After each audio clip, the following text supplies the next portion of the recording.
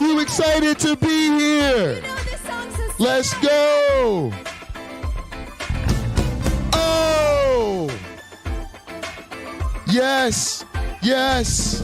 It's time to have some fun in the name of Jesus.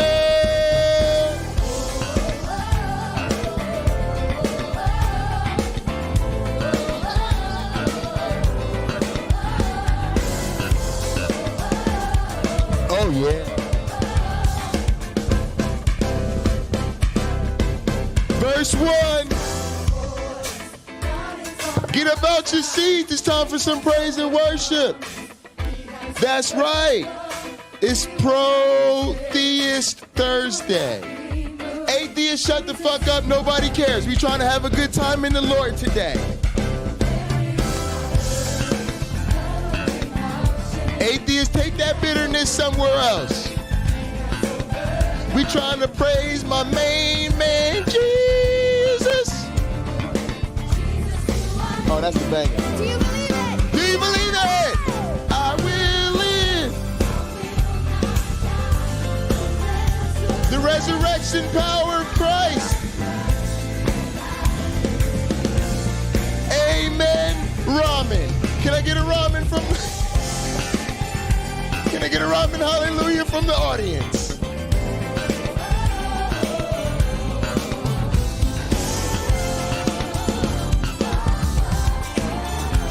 Let's go! Carrying our burdens, covering our shame. He has overcome. Udon noodles.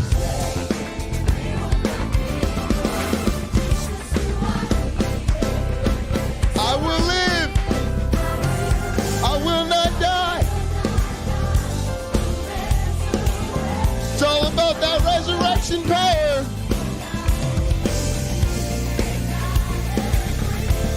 In Jesus' name.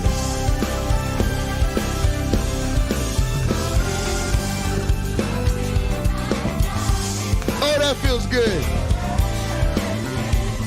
Get about your feet, get your cardio in. Put your Fitbit in and get some steps. Yes. Yes. My man Ken Sharp on drums. Going white boy crazy. Let's get it.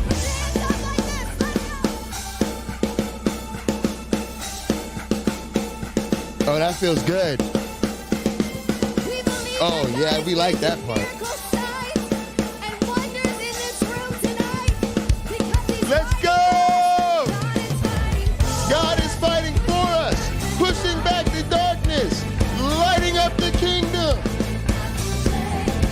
In the name of Jesus, the enemy is defeated. Woo!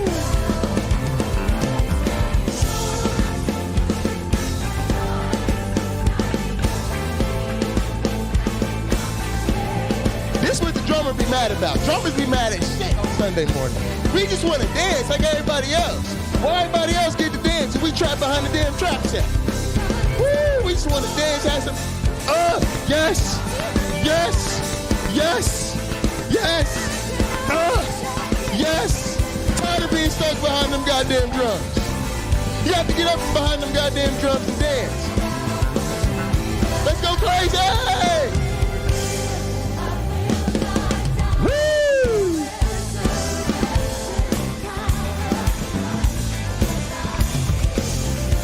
I thought it was over. Here comes the best part. Oh, we ain't done yet.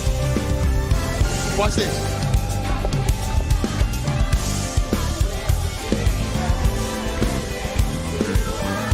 Woo! Let's go! Jump, jump, jump, jump, jump, jump, jump, jump, jump, jump, jump, jump, jump. More spit for Jesus in this bitch. Woo!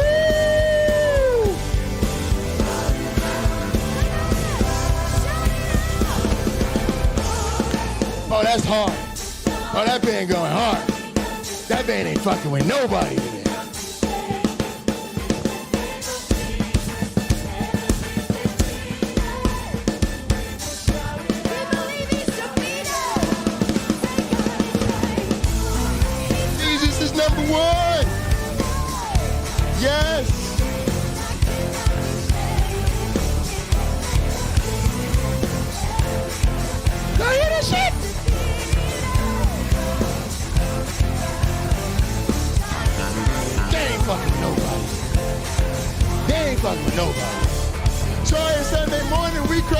goddamn thing up in this bitch.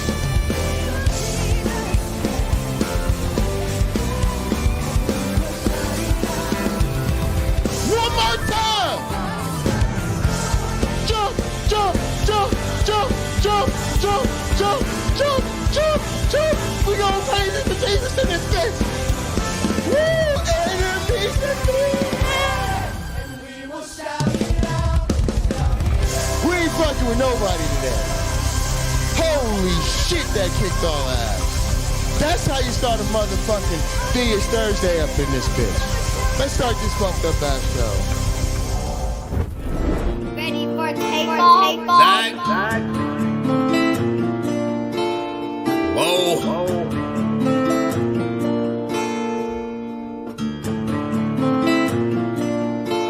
Working hard on my stump, what's the problem?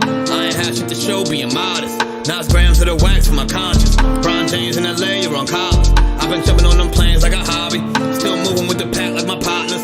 Shut the John on them jets cause we wildin'. But the bowl is a party on the island, moment of silence. So good, get back to the topic. Grew up, it was me and Flocka. Grandma's and Big T, this my mama. I ain't even for the pain when my pots flip. Knew his name, that's it, never bothered. Mom said, you the man, son, you got this. Ever since I found a way to go and pop shit. Hold up, blaze through a whole zip. Took a seat at the table of my first flip. Days in red roof for my first whip. Spent the money with the gang, never post pics. Seen a change in the game, had to coach it.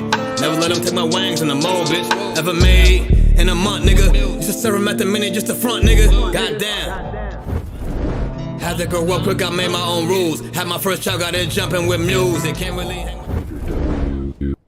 Yeah, I'll take some calls. Well. Let me in there. Where's Let me show Peter Doug how it's W? done. Some of you flag-waving phony Christians are thinking that right Big now. Wayne taking a long Come on, sensual Peter. shower. Oh. Back up your words. Back You up accuse your me words, of being Peter W. basically a misogynist. Say it to my face. Okay, Peter, what's your problem with me? Pasta makes me fatwa. Oh, you're Also, joking. You do this YouTube to Punk, me I on like my the new channel, logo. and on Rebecca's Bread of Life channel. You will Only when The you're Unreal beating up YouTube women. Punk. I treat women and men equally. I beat up on both of I them. beat You're up the on sexist. everybody. Those poor babies. poor those women. We gotta treat them. The poor Well, women. I think that you tend to They interrupt came to women spice with a Jesus' little bit body more and he wasn't freedom even there than anymore. You think so? Look at all the interviews I've done with men and all the interviews Rock out I would with say Jesus, fly that. out. Oh, yes, I have it all on a spreadsheet all the time. Okay. All on the spreadsheet.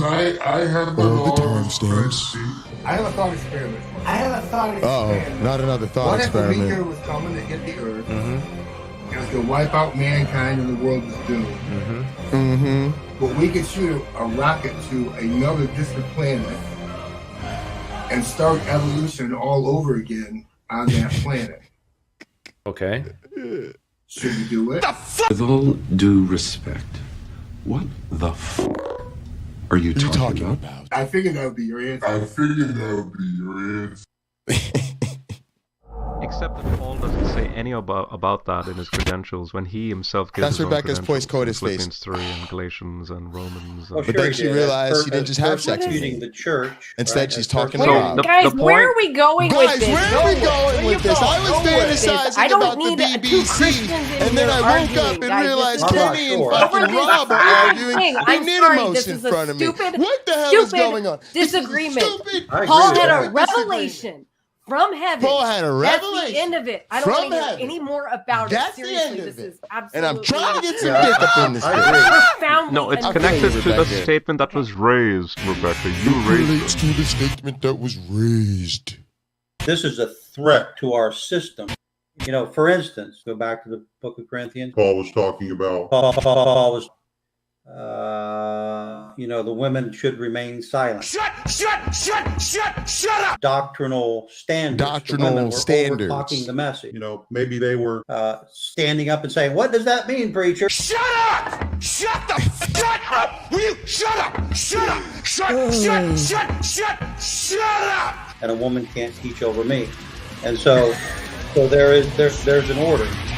Woo! Sparks are So then coming. how- And a woman, Sparks how are do you- coming. can't teach over me. Am I right? I've been trying to tell them at grad school. Look, listen, Fireworks, woman. I promise. You Fireworks. can't grade Unless me. you're You can't planning on review going my into my papers. kitchen and slapping some ham I will between two not have slices a of woman bread, teach over me. this conversation is over. This conversation is over.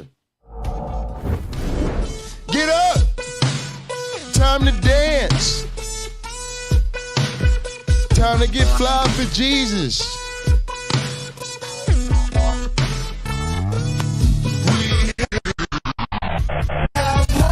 We have life in our Lord Jesus Christ. We have hope. We have hope. We have hope. We have life in our Lord Jesus Christ. We have hope. Y'all gotta get y'all dance on. We have Here comes the best part. Let's go! Can you feel it rising? The power of Christ to save us. Can you feel it rising? The power of Christ to save. Can you feel it rising? The power of Christ to save us. People already, you gotta put that in this part. I'm gonna talk about. Let's go! Never die. Especially Taylor and Rebecca.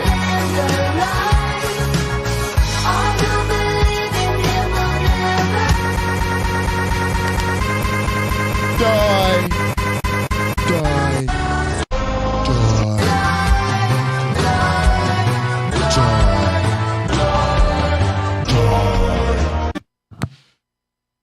Good shit. All right, let's do one more. Such a tough one. Such a tough one. Let's take it to Los Santos. Rainbow Laser Force. We're reclaiming the rainbow. Kung Fu Rainbow Laser Force, the upper middle class superhero team that protects your innocence any way they can. They are Tallulah, Sebastian Caden, Zoe, Quota, and Dirk. We don't tolerate different. Heterosexual burdens. Fighting evil in multicolored skin tight car off suspended. Cow! I'm happy to wait. I don't even need to masturbate. I dare off on the face of justice. Sex is bad. And that's good. Gonna save the neighborhood From sex. Kung Fu Rainbow Laser Force. Yeah, Kung Fu Rainbow Laser Force. Oh, yeah. Let's start the show.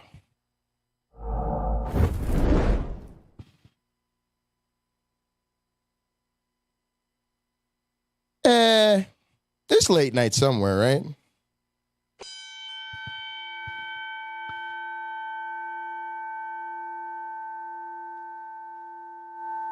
Live from Sacred Death Studios in Los Santos, San Andreas. Welcome everyone to Late Night Counter-Apologetics. And now, please welcome your host. He is the wise man of the Sacred Death Motorcycle Club. He is the sexiest man in all of word wrestling entertainment. He is the most entertaining man in the history of evolutionary biology. And that's a lot of history. He is the virtual visionary. Visionary. Mr. Dual PhD himself. Please give it up for the architect of the atheist apocalypse, the only man to have his vestments blessed by Pine Creek, the most high apostle of the cult of the Flying Man. He is none other than the Outlaw Prince. Prince is here. The one and only Jesus who can save us. Dr. Heartbreak J. Pocket Locker. motherfucker, BUNDY!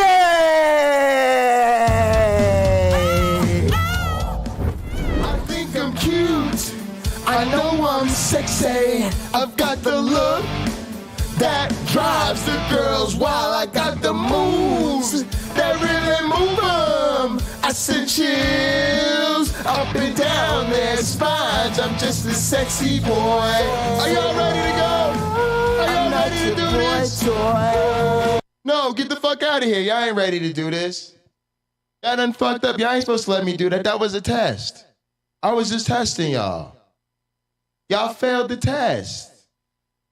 It's Pro-Theist Thursday. We not doing sexy boy today.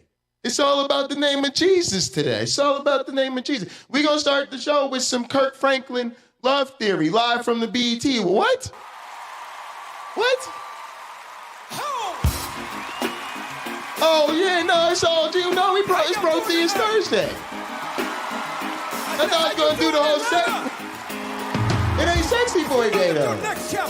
Sexy's bad. Violence is good. Y'all not paying attention? Get up on your feet. What's wrong with y'all? And dance with your boys. Come on, y'all. Let's start the show the right way. That you love the most unlovable part of me. Of me. How could you see? Your life was the only gift I had from me. Amanda, ata, raka, dede, baka, santa, ata, anko, osa, nata, rite, eke, banda, ata, rite, didi, asha, Everything's working for my good for way. Let me tell you what he does. He saves the day. He will come through. He won't ever stop what superheroes do. How y'all doing over here? No greater love. How y'all doing? It's my heartbeat. And I promise you. All I wanna do is make you proud of me. That's what. Come on, y'all. I don't want to love nobody but you. I don't want to love nobody but you.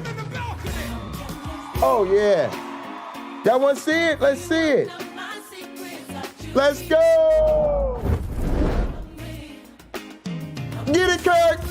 We sexy for Jesus today, baby. Woo, look at Kirk go. That's how you perform. That's how you feel the spirit. Look at all the sexy grown black folk. Educated black folk. Black people looking serious praising the Lord in this bitch. He will come through. Overwhelming sense of impending doom. That's right. Let's hear the speaking in tongues. Let's get the Jordan Peterson in here.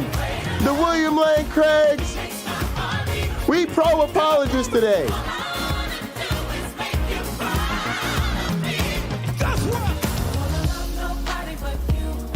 Try it with us, try it with us, try it with us. Try it. You can do it with me, come on. Do it with us. Here we go. Love nobody but you. I don't want to love nobody but you. That's how you do it. In the church stage.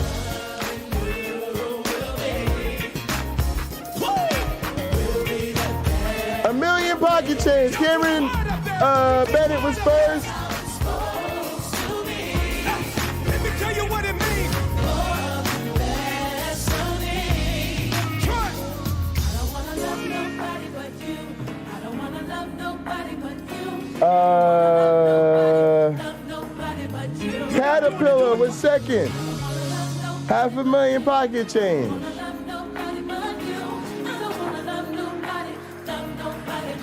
Let me tell you what he does. He saves the day. Drummers crushing everything. Put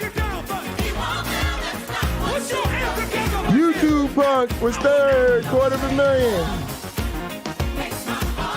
For the rest of my life. All I wanna do is make you proud. Let me say it again. He saves the day. Church concert.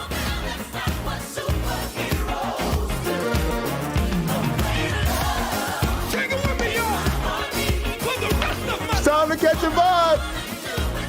Y'all know the worship pastor is in the booth.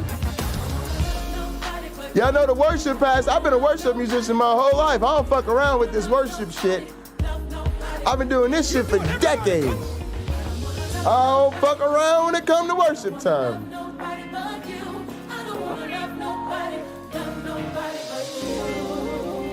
We either go hard at worship time, or you should have stayed your lazy ass home and in bed. Come up in this church with pocket. It's time to get your worship and praise on. I don't got time for the bullshit. I don't care about what your atheist friends think. I don't care if your coworkers think you're corny. I don't care if the old lady in the back think it's really annoying when you put your hands up in the air. Fuck that old lady. She needs to go sit up in the bleachers where her old complaining ass can see over everybody. We trying to worship the Lord up in this bitch, and we really ain't got time for y'all to be fucking around. Now listen, folks, we got to do communion, but y'all know what it is. Man, it's Pro-Theism Thursday. That means the whole communion has to be switched up. It just has to be. It's just got to be. It's got to be switched up because it can't be no anti. No, it's Pro-Theism Thursday, y'all. So let's get into this fucking communion. Now look, we gonna do this right.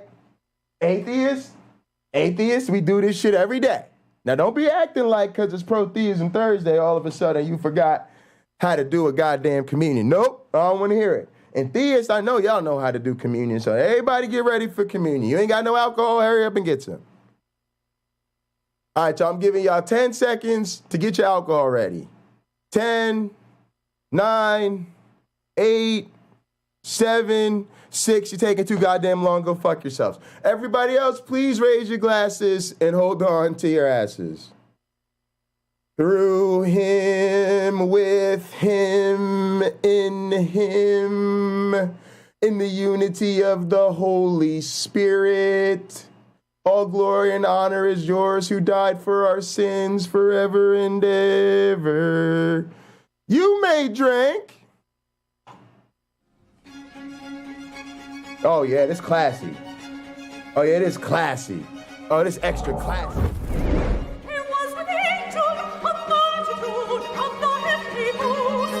Oh, yeah.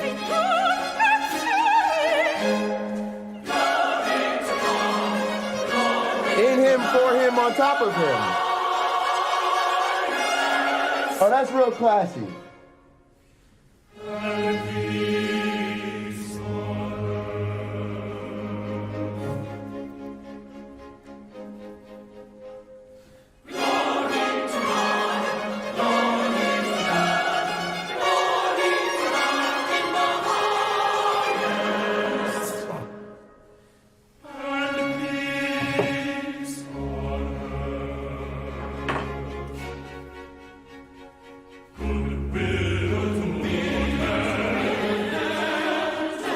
Y'all look at the atheists. Atheists mad as shit.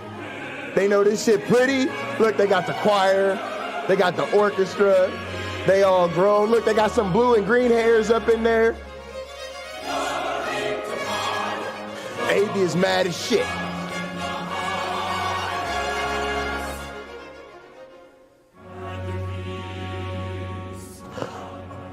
Oh, y'all had to break out the harpsichord for real like that? The long one? Oh, he playing that shit and conducting? Okay, I'm super impressed. Color me impressed. Throw them bows.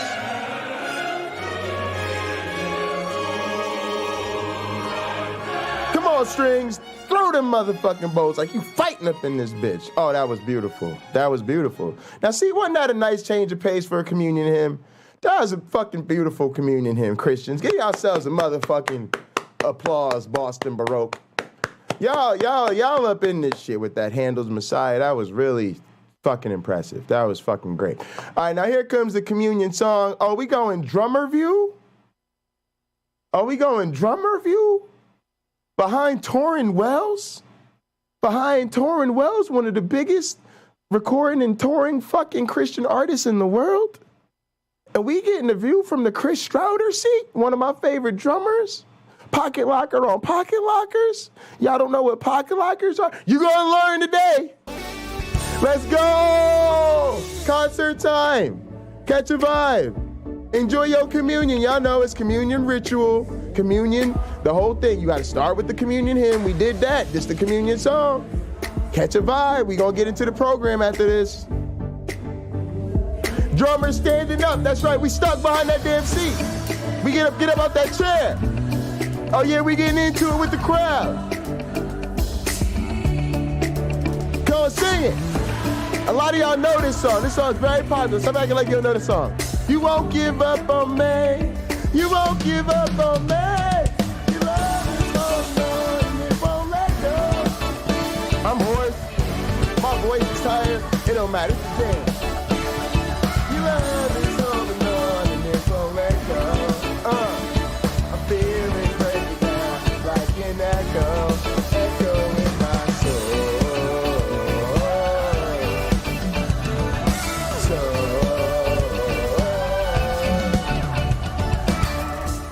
In every season, you keep repeating promises to me. Let's get it! And there's no stopping what you have started until it is complete.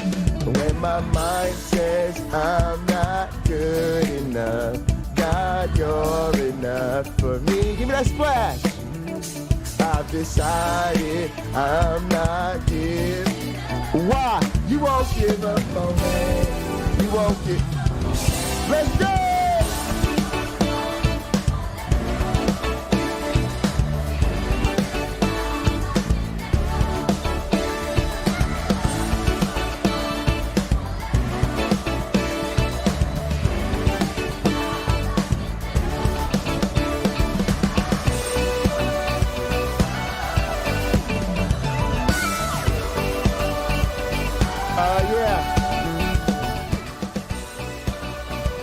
Yeah, hopefully I'll be streaming once I go back to church.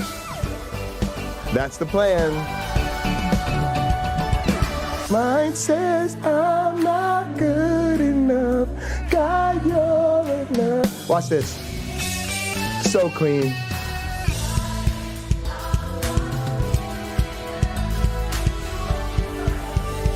Yeah, we like it, Chris. Give it to us, baby.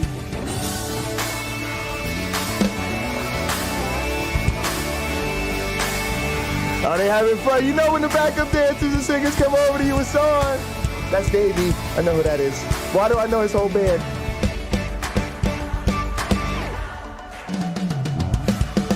Look at the crowd. They got their mask on and shit.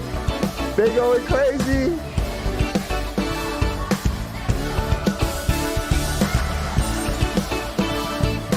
A lot of y'all heard, man, who was talking about Lakewood?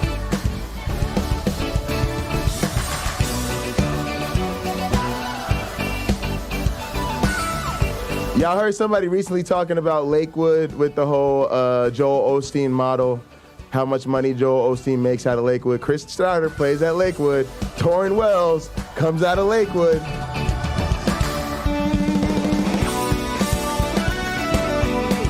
It's where a lot of these guys meet.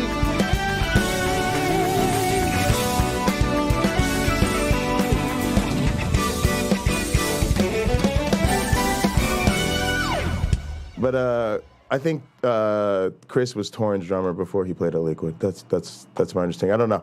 All right, that was awesome. That was super, super fun. Let's get into the opening monologue and talk about what the hell we are doing on today's show.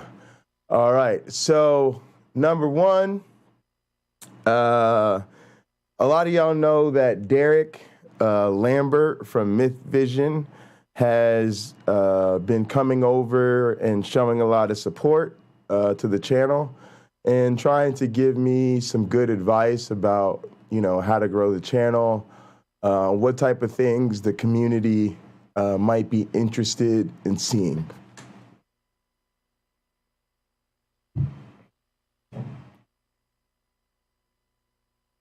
And so one of the things that came out of that, oh, our God is an awesome God. I see you, Wayne. Guys, sometimes if I don't get to the chats right away, I just kind of scroll up and I read them when I get a second.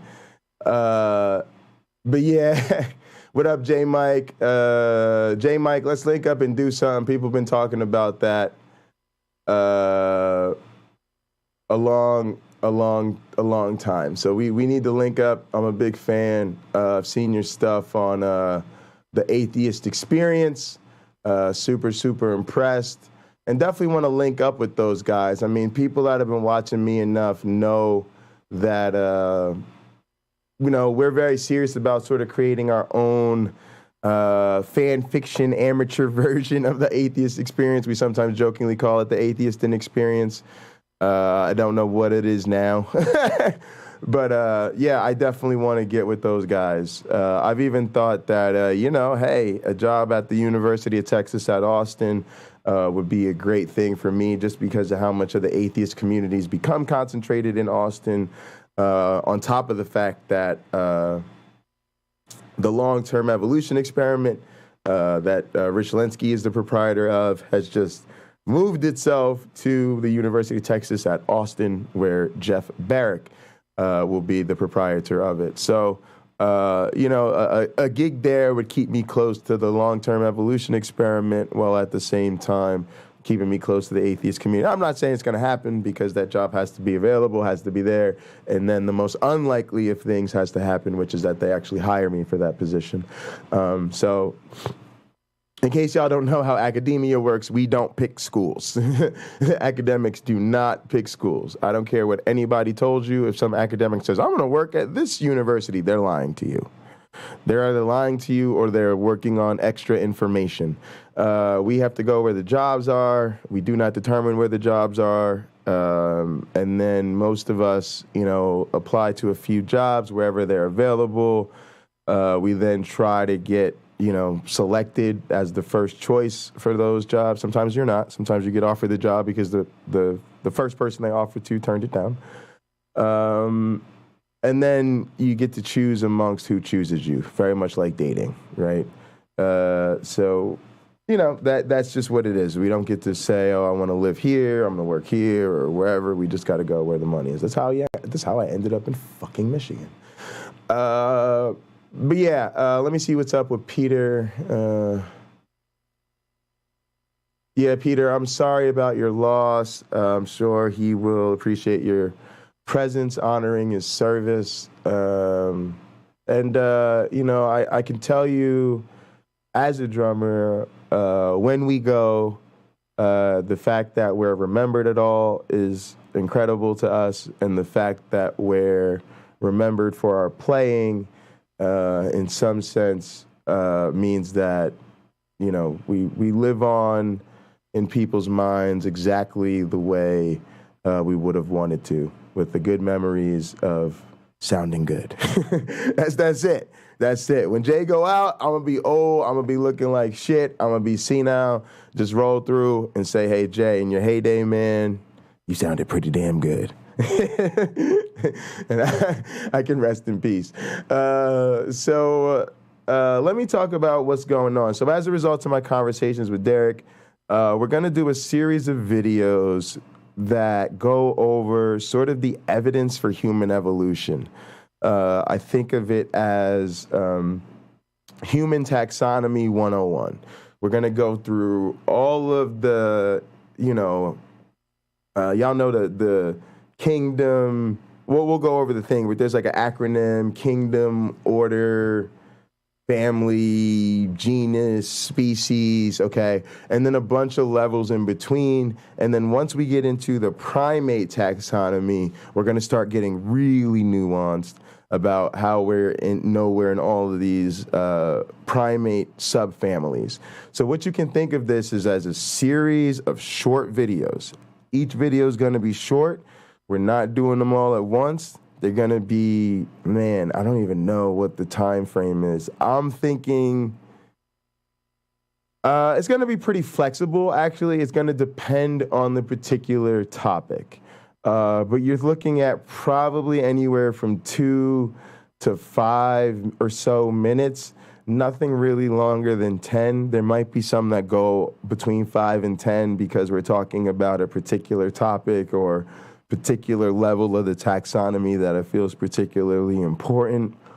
We may set up some follow-up streams and broadcasts, but these are just going to be a series of hard-hitting videos where I'm like, hi, I'm Jay Bundy, and here's how we know you are. The first one's going to be life, right?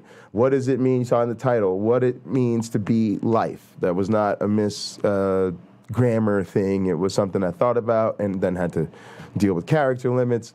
But that's going to be where we start, right? Before we even get to, oh, you're part of the animal kingdom, we're going to get to you are life, right? And that distinguishes you from things that are non-living. Right, because you hear a lot of times in these bad faith apologetics, right? People be going to the, comparing you to a rock and stuff like this. So we're gonna really, really dive into the taxonomy. We're gonna start with what it means to be life. We're gonna work our way from there to eukaryote and animal and mammal and primate and ape, right? And, where do we fit in with all of the other hominins, right? Where do we fit in with regard to other species within the genus Homo? What about other subspecies of humans? Homo sapiens adultu, for instance. So these other populations that were fully human, but not the same subspecies as us. So we're going to go, so as you guys can see, we're going to go all the way through the whole thing. And then we're going to make those a series of videos. They're going to be on their own playlist. And they're just going to be, the idea is that people are going to find them. You guys can share them. Hopefully people like what they see. Again, we don't want to give them the impression that that's all the channel's about, but hopefully they'll see those, like those, and want to sub and join the community from there. We also are going to make a quick edit of an Avida-ED video.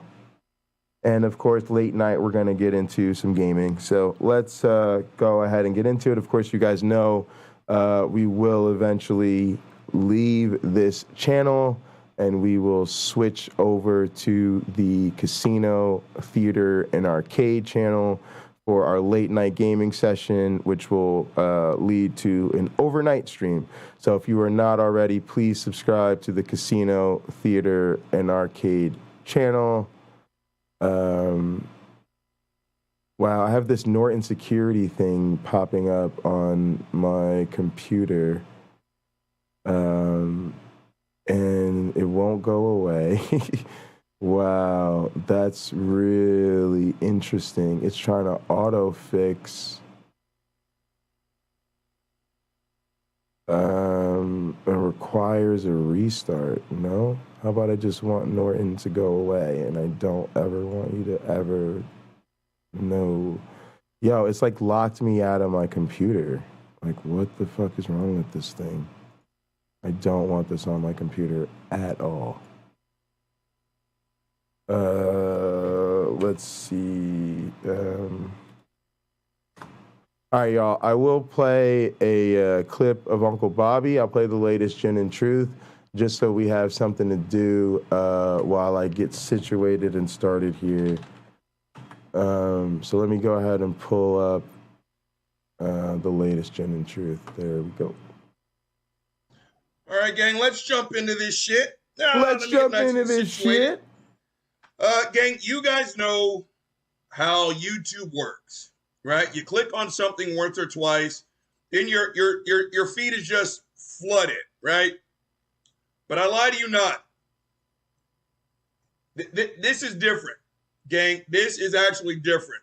Now, truth be told, if I were to show you my YouTube feed, my YouTube search history. Oh yeah, you guys are showing the acronym here: Kingdom, Phylum, Class, Order, Family, Genus, Species. King Philip cried out for goodness sakes. Yeah, exactly. The God talk. I have 2 accounts of mine blocked by someone of your moderators. Why? I'm Otangelo. Yeah, I don't know, Otangelo. We keep unblocking you. So I don't know who's blocking you. But I saw you in chat yesterday. I didn't recall anyone timing you out or blocking you. on your Otangelo G account. But I'll look into it.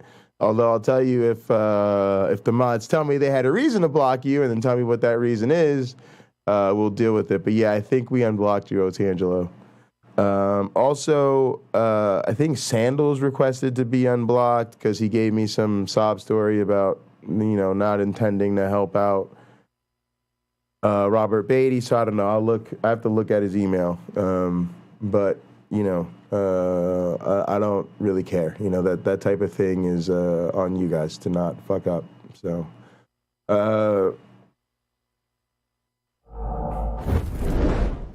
gang, that history makes about as much sense as my Spotify playlist looks like. There's absolutely no reason why. Yeah, we appreciate you, Jerome. Definitely appreciate you watching, man. I was worried a little bit, to be honest with you, Jerome. You were one of the people that I started going live on Hunter Biden's laptops for a couple of days because I had noticed that you weren't here, and there was a few people throughout the community that it seemed like they hadn't found this channel. So I went live on Hunter Biden's laptops for a few days to encourage you guys to get over here. But yeah, Jerome, appreciate you coming over. But yeah, I tend to make people mods as comes along, usually after they're contributing stuff to the community, and I know they're on board with sort of what we've got to do here long term. But definitely appreciate you coming over. Definitely had you in mind, and glad you found the Pocket Locker 86 channel. And I stopped going live on the Hunter Biden's laptops. I really want to let that channel kind of lay dormant for a hot minute. Delete all the content on it that I don't put over here on the Pocket Locker 86 channel, and then build it all over again to be something different. Bach and Beethoven soon is to be followed by Van Halen. Van Halen goes from that to another orchestra score. Also, guys, I don't recommend starting a shit ton of channels. Starting a shit ton of channels is part of my personality quirks, we'll say. It's part of the gig, right? It's part of it's part of the superstar that I have to do. But part of that for me is, one, I'm trying to start a network. Two, we're taking over the internet. Three, I want to help other people start channels, like a very, very rare breed of content creators that has actually started multiple successful channels based on, whatever definitions people happen to use. But yeah, so it's something I do because it's a unique broadcasting challenge, and I do a lot of things just because they're unique broadcasting channels, because that's my passion, that's my hobby, and I, like starting a bunch of channels. I almost think of it as we're eventually going to play, like a Where in the World is Carmen Sandiego, except it'll be Where on the Internet is Jay Bundy, and people will be trying to figure out, wait, is this a live broadcast? Is this a recording? Where's Jay actually at live, right? And that'll be because hopefully we have a bunch of channels going in our network, and they're all live 24/7, and then we've got all our friends spawning off. Lena's got a channel, James Apperson has a channel, Tux has a channel, all the different people have their own channels, which is great because they can give you guys Counter-Apologetics and all of this type of stuff when, as my interest and time become dedicated more and more to other things. And so, yeah, that just becomes part of the fun for me, but that definitely doesn't mean I recommend it for other people. Just to be clear on that. From that to the Jackson 5, from that to the Fat Boys, to a Howard Stern podcast. It just makes no sense. That's usually how my YouTube search is under the belt. Let's give this a shot. Fuck it. Yes, I have searched for some of the coons in the last 3 weeks. Gang, I bullshit you not when I tell you the YouTube gods clearly wanted me to do another show on the coons because, again, all this shit that I search, for whatever reason, I don't know what algorithm I tripped, I'm flooded. gang. And I'm going to tell you something. There's one thing I've noticed about the coons. They're young. With the exception of like the Officer Tatum, if I just had to guess, he's probably,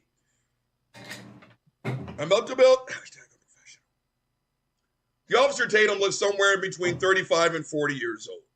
All these other ones, gang, if they're 25, they're a fucking day, right? They all got the game. I don't know the gaming shit. I'm not in. I've never been into video games, but they're all gamers, black, and look to be in their mid-20s tops. Gang, it makes me wonder. What are, again, I don't know. I don't know. I live in fucking Austin. I'm like one of 7 black people. I don't know. Seriously. But it makes me wonder, what are these fucks learning? That I don't know. You guys see what I'm saying? And again, is this a small snippet of the population? I don't know. But all these coons, because I don't care what age you are. Again, I told you, if you simply write down the entirety of someone's show on a piece of paper, hey, big guy, is that a black guy or a white guy? And I have to toss a coin to see which one. You're talking about a coon, right? But again, a coon is a coon is a coon is a coon, whether you're 50, 70, or in this case, 25. Now, gang, this fuckface, Kendall Reacts. Let me tell you my initial problems with Kendall. One, all right, Kendall's guys. a coon. 2, Kendall, just appearance-wise, I haven't really heard Kendall. All right, guys. I have a important talk I want to give you guys as part of the monologue. And all right, cool. I just needed to get that Norton uninstall going because it was really bothering me, and I might have to reset the computer. So I want to talk about the notion of our atheist friends being MIA, because I know that that's probably the part of the title that people are going to gravitate towards. Also, my camera feels like it's delayed here, which is really annoying. I can't stand when this happens. Hang on a sec.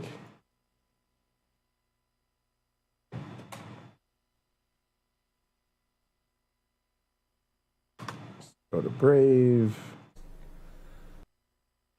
Go to Restream.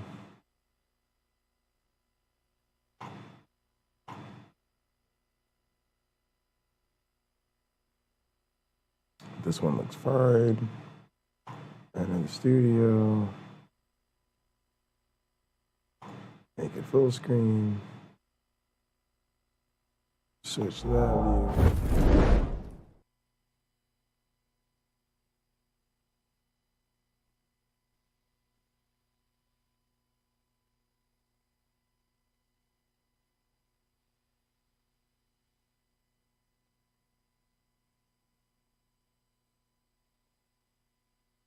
All right, I'm trying to get rid of the delay on my camera back scenes. It's just really annoying me, and it, like, totally only theist on Jay's Christian stream. Yeah, right. I that'd be nice. But all right, guys. So here's my thing with the atheist. I feel like for whatever reason, like I really upset this community. And I think it exposes some of the wounds. And I'm gonna be honest with y'all, I kind of don't care, because what I feel like is, well, number one, this whole, if anybody doesn't know what I'm talking about, I had a debate with Ken Hovind. There's been a lot of fallout from it. Mostly it was super successful, right? It was fucking phenomenal. And so since it was fucking phenomenal, there had to be haters, right? And so some of the haters are obvious. There's a lot of conspiracy theorists and blase-glavinoids on the Hovind side, on the creatard side, or whatever. Doesn't really matter. There's been people harassing me, like in real life. Y'all know about that. That's kind of the type of thing that has to be taken care of. Boom. All right. And then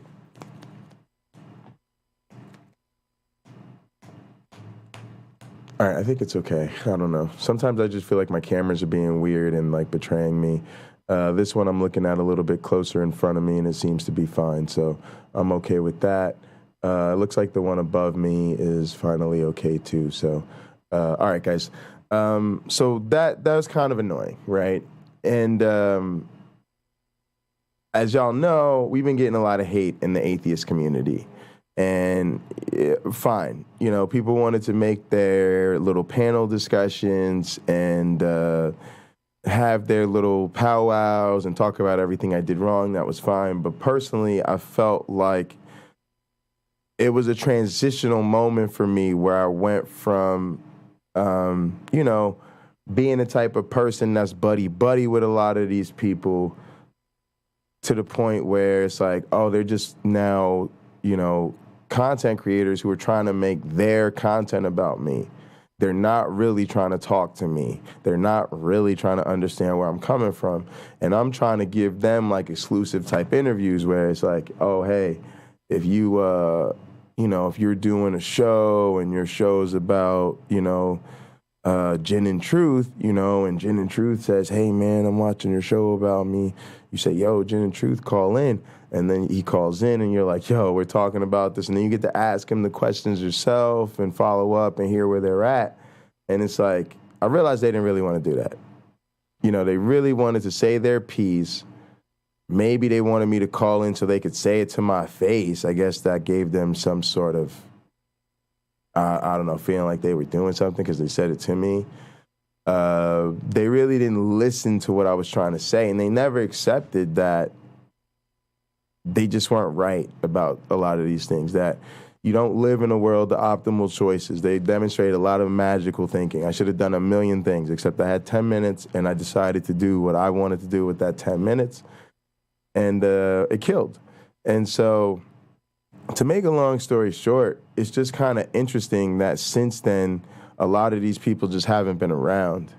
And I think it just reveals that they were butthurt. And it's kind of disappointing to me that they can't realize that all you got to do is chill, let it go, take the L, and move on with life.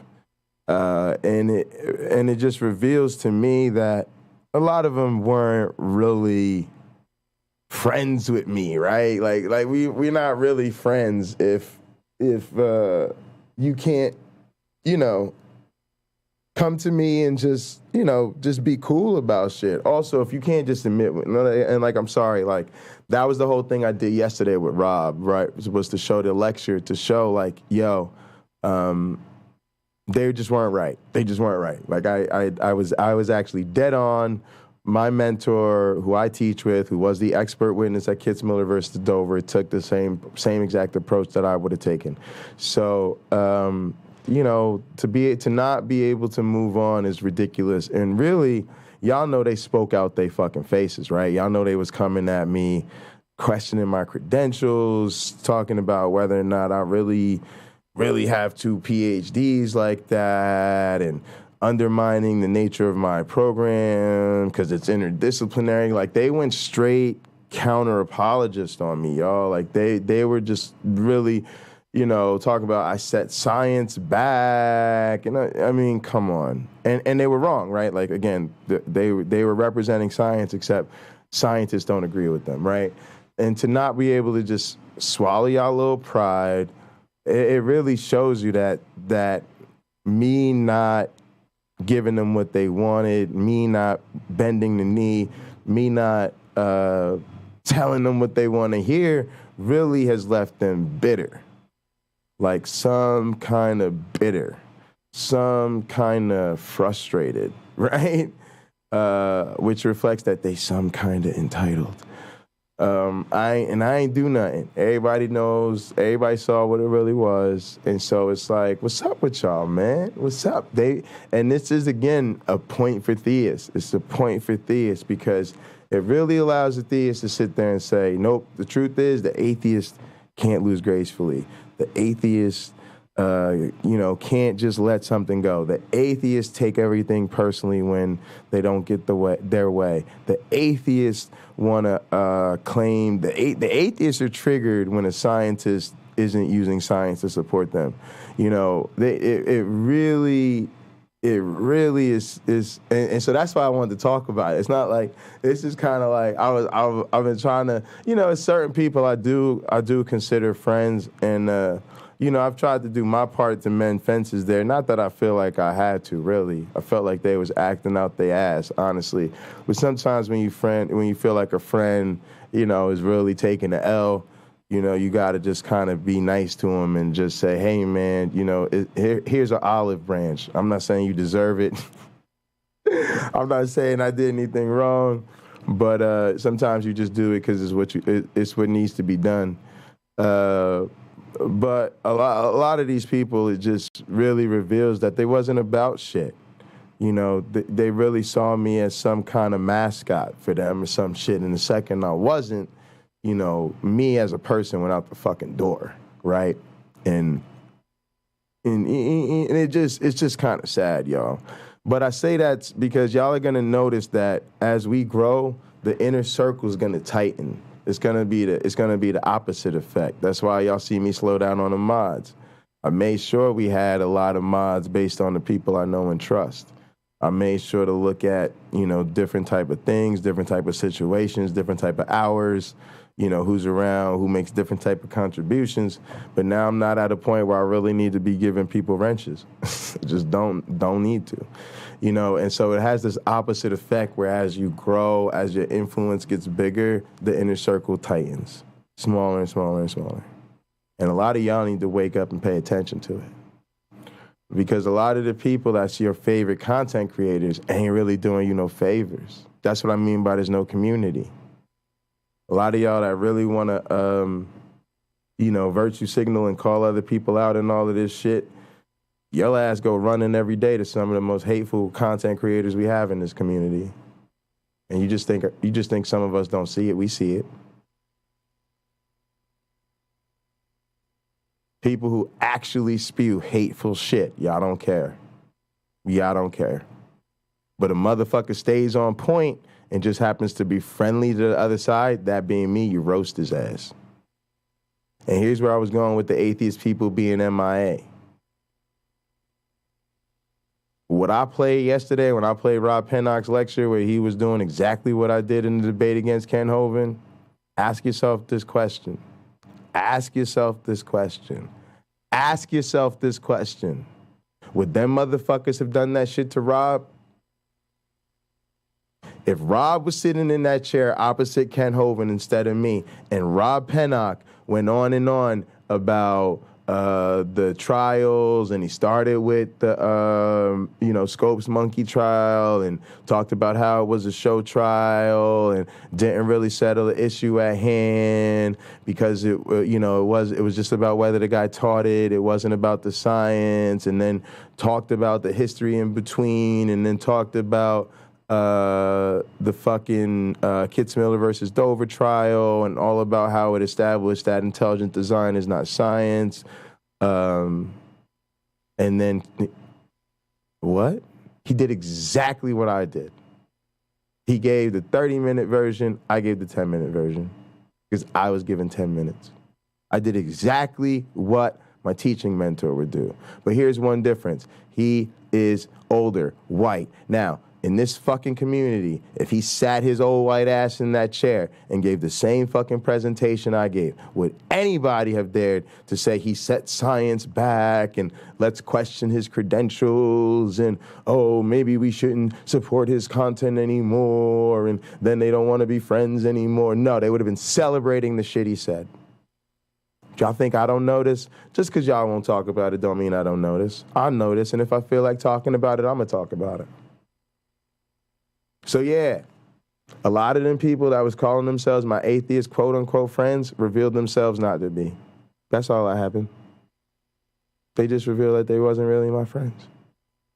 And they really revealed that while they said I was setting my science back and not being professional and questioning my PhDs and all this shit, all I was doing was demonstrating my expertise, representing exactly what the fuck my expertise in my class and my teaching and shit is about, and doing exactly what my motherfucking professional ass mentor would have been doing. Would anybody have responded to them the way they responded to me? Y'all all know the answer's fuck no. Y'all all know he would have been given the Bart Ehrman treatment and then some because he's a science guy. But they treat me like dog shit.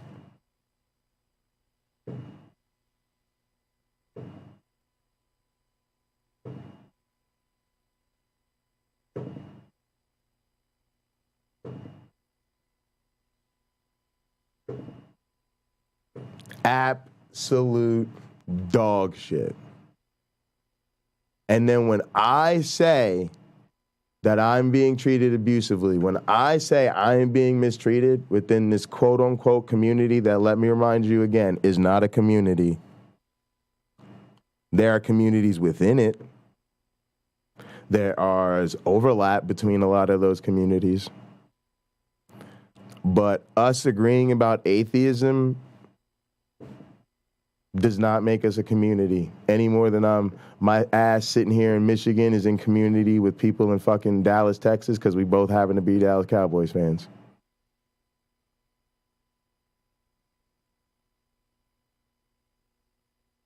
Again, all atheism is we don't agree with the claim about God. That's it.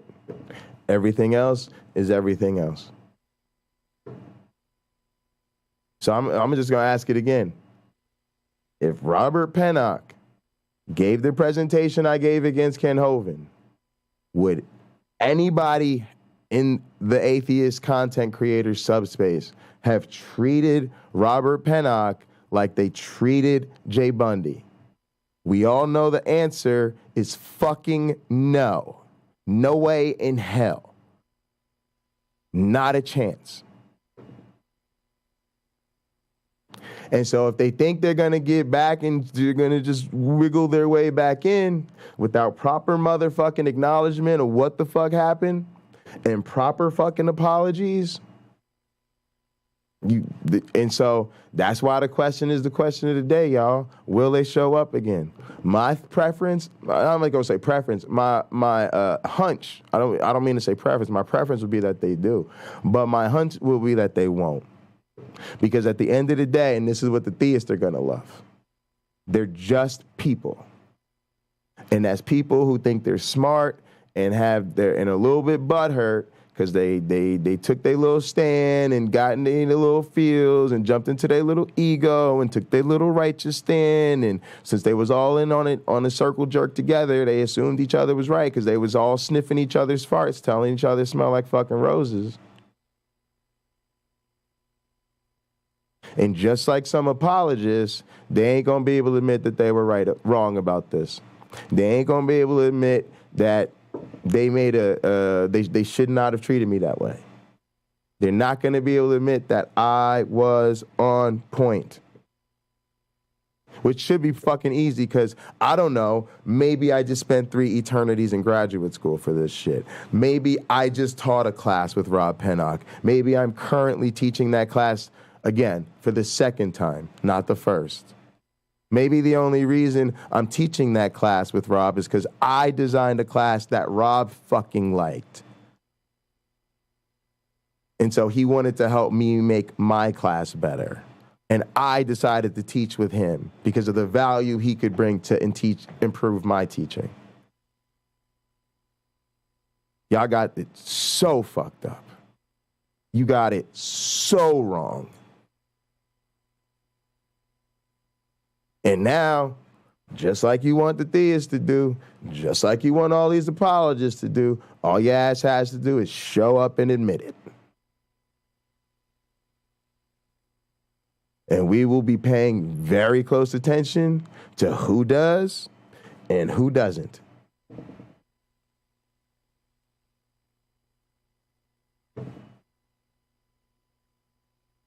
Y'all just got the game fucked up. And now they're missing in action. Conspicuously ain't heard shit from none of them.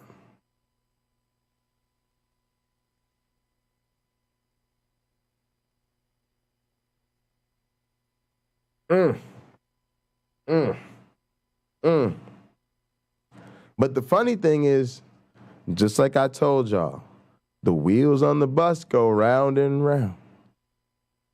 Because what did they say? Oh, well, it hurt your numbers. Oh, well, your numbers went down. Well, what happened since then? They've been replaced. And we are moving in the correct direction again.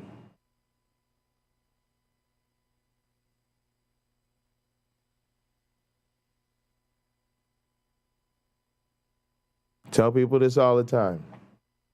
We would happily sacrifice fans who don't know what time it is for new ones who do.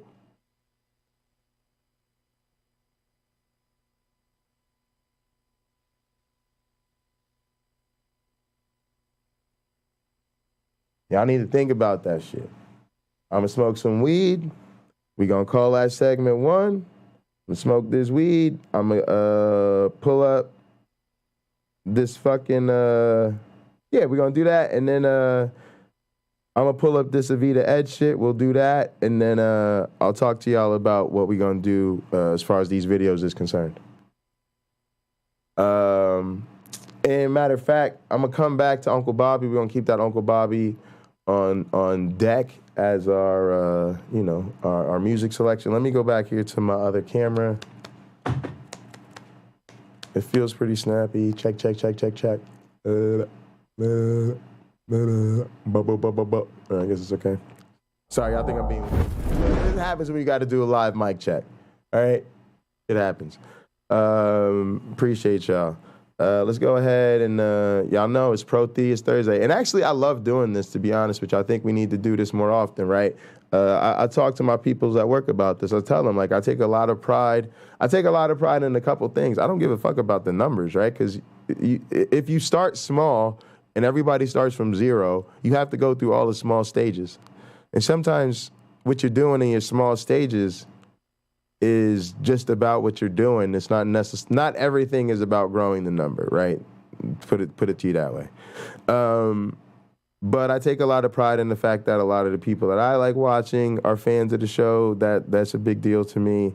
And I take a lot of pride in that, the fact that the people that we don't agree with and the people that we, you know, kind of are going at their worldview and their ideas a lot, they respect us and they enjoy our content.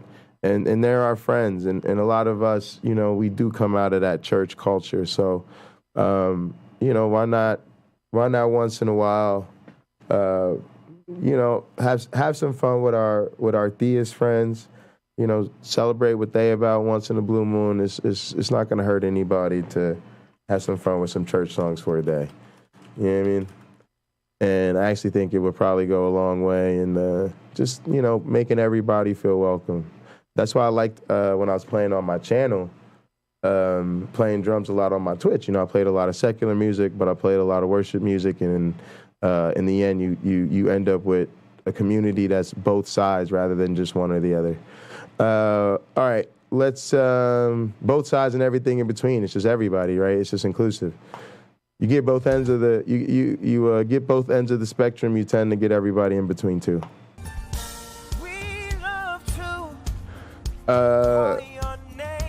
Same drummer doing a Todd Delaney cover. One of my favorites. We'll listen to this and get going on this project.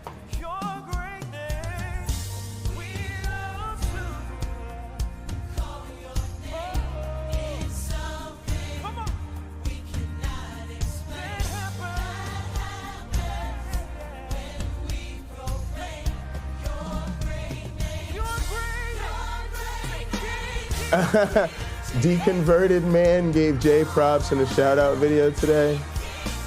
Nah, we're not really talking about the debate so much as it's. I wanted to call attention to the fact that I've tried to make peace with some people, and people have been asking me a lot about certain people who have not been around, right, since all of that. And so I just was using this as an opportunity to speak to what's going on with them, which is that they're still apparently very upset about it or not around anymore. And again, I'm not going to be apologetic about it. And I wanted to speak to the situation with my teaching mentor as justification for why. I'm not going to be apologetic for doing my job if my teaching mentor was in my situation. Not that he would be, right? He wouldn't have done the debate. We all know, Rob, I said that openly, Rob would not have done the debate. But what his lecture proves is that when it comes to the topic, evolution on trial, especially with a cold audience, given that it's like, the first real lecture of our entire class, he basically followed the same exact formula I did. And we didn't talk about it. We didn't collaborate on it. It's not like he did that to justify me or have my back, or I did it because I went into his notes or anything like that. It's just, I've taught the class with him before. I know what our class is about. I chose that topic for a reason. We executed our strategy, and I got a bunch of amateur, quote unquote, friends who were so butthurt over the fact that one, they don't agree with my approach. 2, they don't agree with my presentation. And 3, I'm not going to apologize for it. Rather than getting past it like grown-ass men, they sitting around like a bunch of high schoolers who, apparently don't want to be my friend anymore over it. And cool, if that's what it is, that's what it is. But that kind of means, it just kind of means exactly like we got to do what we got to do. So, yeah. Appreciate you. Appreciate the question.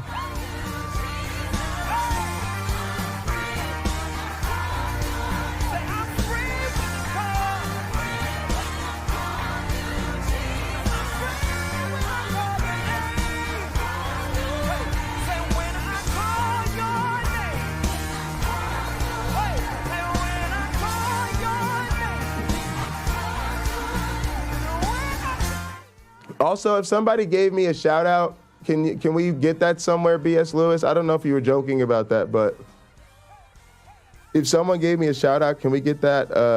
Can you send me that in the Discord or something?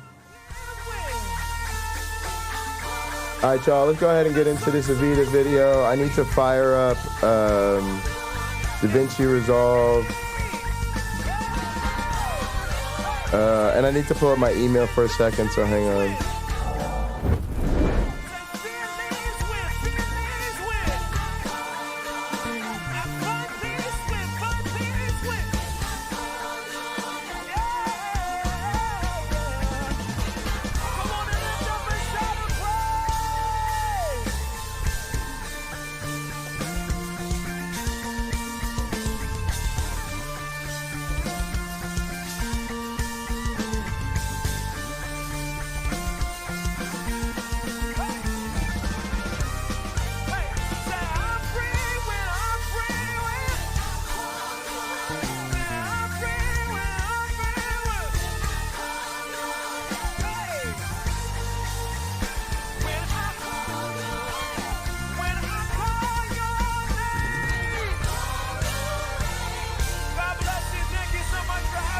All right, let me get in the right. I am in the right email. Pennock, Avida.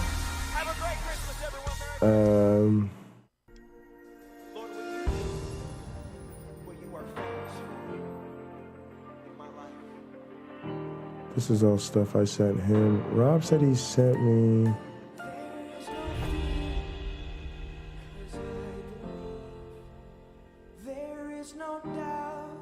Let me just see my emails from Rob.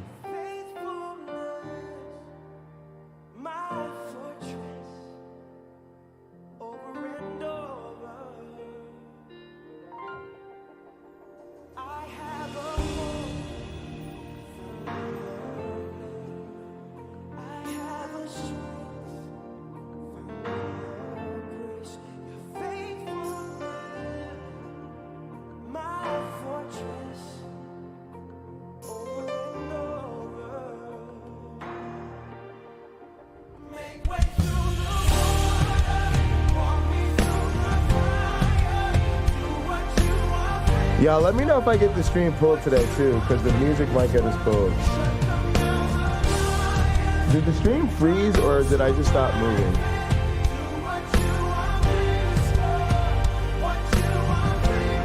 Oh my goodness. Y'all, I got so into what I was doing, I literally thought the stream froze. Oh my goodness. All right.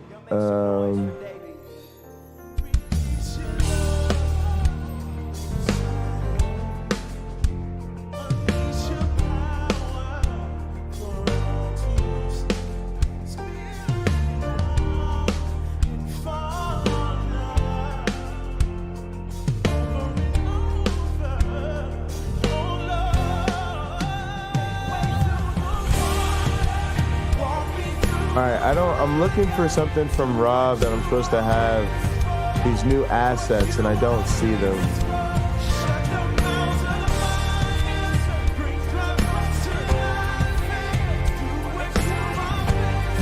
Yeah, I don't think I have them.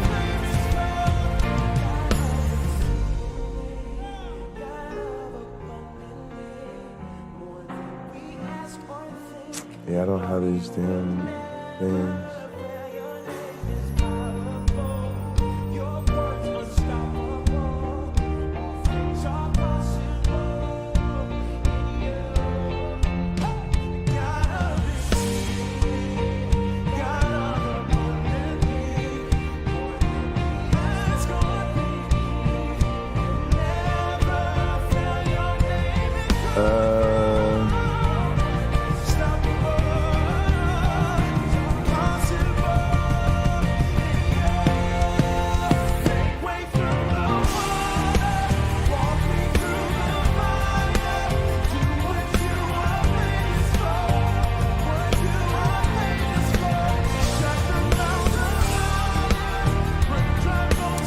I haven't seen these. Rob told me he sent over these assets, and I've been wondering, like, because he's been kind of like, I've been feeling bad about the fact that I didn't have these integrated into the videos, and now that I'm looking at it, I just don't see them. And I think this is what I was telling him. I just have not seen these. Yeah, I don't see it. Maybe he sent it to my Minnesota. I don't know. No, I get everything forwarded. I don't know. I'm just gonna send him a reply to the last one we did. All right, guys. So I'm gonna probably take the Avida-ED thing off because I don't. I'm not gonna edit that until I get those other assets.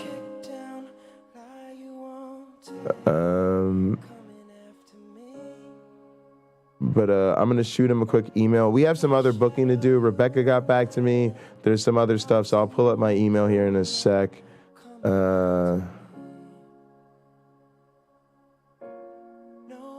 Reply. Hey, Rob. I have been looking through my email, and I don't see the Avida-ED video assets we've discussed putting in the next iteration of the video. I will need these before working out a potential final draft. We discussed I'll just say we discussed. What did we discuss? A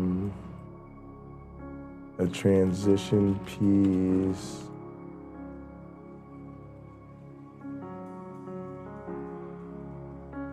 An Avida-ED transition.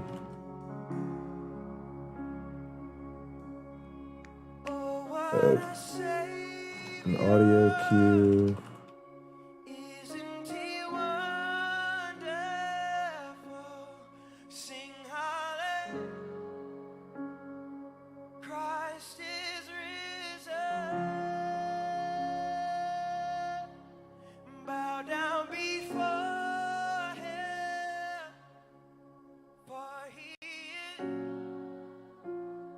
And any other assets you like me to include.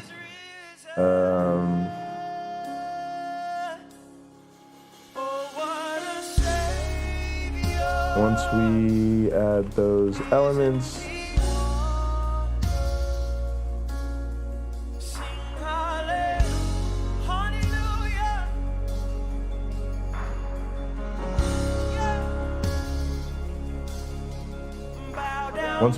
elements, I can reshoot the entire video with the revised script.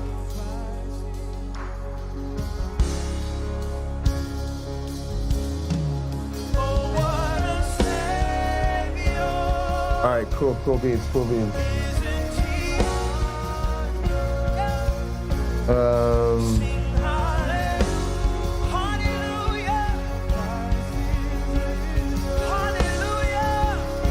Guys, I gotta order, hang on, I'll do a couple things with you guys first. All right, let's I don't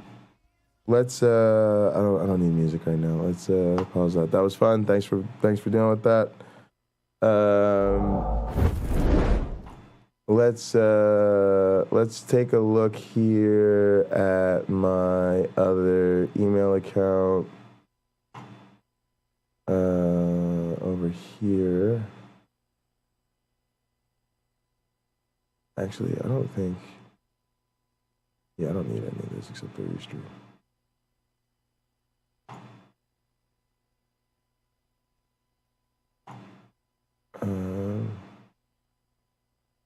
That, and we'll do here by Uncle Bobby. Kindle talk yet. And I told you these are all organic reactions, guaranteed to bring on a stroke. Hold on. Kendall is like Diamond and Silk. He is stereotypically black, right? And again, all the finger snapping I gotta and neck get some rolling. groceries and shit. Why is it in 2022 I'm looking at frosted hair? That shit was from the fucking 90s and the early 2000s. Costume jewelry, right? Again, the and all. That's it quote unquote doesn't get any blacker than that. So of course, when the white people want to sit here and say I can't be racist, I agree with Diamond and Silk, right? That's what this fucker is. Kind of got the old school b-boy look. His hat, gang. I don't know who started this fucking trend. Go fuck yourself. The hat with the incredibly straight bill, like it's the first time it's ever been worn. He's got the gold chain. As far as a stereotype, he's got credibility, right? So again, it's like, I can't be racist. I agree with Kendall. Now, if I didn't say it before, All right, guys. my big knock against this fucker, Let's book some shit, and then I'm gonna order groceries. he's going to sit here and jerk Candace Owens off. Candace is quite arguably the main coontress. It doesn't get the coonery. Who requested our God is an awesome God? Gang, if in the beginning it was an act, Let me know it if is you so still want me to ingrained play in that. who All right, she let's do this booking. you can't tell the difference, right? All right, here we go. Boom, She boom, has boom, boom, become boom. the Gmail. character that I'm assuming was an act in the beginning. Again, there's no way you Those are the sue other tabs. for All right, here racial we hate go. through Boom. the Answers in NAACP. atheism. But he just Let's see what he said. Things are busy until next week, but open after Monday. Reply. Fantastic. Can you do hot program next Sunday? Which would be the 18th. 9/18/22 at 3:30 p.m. Eastern. Let's include a channel link.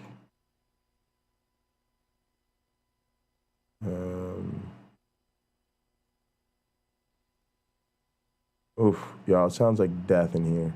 Does it not? It does. You just agree with me. Ambiance. Atmosphere. Experience.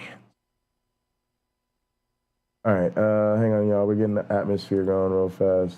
We're gonna catch the vibes. The vibe, I'm not feeling the vibe, y'all. Not even gonna lie to you, I ain't feeling the vibe. I'm not feeling the vibe.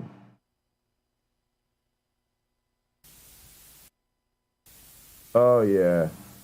Oh yeah, some good old fashioned fucking noise. Oh yeah, that's what I'm talking about. That's what I'm talking about. Matter of fact, start that shit over. Oh yeah.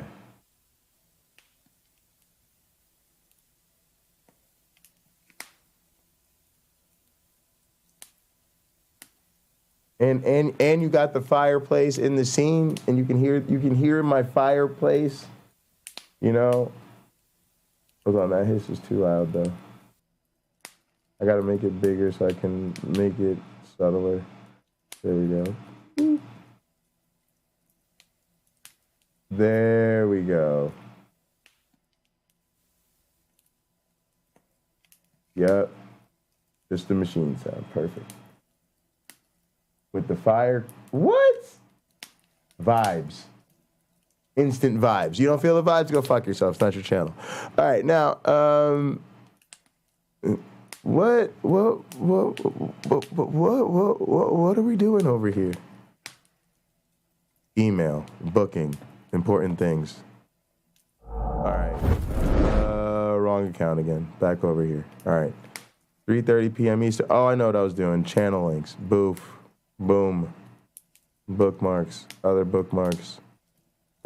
Channel links. Isn't there like a thing called channels or my channels? There we go. Oh, there's all my channels. Hot program. Boop. There it is. Look at Hot Program. Y'all, come subscribe to the Hot Program channel. Y'all gotta subscribe to Hot Program. Links in the description. But here. Subscribe to Hot Program. Stop being a bunch of suckers. Come be part of our first 100 subs over there. We're doing big things on that channel. All right. Link. Hot Program channel. Boop. It will be broadcast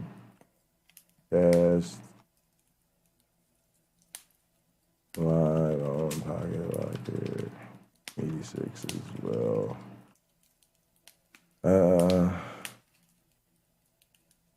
How about, let me see. He could do, what about a night next week? Tuesday or Thursday evening for you and I to get together offline. Let me know. All right. Very respectfully. Okay. All right.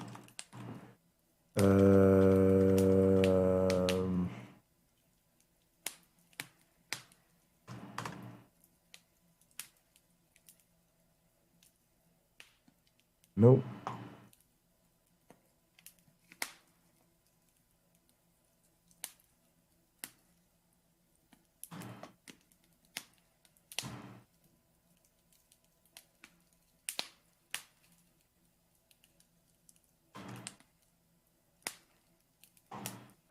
Boom. All right, who else? Carrie's doing good. Sandals. All right, hello, this is Sandals from your YouTube chats. You recently banned. Sorry, the message is long. I think the reason you banned me was because I sent a message to Beatty's crazy ass website saying, hey, a heads up, JStreamBot prevents non-moderators leaving links in the chat and gives a short ban for trying it, so the message in the last picture didn't go through. I'll explain my thinking about it in short. My thinking behind sending the message was to tell him that his link didn't go through, was for him to notify you about his crazy-ass website. Maybe I should have rather have told you about the website myself. Sorry about that, you think? Longer story, my first experiences with Robert Beatty was him writing long messages on Jason Torn's channel about the debate with Kent. I thought he was some boomer that is interested in Hovind and doesn't understand the internet very well. After he came to your channel chat, I somewhat jokingly said that he has small dick energy and I felt bad about it because I thought it was 2 million. Now I think he really has small dick energy. Later I checked his Twitter, found his crazy ass website, did read the 2 articles that he had about you. Since then, he added stuff to both of them. Yep. That made me think he is a crazy boomer, obsessed with Hovind, but I didn't think then that he was necessarily dangerous, but I had my suspicions. My thinking behind sending him the message to tell that his link didn't go through was from to notify you about his crazy-ass website. After thinking about it, no, maybe I should have told you about the website myself and not draw any interest from him about you because that might make him more interested in you. Sorry about that. After hearing about his contacting people, in real life and leaking information you don't want to share, I came to the conclusion that he's a dangerous, crazy boomer obsessed with Hovind, and I feel bad causing harm to you and others. Yep. I don't care about crazy things people say in the chat.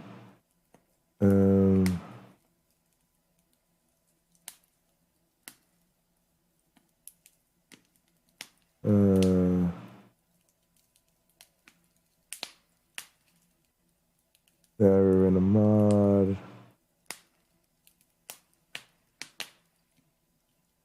Alright, that's fine. I might unban Sandals, but I'm not going to give him a wrench. I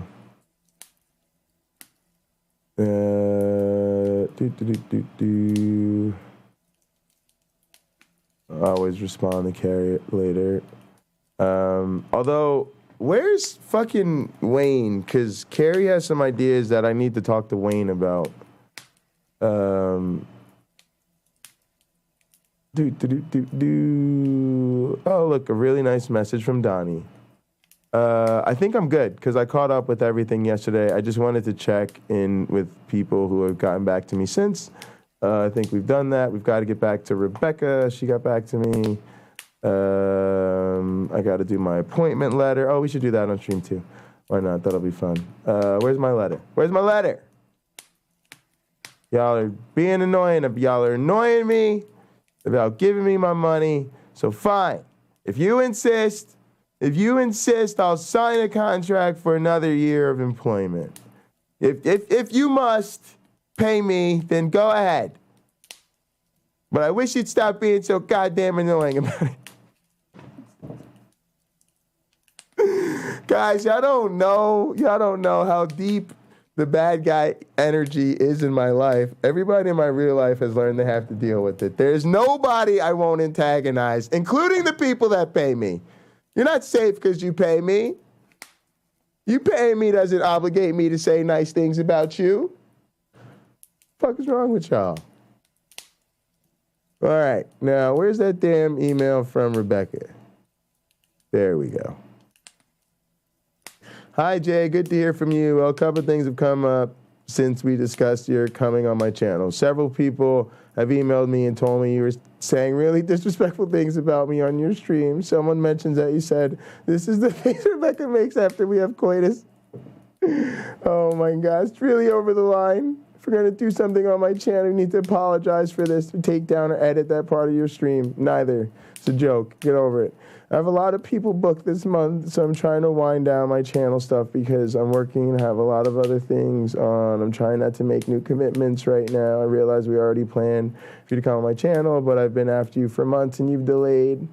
Oh, man. All right, well, there you go, guys. Rebecca doesn't want to talk to me. Well, I'm sorry.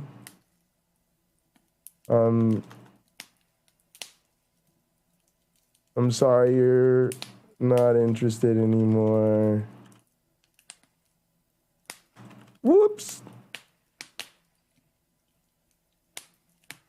I'm sorry people are,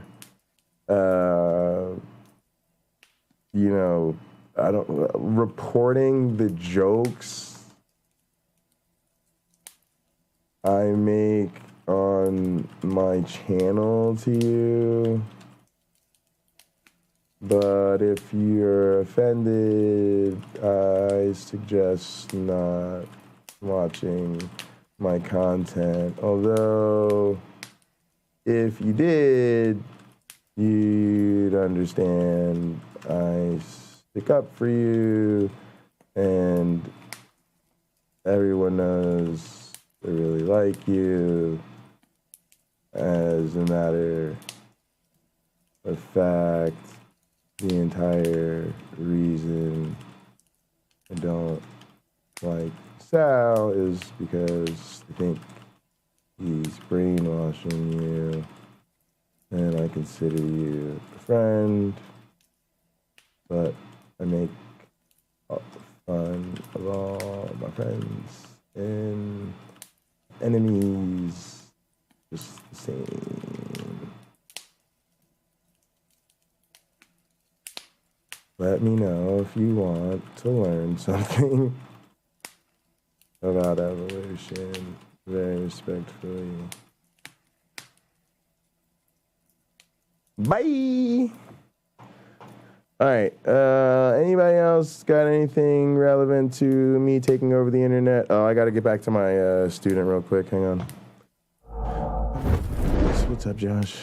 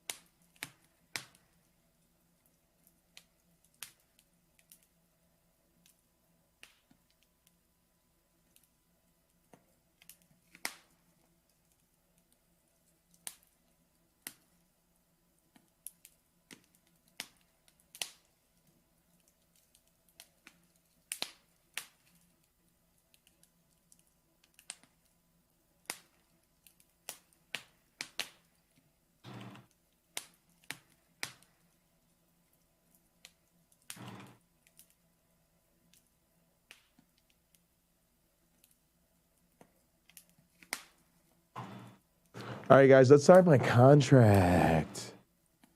Yeah. Yeah, let's take all that government money. Boom. All right.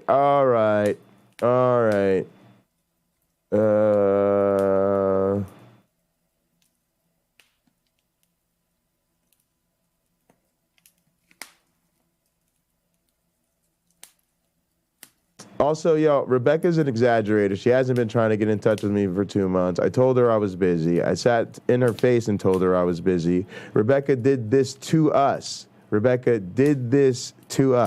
We'd had, look how long Hot Program had before we got Rebecca on. That's how long it took us to get a hold of Rebecca.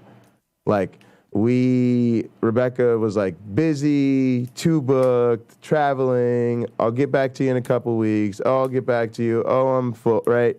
So Rebecca did this to us, and we were patient about it. We were like, cool, hit us up, let us know. She said she's been calling me out. I've been busy. Y'all see how busy I've been. So I don't feel bad. I didn't get, I sent everybody the same email. Sorry, I've been busy. What's up? I have every right in the world to step away from my email, to take my time getting back to people. I went on her channel and told, or like she came on here, I told her, I told her more. No, I've told her more than once. I explained to her in her live chat that I was busy and that I'd get back to her. I told her face to face when she got on here. I told her I make jokes about her. She's the one who started saying there's no such thing as bad publicity. I told her we make fun of her all the time. I said that to her face. So, y'all, Rebecca's sitting on some bullshit. Y'all, we all know Rebecca's nice, but she's sitting on some bullshit. Right? She sat up there with the whole, oh, I got to be careful. I got to respect the evolutionary biologist. And what? Y'all know how it is. I'm not going to apologize for making jokes about people. If you don't like the joke, it was a joke. I don't care. So was she trying to will? And this is what they do, right? With the Christian persecution complex. Oh, we can't be friends anymore because I don't like your joke. Oh, okay, go fuck yourself. You don't want to be friends anyway. I mean, like, really, y'all see what it is, y'all. Y'all know, I got a lot going on, right? That's been promoting the debate, that's promoting my class. Rebecca knows exactly what time it is, and she knows she probably doesn't feel safe continuing to engage with me because she knows the bullshit's going to be called out of her. And y'all know we've sat around time and time again talking about she needs to improve for formal education. And the same person probably told her that shit too. So, y'all, if Rebecca want to act like a fucking child in the 6th grade who is and how often does Rebecca sit up in your face and tell you that your worldview is absurd, that it's highly ridiculous, blasé and the fucking flavonoids, but you make a joke about a sex face, and that's just too far. That's just over. I know I say your whole worldview's absurd and ridiculous and satanic. I know I think you're going to hell, but the sex face joke, that's just over the line. Again, sex is bad and violence is good. Gonna save the neighborhood from sex, right? That's where y'all. Rebecca just went Kung Fu Rainbow Laser Force on us, literally, right? Rebecca, we know you're fucking married. That's part of the joke. The joke is everybody knows you're married. Apparently not too securely, but everybody knows you're married. Don't give Pocket Locker a chance. Do not give that man a chance to go heel promo on. Just don't do it. Don't do it. When y'all give me the softballs, I gotta whack them out of the stadium. When y'all give me the softball, I go whoosh. Oh, cause I hurt her feelings and it took too long. Sitting on some bullshit. Yeah, she wanted an apology and said she's busy now, so the invitation has expired. Yeah, sitting on some bullshit. All right, now, let's get into who's not sitting on some bullshit. Oh, from the office of the dean. That's very nice. That's very nice. Let's see. Ooh, okay, let's see.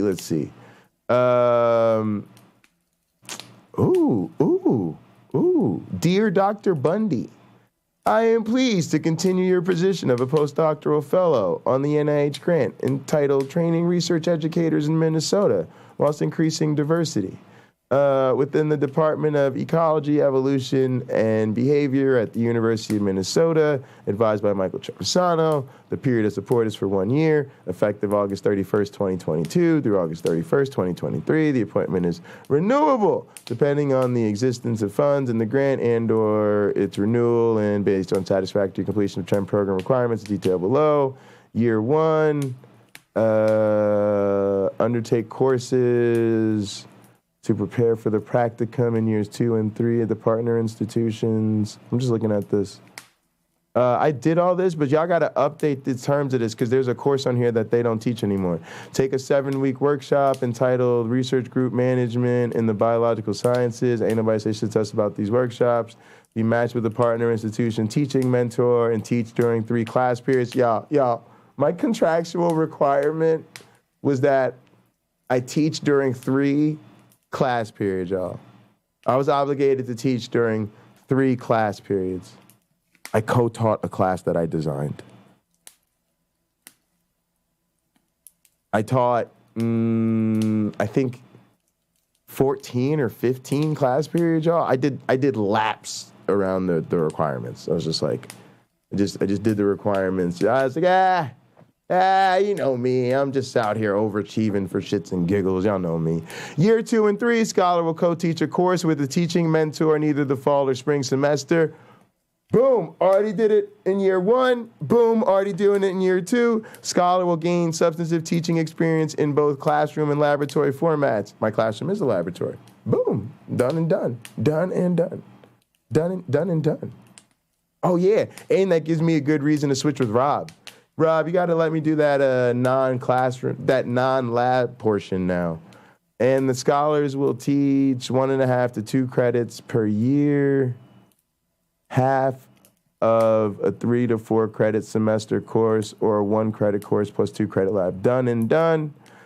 The award provides an annual stipend of, shouldn't say your salary on there, but let's just say a little raise, a little bump, a little healthy bump. It's a little bump, you know, under the university title, postdoctoral associate. All right. I go a postdoctoral fellow because I'm a postdoctoral associate on a fellowship. See that? See what I did there? See what I did there? Tuition will be paid for. You better. Health insurance.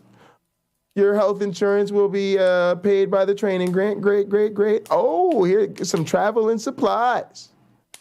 $4,000 travel allowance. All right. Subject to change in the following years. Yeah. Funds must be used to attend the conference, blase and flavonoids, and any leftover funds can be used to offset costs to attend a national conference. Y'all know I ain't gonna stick through with them requirements. Y'all, I'm gonna use that $4,000 to where the fuck I want to go. And y'all owe me travel money from this year. Well, I didn't travel. But we gotta talk about that. There could be some things we got to discuss. Maybe I shouldn't sign this yet. Maybe we should talk. Can we talk for a minute? All right. And $1,000 supply allowance for the year, subject to change for the following years of support. This allowance can be used for research and teaching materials. All right, cool. That means y'all know we're going to get some studio equipment. What? That's where I do my research and my teaching. Fuck out of here. As a member of the College of Biological Sciences, you'll be eligible for computer subsidy. We already taken care of computers, so we're not going to do that. Required to attend a 3-day annual conference that normally takes place in early June. Please contact the HR representative, I ain't going to say her name, regarding any employment or personnel questions. Please contact this other person regarding travel or lab expense questions. In order to activate your award, you got to complete the statement of appointment form found on the website. Please sign and date the letter indicating that you have read and fully understand the provisions and agree with your employment as explained above. Look forward to receiving a favorable reply. Sincerely, blase flavonoids. All right, now let's just make sure that's the right one, or am I supposed to do one that's already...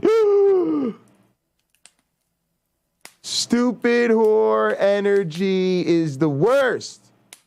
She jumped in as requested and then left. And as soon as I flipped over to see who it was, she left. This is what people do to sabotage the show. They wait till I'm in the middle of something, and then they call in, and then they hop back in the chat and go, you didn't want to talk to me. We call that pulling an Otangelo up in this bitch. It's not good to start off being compared to Otangelo. It's not really a great way to go about things. You know? Now, for this one, folks, we might have to get the stream canceled. We might actually get the whole thing canceled. This one might get us botched. I think we're about to get yeah, guys. I think this is gonna get us canceled.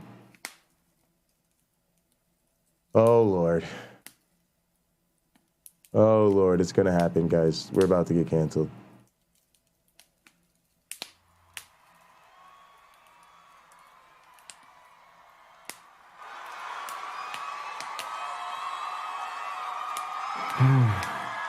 Say bye-bye to the show, guys. Bye-bye, show. Nice knowing you. Nice knowing you, show. Well, it's been fun, Internet. We'll see you later. Because what we're about to do right now is going to get us into some serious intellectual property trouble. Because We are violating all the copyright laws. Well, that's it. We hope you enjoyed your night. We are Paramore. This stream has officially gone full illegal. Somebody cancel me right now!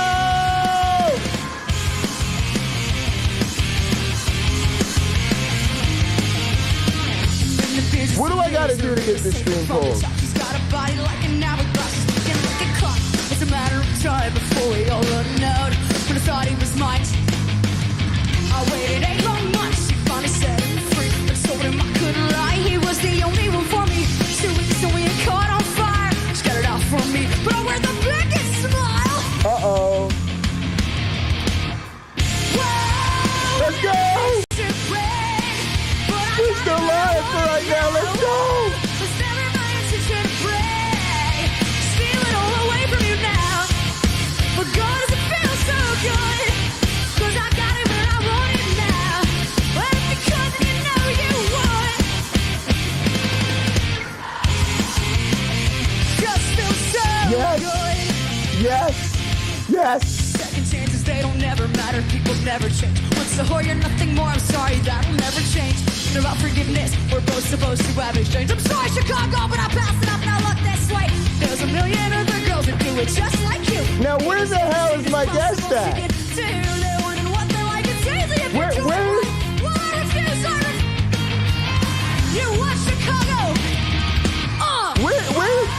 Whatever fits to break. But I got it where I want it now. It's never my intention to break. Steal it all away from you now. God, does it feel so good? You know what? We're doing it anyway. We're doing it anyway. Now, the truth is, my guest is supposed to be Stupid Whore Energy.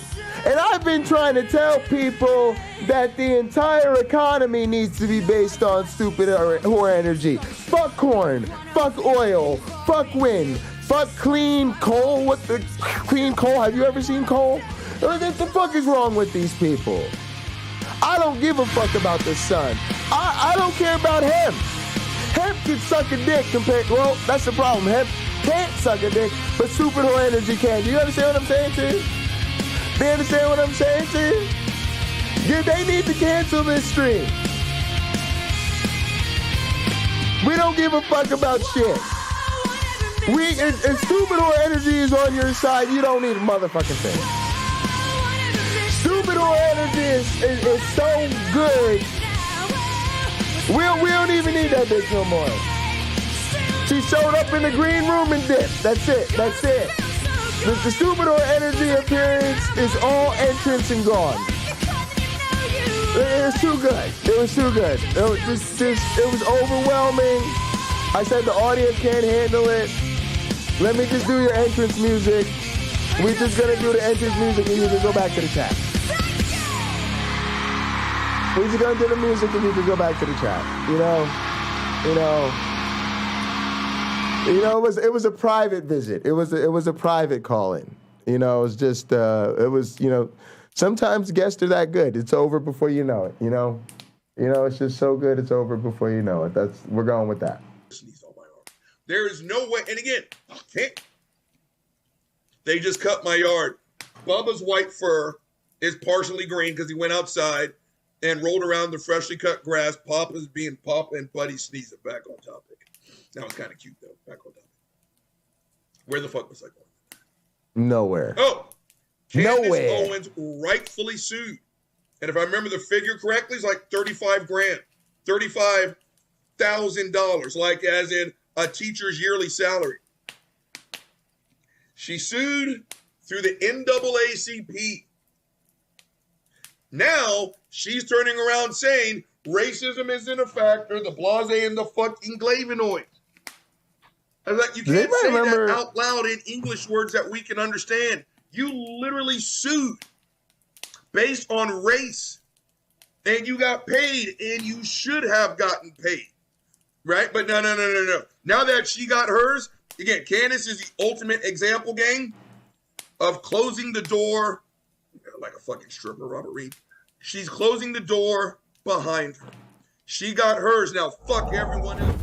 Okay, let's put Buddy in the bedroom while we record it. Now, guys, I don't know what happened to Stupid Her Energy. She was here and then gone and then here and then gone and we just had to roll with it. We just had to roll with it. But now what I'm gonna do is I'm gonna see if my lecture on human evolution still exists. I did have to use it for that video I made a couple years ago, so we'll see.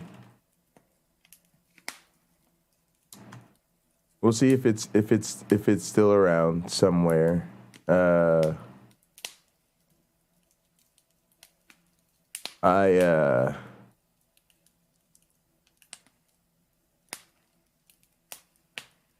don't know where it is, so we're gonna listen to this while I try to find it. Today's show. And Pop, of course, wants to go outside. This hold on, gang. Where's everybody? Okay. Buddy's in the bedroom. Pop is gonna go outside.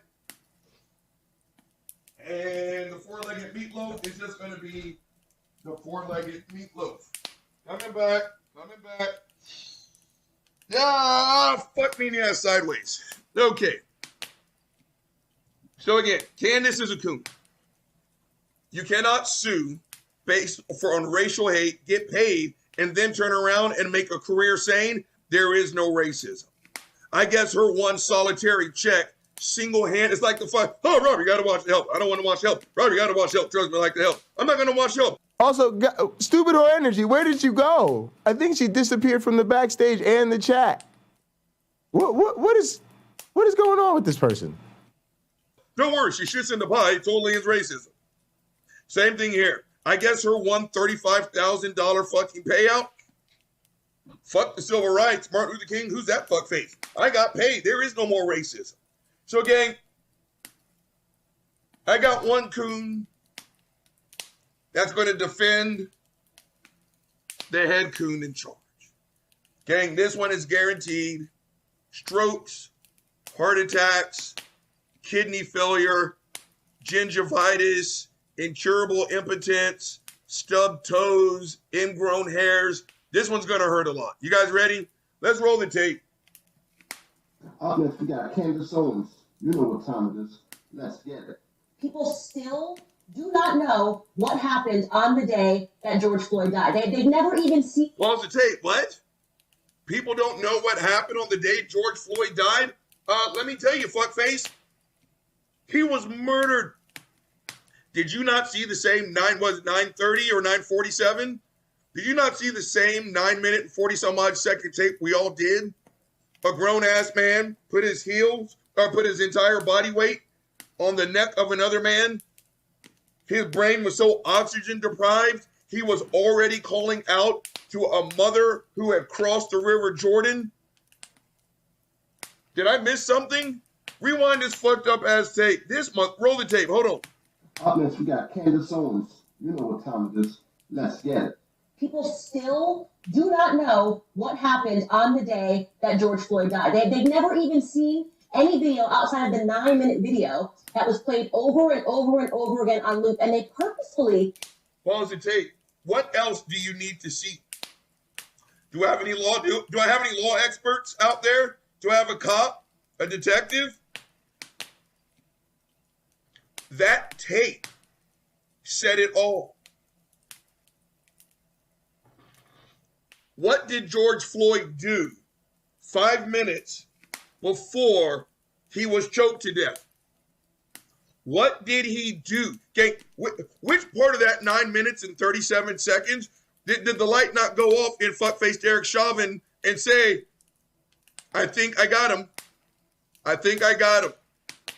What did George Floyd have to do over here on this end that deserved that man being tortured to fucking death in broad daylight?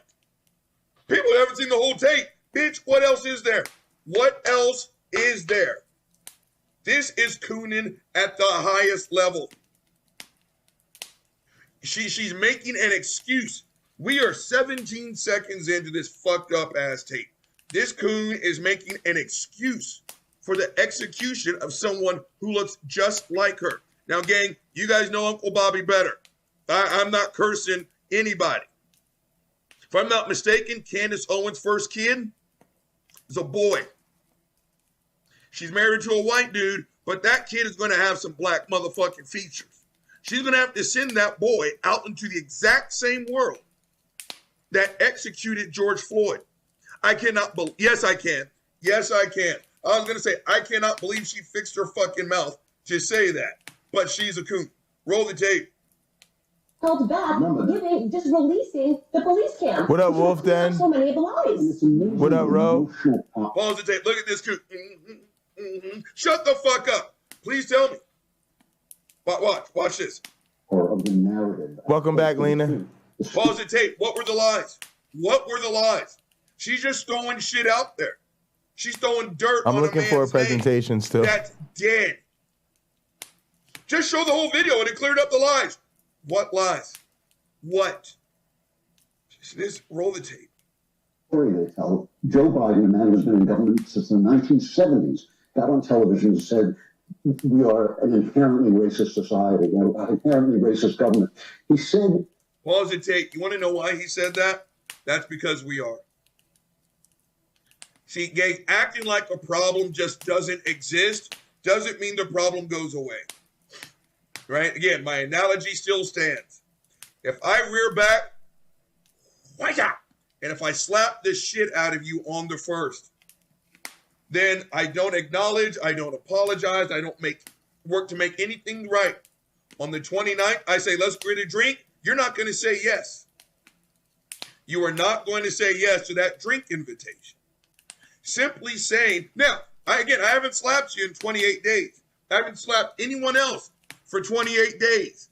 Matter of fact, all I've done is good shit since I slapped you across the fucking face. Now, please tell me helping an old lady across the street, what does that do for you, the person who was slapped across the face? What's Bobby doing?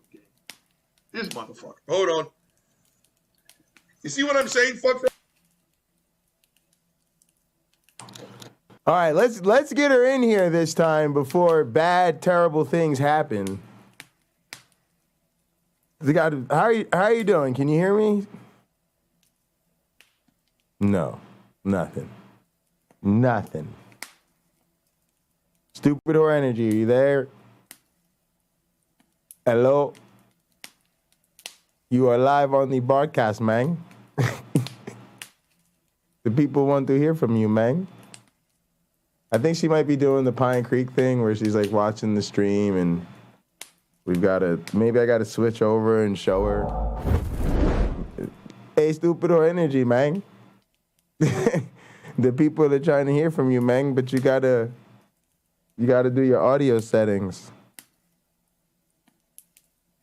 Let me make sure it's not my audio settings and shit.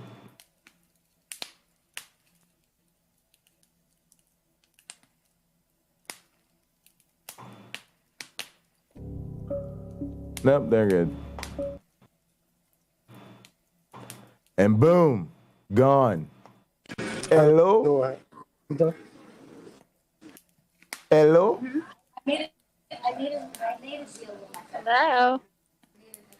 What's up? How you doing? Gone. There. Gone. There. Gone. There. Gone. There. Woo.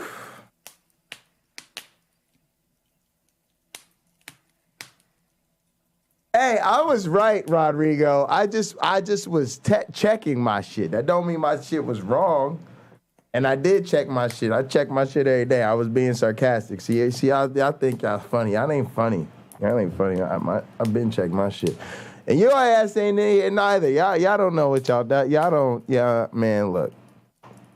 Look, all you gotta do is you go into these audio settings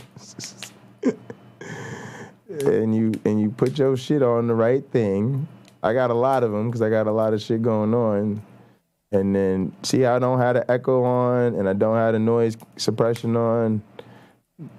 And then I have stereo on. I don't need stereo on because you probably come with a microphone. But you could if you go into an interface or something. You got to play with them. You got to play with them. Sometimes you need to turn this on.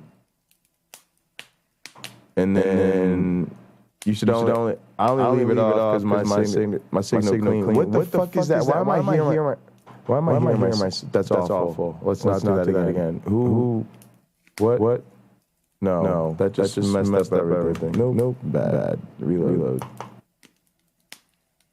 Oh, that's because this thing is open. I see what happened. How the fuck did that get open? I was like, hell no. Hell no. Floor in the high rent district, here he goes! Crossing himself! He's done.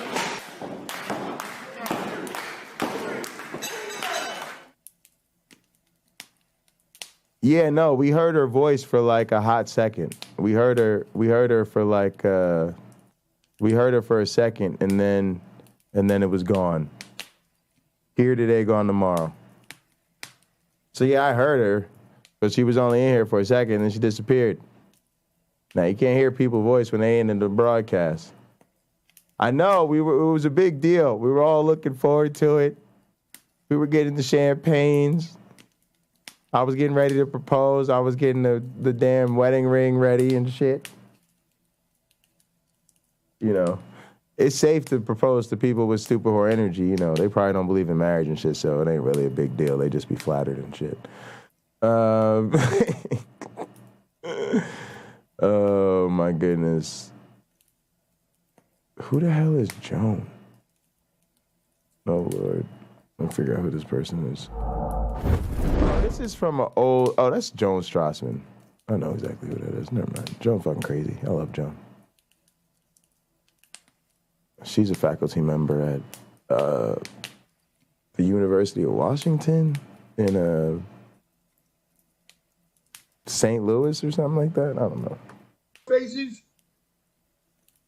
So again, my point is, hold on, wait for it. All right, we did that. What else do I got to do? Oh, I got to try to find this human evolution lecture. That's what I'm working on. All right, let's see.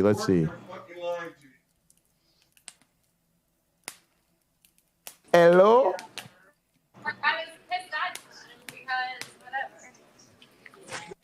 Hello? Hello? What happened? I don't know. What happened? I don't know. What's up? Don't worry about it. Can you hear me? Yeah, I can hear you. Sorry, I'm just at work, so I can't really talk for too much longer. Oh, okay. I just wanted to say hey, and I'm alive, and what's up, guys? Not much. Thank you for playing the game too. Oh yeah, I'm gonna play it. I was planning to play some of it later on before I start playing the Skullgirls. Okay. When do you get off? So maybe we'll do that later. Not till like late, like in the morning. I just like so. Oh, like you just started? Yeah. You work overnight? So, yeah, I have like the graveyard shift. You know. Oh. It sucks, but what kind what of graveyard shift? It depends. You know, sometimes we just depends on the night.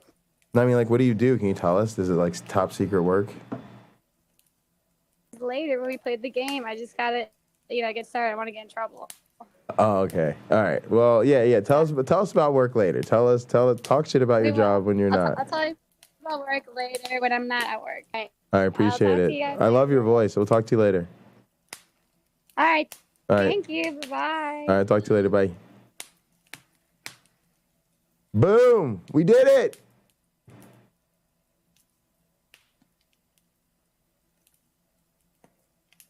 Man. Yeah, man, it's Jerome. The rift over the debate has been crazy. To be honest, y'all, Beatty escalated too. Like I sent Robert Beatty like a message, like Robert Beatty, leave me and my teaching mentor alone. He contacted even more people, y'all. He contacted people in my department and my dean and stuff. So even Robert Beatty didn't like it didn't stop with like what I talked about on the broadcast a couple days ago. Like he's escalated his efforts, y'all. It's pretty wild. Pretty wild. I ain't even gonna lie about it. It's pretty wild. All right, so here's the issue. I found an old reference to the lecture, but I don't see the lecture on there. I'm trying to see if I backed it up on a hard drive somewhere where I might have put it there. I guess it's not the biggest deal in the world to remake it. It's just there was a lot of work in it, and it would really be a great guide if I could find it. So I need to at least invest the time trying to find it before I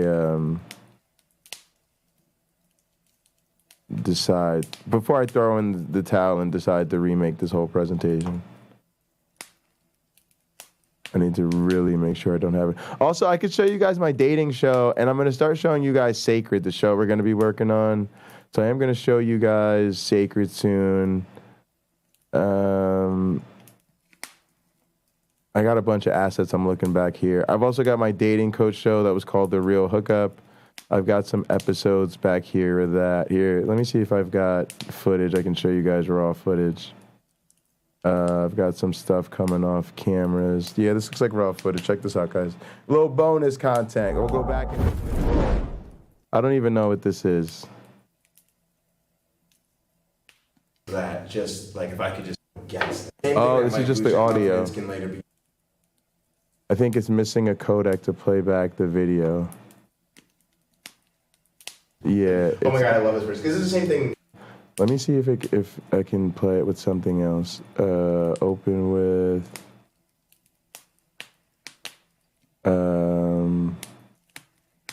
Let's see what VLC is. There we go. Oh, there it is. There it is. Oh, there it is. Oh, it's gonna be crazy. It's gonna be crazy. Who's back here? Who the hell is this? You don't get an entrance. I don't know who you are. Who the hell is this calling my show? Lupin. Isn't that the name of that TV show?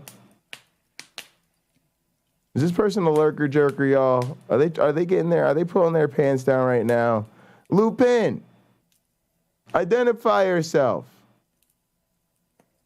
Friend or foe?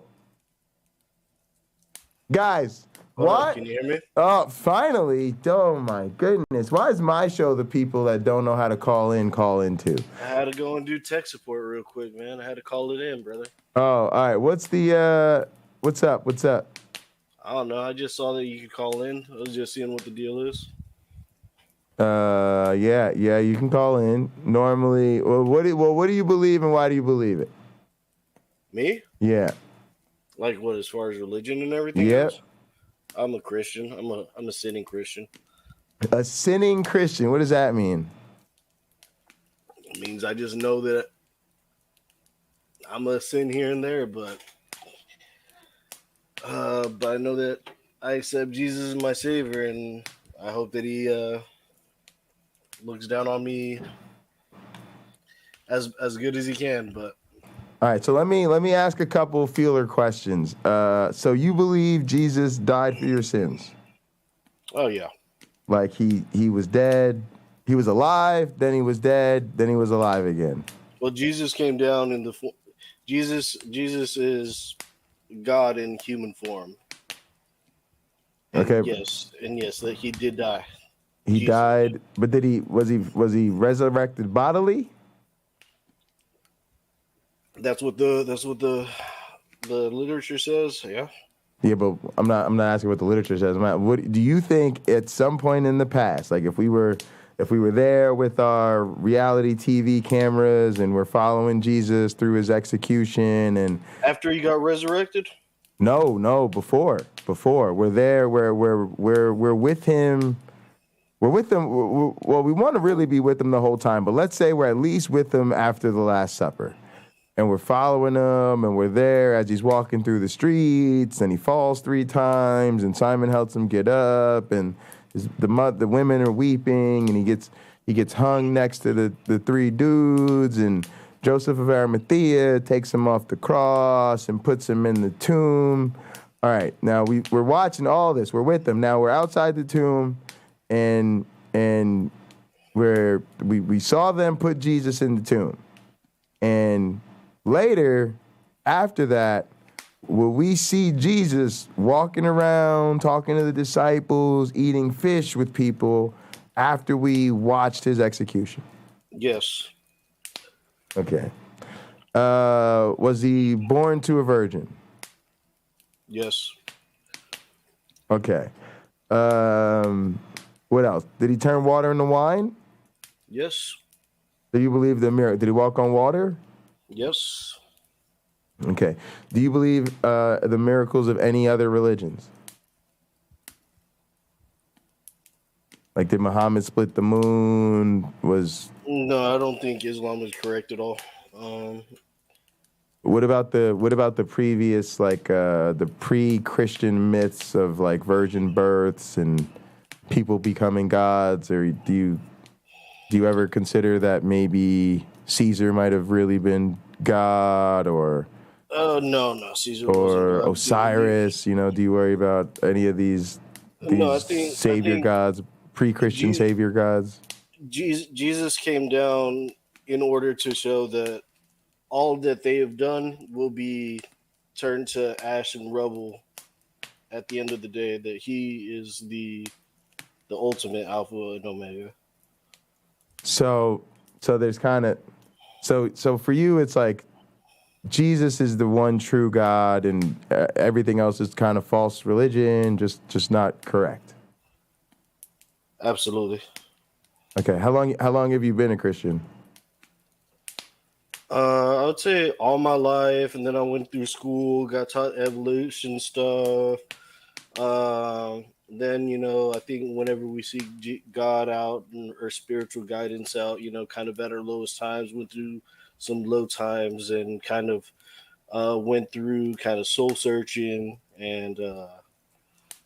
doing my research. And really, I watch a lot of Kent Hovind's videos, and whether you believe what he says or not, but I mean, I think he puts a lot of complex things that are in the Bible in a good, easy to digest kind of like understanding way, and that makes sense. And I kind of lean toward that kind of thinking as of now. But all right, can you give me 1 sec? I just need to grab my joints. I left them on my bed.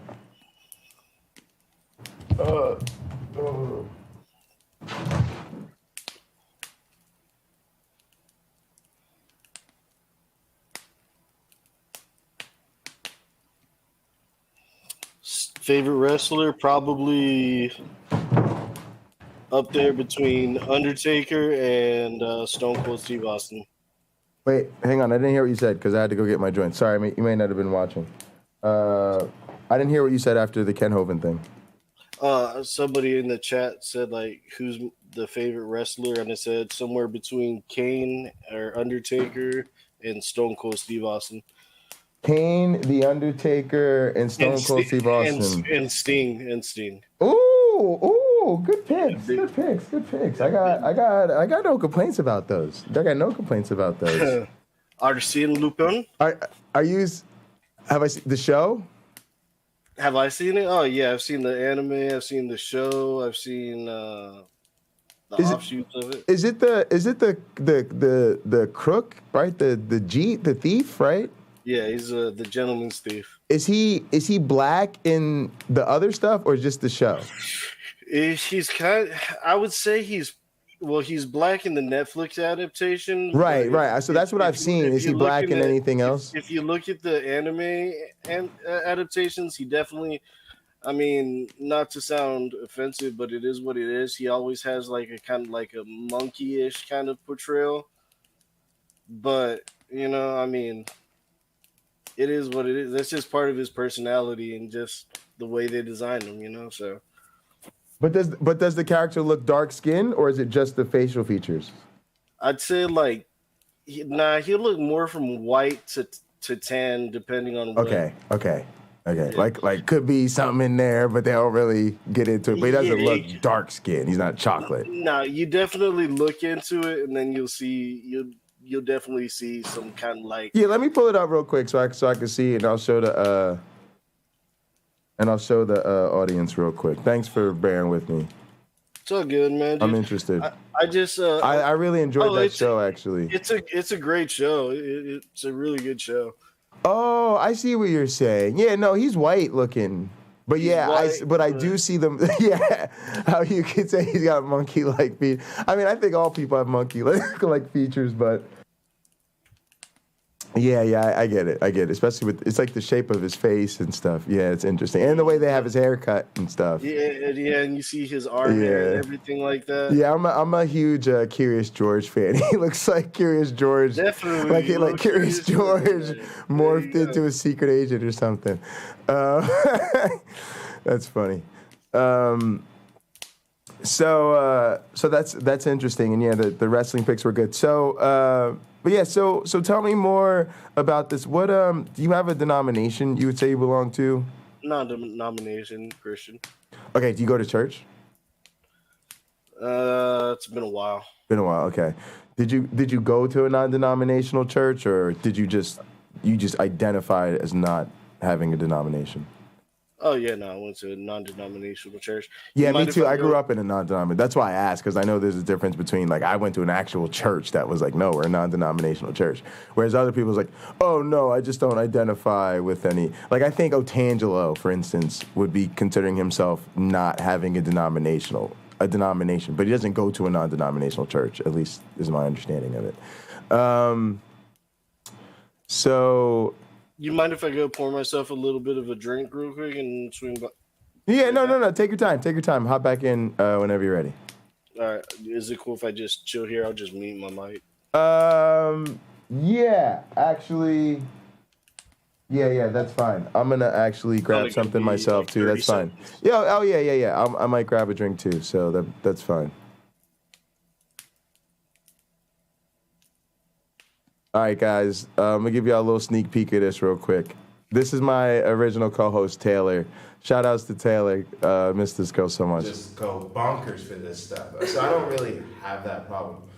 However, if I did or was working with someone who did, it's just really hard because I understand, like, first of all, if you're a model or... Wait. Let me see if I have the start of this episode. Look at me, guys. I am so young. Is this one? Yeah, this is one. So let's see how I started off the show. Oh my goodness, I can't believe I found this. I can't believe I'm showing you guys this. There's me and Taylor. Yes. Are you? Oh, that's Mike behind the camera. Mike's behind the camera. We're sitting in the studio with the green screen. This whole room is green. The whole room is just painted that way. It is beautiful. You just pull really, really wonderful keys.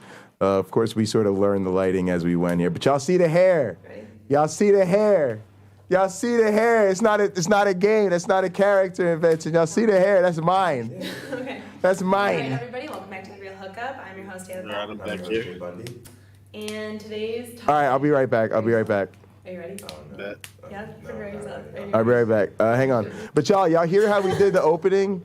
We did the opening where it was like we would always say, welcome to the hookup. Welcome to The Real Hookup. I'm your host. And either Taylor would start, I'm Taylor Papp, or Jay Bundy, and then the other one would say, and I'm your other host. And so you could see that was kind of a fun memory of that was an episode where it was Taylor's turn to take the lead and introduce the topic. I'm going to go grab a drink and listen to this, and then we'll get back to our guest. All right, you ready? Yes. Are you? Oh, I'm very good. All right, let's do this. All right. Ready? Yeah.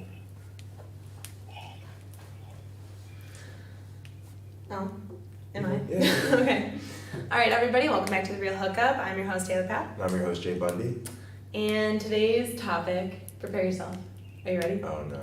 Yeah, No, prepare not yourself. ready. Are I'm you pretty ready? scared. Yeah, I'm you should pretty be. scared. Because we're going to talk about nude pics. Oh,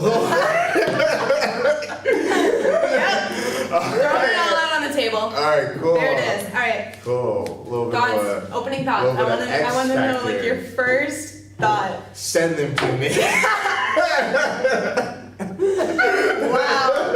Wow. Okay.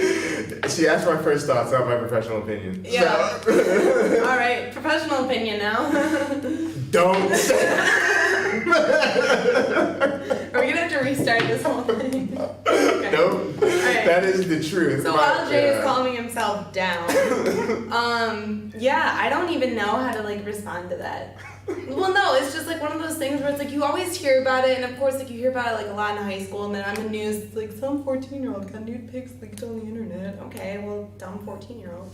Anyways, but you know what you said. Your professional thought is send them, but your personal thought is don't. Or your reverse. Professional thought, don't send them. Personal thought, send them. So personally, like I'm probably a freak, but I think it's really cool. Like I'm into like two people that have a sexual relationship, you know, expressing that sexuality in as many ways as possible. When I was growing up, listen to me.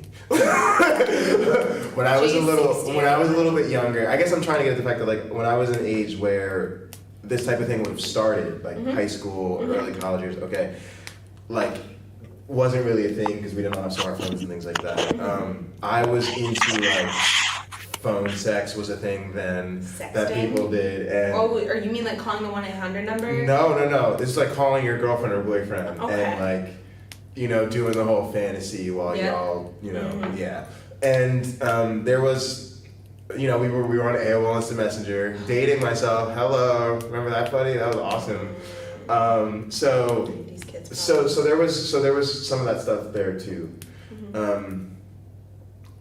It somehow felt a little safer, like like because it wasn't like people were gonna pull your phone records and you know record, like have the conversation forever. So professionally now, it just feels like really risky. With so much, there's a lot of the revenge stuff. Like I wasn't sensitive to that. There's a lot of the revenge stuff. So it's like, yeah, it's all good when y'all are together, everything's fine. But what happens when he has those pictures and y'all are not together, and now he's upset about it? There's certainly like even darker forces out there, right? There's like black markets of finding this stuff and selling it and all this other stuff. So it's really risky, but I still think it's awesome. I would just say we all need to be very serious about finding secure ways to do this. No, I couldn't agree more. And like that's probably one of the reasons why I brought it up too, just because like with all the recent iCloud leaks and stuff like that, I feel like it's an important topic to bring up because obviously a lot of us have Apple products, whether that be iPhones, Macs, iPad touches that have internet access, or not somebody at Windows stuff. All right, gang, I'm back. And now y'all see why I don't host my dating coach show without a female co-host, because it just isn't the same. Every single episode of this show was great because we just had so much fun doing it. And once Taylor got comfortable with the gig, as y'all could tell, she got it to the point where that was at a point in our chemistry where she was like, where it was like she wasn't even going to tell me the topic. She's like, I'm not even going to tell you the topic. Also, we weren't answering questions. Normally, we started that show, we always had questions from students, and we replied to those questions. Well, once she got comfortable hosting the show with me, it went more to, okay, we keep that in the side, and if we, want to talk about a particular topic, we can go into the questions, but a lot of times we'll just have these free-flowing conversations about particular issues. So it was fun to see that because as the producer, I am sort of just seeing the growth of Taylor in front of the camera from sort of me having to like guide her through the episodes to her, comfortable taking the lead and then getting to the point where she's like, we don't need questions. We got this, Jay. And I'm not even going to tell you what the topic is. Yeah, I'm not even going to tell you. Yeah, we're just going to go live and we're just going to do it. And you see the magic that created. We just had a ton of fun. Maybe we'll revisit that. But yeah, I got all types of goodies to dig it on you guys. That was fun. All right, Lupin, you still there? Yeah, I'm here, dude. I'm just chilling. All right, great. Thanks for joining us. So, tell me a little bit about like your family background. Like, what's your family like, and what was the faith situation like growing up? My parents and grandparents are Cuban immigrants. I was born here in the U.S., so I'm a Cuban American. Mostly right-wing conservative types. If you ever notice, most Cubans that come to the U.S. are generally hardcore Republican. They're usually more patriotic than most Americans. So do you come from a Cuban family, and you'd say they're pretty religious? Is it? Oh, they're religious. Is it not overly religious? Was it non-denominational growing up, or something different? Yeah, no, it was non-denominational growing up. Okay, were you born in Cuba or here? Sorry if I missed that. No, I was born here, and my parents and grandparents were born from Cuba to escape communism. They came here to escape communism. So for y'all, this shit is for real, right? It's like not a joke. You're like, nah, I've been lying about everything. No. I just mean like the shit about America that we take for granted, right? For your family, like the patriotism, the freedom, not living under a communist regime, like that ain't political rhetoric to them. Yeah. They know what it's really like. Yeah, that's all. They got robbed. Yeah. Every personal belonging that they had, jewelry, anything that they had of value, their college education. My grandfather was a surgeon, and whenever he came over here, they took away everything. They stripped away his titles, his any possessions he had that were of value. Basically, like you hear almost a lot of legal, and this was all legal. They didn't come here illegally. Yeah. Wow. Okay. They came here with pretty much nothing, and that was better than living under a communist regime. Wow. Are y'all still? Are you close to your family, and are they still? Absolutely. Yeah. Okay, cool. And do y'all, when you get together, is there like a religious theme to things? Like, do you guys pray at Easter dinner and stuff like that? Oh, we'll pray and thank God for the blessings that He's gave us. It's not overly bearing. Sure. But it's just part of it. But it's like ingrained in our. Yes. That's how it feels in my family. It's just ingrained. It's just kind of ingrained into everything. It's almost like they don't even think about it. I hate to say it, but. Yeah, it's amazing whenever you watch your grandparents who are much more in touch with their religious side. Whenever you see them in prayer and everything, you see them crying, and that's not a facade, They really feel that connection. Yes, yeah. That's how my family is, man. It's like and that's what I think. That's the disconnect with me and a lot of the internet community. We're drifting away very quickly. Say that. What do you mean by that? Your family, you feel like? No, just the general public. Society, yes. Society is drifting away from that. I agree, but to your point, I think that I feel a disconnect with the way faith is represented on the internet, because to me, they're talking about this like intellectual, let's have a debate. Oh, well, I got a philosophical argument. Oh, well, I think this, nuanced esoteric biology or astrochemistry report. Yeah, I think this points to faith. And I'm like, y'all, I don't know what y'all talk about because most of the Christians I know are just in there, living their Christian life. They're trying to walk in their faith. They're trying to, be encouraged in the Lord. And to me, that's the, it's a particular bias because I'm like you, like I come from a family and that's how real Christians live to me, right? What they doing on the internet, that ain't Christianity. That is, I don't know what to call that, Christian entertainment or something, but that ain't real Christians. Real Christians is like you talking about, they're so desperate for, and I don't mean this in a bad way, they're desperate for Jesus, for everything. Like they're really hanging on to their faith to the point that they're crying in their prayer because they need something or they're that grateful for a blessing they've received. Oh, it's more of a grateful. The grateful side. Okay, yeah, the grateful side. Woke me up this morning, started me on my way. Thank God that God gave us this blessing, even to just experience what we do on earth, even as messed up as it gets, even as difficult as it gets. I deal with a chronic disease that's never going away as far as I'm aware. I'm sorry. Of. Sorry to hear that. It's okay, man. I'm dealing with it. I mean, if it takes me out, it takes me out. It's whatever. Yeah, it better be dealing than not, right? So. Yeah. And a lot of people would take that and kind of say, man, God, this is your fault. This is, why did you do this to me? And I've been Hang on 1 second. Jerome, I don't remember when that was filmed. It had to be filmed. The real hookup was done here at Michigan State. So it had to be done early in my graduate school years. So, but man, it could be like 2015, 2014, 2015. Like it's been a minute.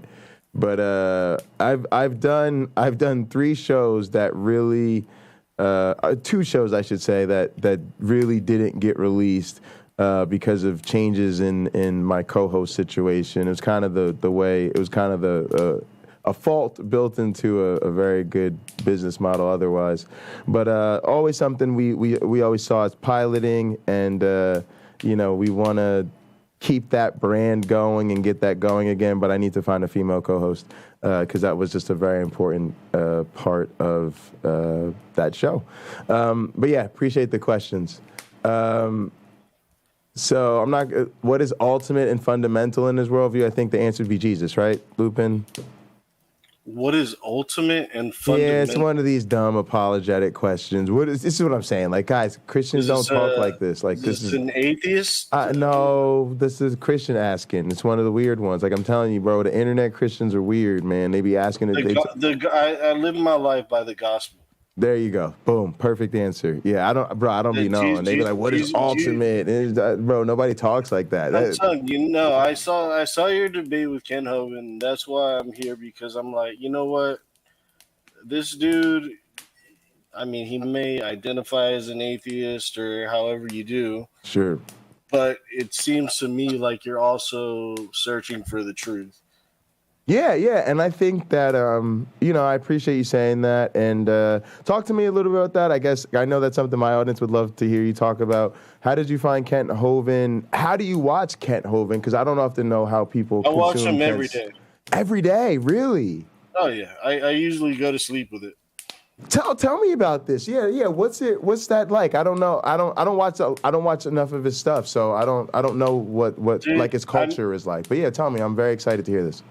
He's a Southern Baptist, chicken eating Baptist. He's a chill ass dude.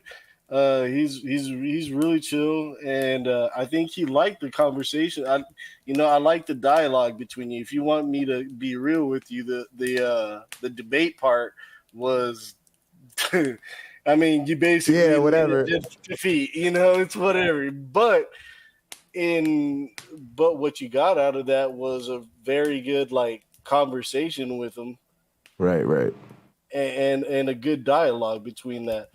And I didn't feel like you were there to sling mud or like destroy him or anything like that. If anything, I thought you were more curious in his way of life and thinking. Yeah, and I got to be honest with you. I'm sure you know this as one of his fans, right? He's charming. He's really charming. And I kept trying to tell people this. Slick. Kent was really nice to me. And when he wants to be nice to you, I said, there's a reason he has this many fans and this many relationships in his life. And it's not because, you know, he doesn't know how to treat people, right? It's because he does. And no, he does. He cares about people. He wants to save them, and it pisses him off. And these atheists, I mean, I don't know who you got on your team, bro, but man.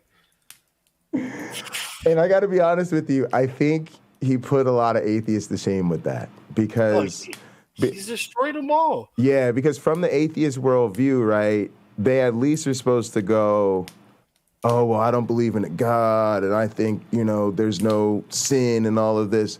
But they think that they have dirt on Kent, right? Whatever it is. I don't even need to get into it. They want to go and talk about his taxes, his personal life. Yeah. All that hit shit, you know, all of that stuff, man. It's so below the belt. Right. Like imagine if we come through your sorry little life and found out all your little. I tell people all the time, you just can't imagine if people were that into your business. It's just not something you want to be a part of. Yeah, so I agree. And then it makes the Christian community, which I feel is more like a community, seem a lot more graceful, right? Like they know how to give people a second chance. They know how to, you know, say the Bible says, look beyond my faults and saw my needs, and they treat people like that. And then when the atheists can't even be civil with a person like this, I just go, it's not a good look. Yeah. Oh, they say that like, whacking atheists, that's violent. But you know, the first 10 sentences out of their mouth is all ad hominems. It's just like it's a very unprofessional way to carry yourself in the debate, which I thought you did good. I think conceding that you're probably not going to win a debate and just go through a conversation with Kent was probably one of the better moves. I'm like, man, dude, you know what? Yeah. This dude should have a GoFundMe. Oh, thanks. Also, you know what though? Why would you? I wouldn't have. Who wants to take somebody's 300th debate from them, right? Like I was honored to have the opportunity. It's Kent's 300th debate. You know, he wins all of them, so you're not gonna win this one. And to me, just go with it and celebrate it and congratulate him. You know, he had a rough week personally, and you know, I was just happy to get through it. And also, people don't realize this. I like Donnie, right? Donnie and I, people always go, well, Donnie's just going to use you to help his channel grow. I go, Donnie and I are both content creators who have a ton in common, except for our fundamental disagreement about this one thing. So we're both fine promoting each other, right? It's always like, I always say, I treat him like a friend from my church, right? As I play drums at a church, it's like if you know, Donnie went to my church, he'd probably be one of my favorite people in the church. We'd be one of the gaming crowd, right? We are out playing games, having fun together, the wrestling nerds, you know? Yeah, we'd have a ton of fun together, and they'd just be like, oh, dude, I got a YouTube channel. And he'd be like, what's your channel about? Like, oh, bro, I'd be making fun of religion. I'd be making fun of religious people, you know, because I'm an atheist. He'd be like, yeah, I got a YouTube channel. So, what you doing on your YouTube channel? Oh, I make fun of atheists. I'm a young earth creationist. Oh, cool, bro. You want to check out my channel? Yeah. And, you know, we trade links, right? And that's it. Like, you know, and so it's like I feel about Otangelo. I don't believe in the Shroud of Turin, but if somebody's going to bring back the Shroud of Turin revival, I'd like it to be my one friend. You know what I mean? So, you know, you're not rooting for the other side, but like, look, you're a nice guy on the other side. If the other side turns out to be right, happy for you. You know what I mean? Like, it doesn't have to be the end of the world. Yeah. I'm surprised somebody in your chat picked up a Texas accent, because I don't feel like I have kind of any accent, but I do kind of get a Texas drawl, you know. So Sorry. Yeah, I like that. They're sharp. I wanted to ask you more about this thing. So, what's a day as a Kent Hovind like fan? Is it like how many hours a day do you watch him? Because I'm live a lot, right? And people give me a lot of grief for it. But I'm like, a lot of people watch a certain radio show or program for hours and hours a day, and they feel like they're with that person and that community throughout their day, and that's important for some people. Are you like that with Kent's stuff? So Kent pretty much uploads almost every day. Okay. So there's always something to watch, whether it be a Bible study, whether it be Whacking Atheist, which I know you're trying to get up on that. Of course. You know, debates. I like to watch the debates. You know, I like to watch all of that stuff because I find the way that he expresses, the way that he sends the message without being overly complicated. And these atheists, they still can't get over these dad jokes. Like they don't get these dad jokes. They just go right over. They're the best. It's like, yeah, I bet you know Adam was the smartest person whenever he was made. He knew every language he knew every language. And they don't even get that. They're like, what do you mean he knew every language? It's like, bro, there was only one language. Bro, yeah, it's just and I think they're great. And I think he has a past, right? Because he's a dad. I think he's a grandfather or probably he's a pastor. He's a teacher, right? Convict. Yeah. So he's got all the passes to make bad jokes, right? All the identity markers you could have to make a bad joke, right? Yeah.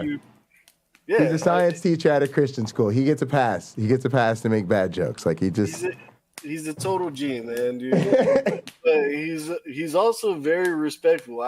Was there any moment in that debate where you felt like he was because I could tell he was pretty fond of you, man. And I was like, bro, you know, I bet you this dude would have a blast at Dinosaur Adventure. No, I think so too.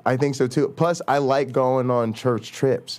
So I said I think the Hovind compound is probably like, you know, the church vacation, right? But it's like permanent. Like they live here. They're like this is just a, you know, retreat for your church, but we live here. You know what I mean? And then you go and I think it's probably fantastic. I think I'd probably love it. You know, I don't know how long we'd last over there, judging from what I've seen on your screen. We'd probably get kicked out. No, I'm good. When I'm with my church friends, I keep it churchy. Like, I'll be honest with you, dude. I went on a church retreat, right? And I packed like some alcohol, like in a flask, right? And I packed some weed, and all my shit's legal. So I was like, if I ever need to, like, I'll just go out in the woods and step off and do what I need to do, right? And part of me just was having so much fun that it was like it's like a welcome break, right? It's like a welcome change of pace. Like, believe it or not, like if you saw me hanging out with my church friends, it'd be weird to people because they'd be like, oh, he's just like blending. I'm just trying to blend in with my church friends. You see what I'm saying? Like, they'll give me love and show me a lot of respect. They know I'm the drummer and a scientist and all that type of stuff. But for the most part, I'm just one of the gang hanging out with the church. Whatever we're talking about. If we're just, you know, when you're with the church community, it's really different. Nobody's combative, right? Everybody's just trying to love on everybody anyway. So I think I'd have a fantastic time. I just think that, given if me and Kent get along, like we could make some content there, but I would only want to do it with people who agreed to sort of take the same approach. Like we're all going to be friendly. Nobody's trying to make anybody look stupid. Everybody's just trying to have fun and give it. You want to. Sorry, I was just gonna say this. My mentality is we want to give the other people a space to tell us what they think and believe safely, and then we want to ask them some questions to clarify, and then move on. Right? We know you don't agree, so you don't have to sit here for an hour telling us that you don't agree. We already knew that. Let's just have a good time and enjoy each other's company. Go ahead. Yeah, definitely. You know, bring up any questions that you have that may be counterpoint to what he has, but keep it respectful. Listen to each other, and try not to get kicked off if you bring a little bit of extra stuff with you. You know? Exactly. Yeah, no, I've been thinking about going down there for a while now. I just have, certain issues. Sure. Yeah. It's a real travel. It's a big move to get down there. I mean, it's only like 15 hours from me driving, so it's not even that bad. It's not too bad. Do you feel like you're in touch with other people in this community? So do you know? Are you friends with other people that are also Ken Hovind fans? Yeah, I know a good amount of them. I know a good amount of haters of them. That's pretty cool. Like, do I know them? Not necessarily, but whenever I see them pop up in chat, I already know what they're gonna say. I know Big Bad Mama. I know. Yeah, like it is over here. Like you know certain sure. names from the chat. From seeing them all the time. Over here, probably not as many people because this is a new. Wait, give some of them some shout outs. Shout out some of the. This is gonna really trigger the atheists. Shout out some of the Hovind community for us. Man, dude, shout out to Not Evolution. Shout out for Click Me for Truth. Shout out to Matt Paul. Did I say that right? Is that his name? He'll know who you mean. Matt Powell. Okay. Shout out to all there that are hanging out with Kent and supporting him, because I think at the end of what he's trying to do, while might not be necessarily because we're all essentially saved. But I still find his I find his goal commendable, For sure. He's definitely he's trying to save souls, whether he can even do that. Yeah. So something I wanted to ask you about, you said you haven't been going to a church in a while. I feel the same way. And for me, it's just I stopped going to church when COVID happened.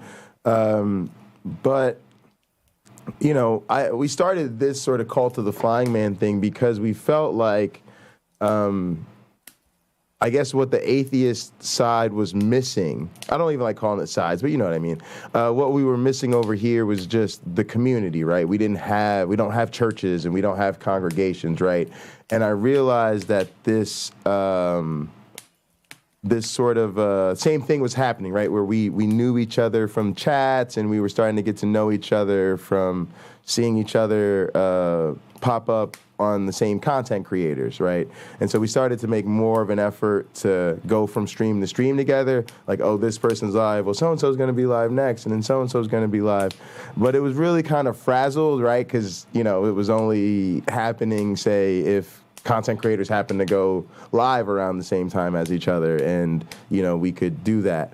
So anyway, I guess what I was going to try to ask you is, do you feel in a way that some of what you get from a church, you get now from this internet community, especially in the absence of maybe a formal church in your life?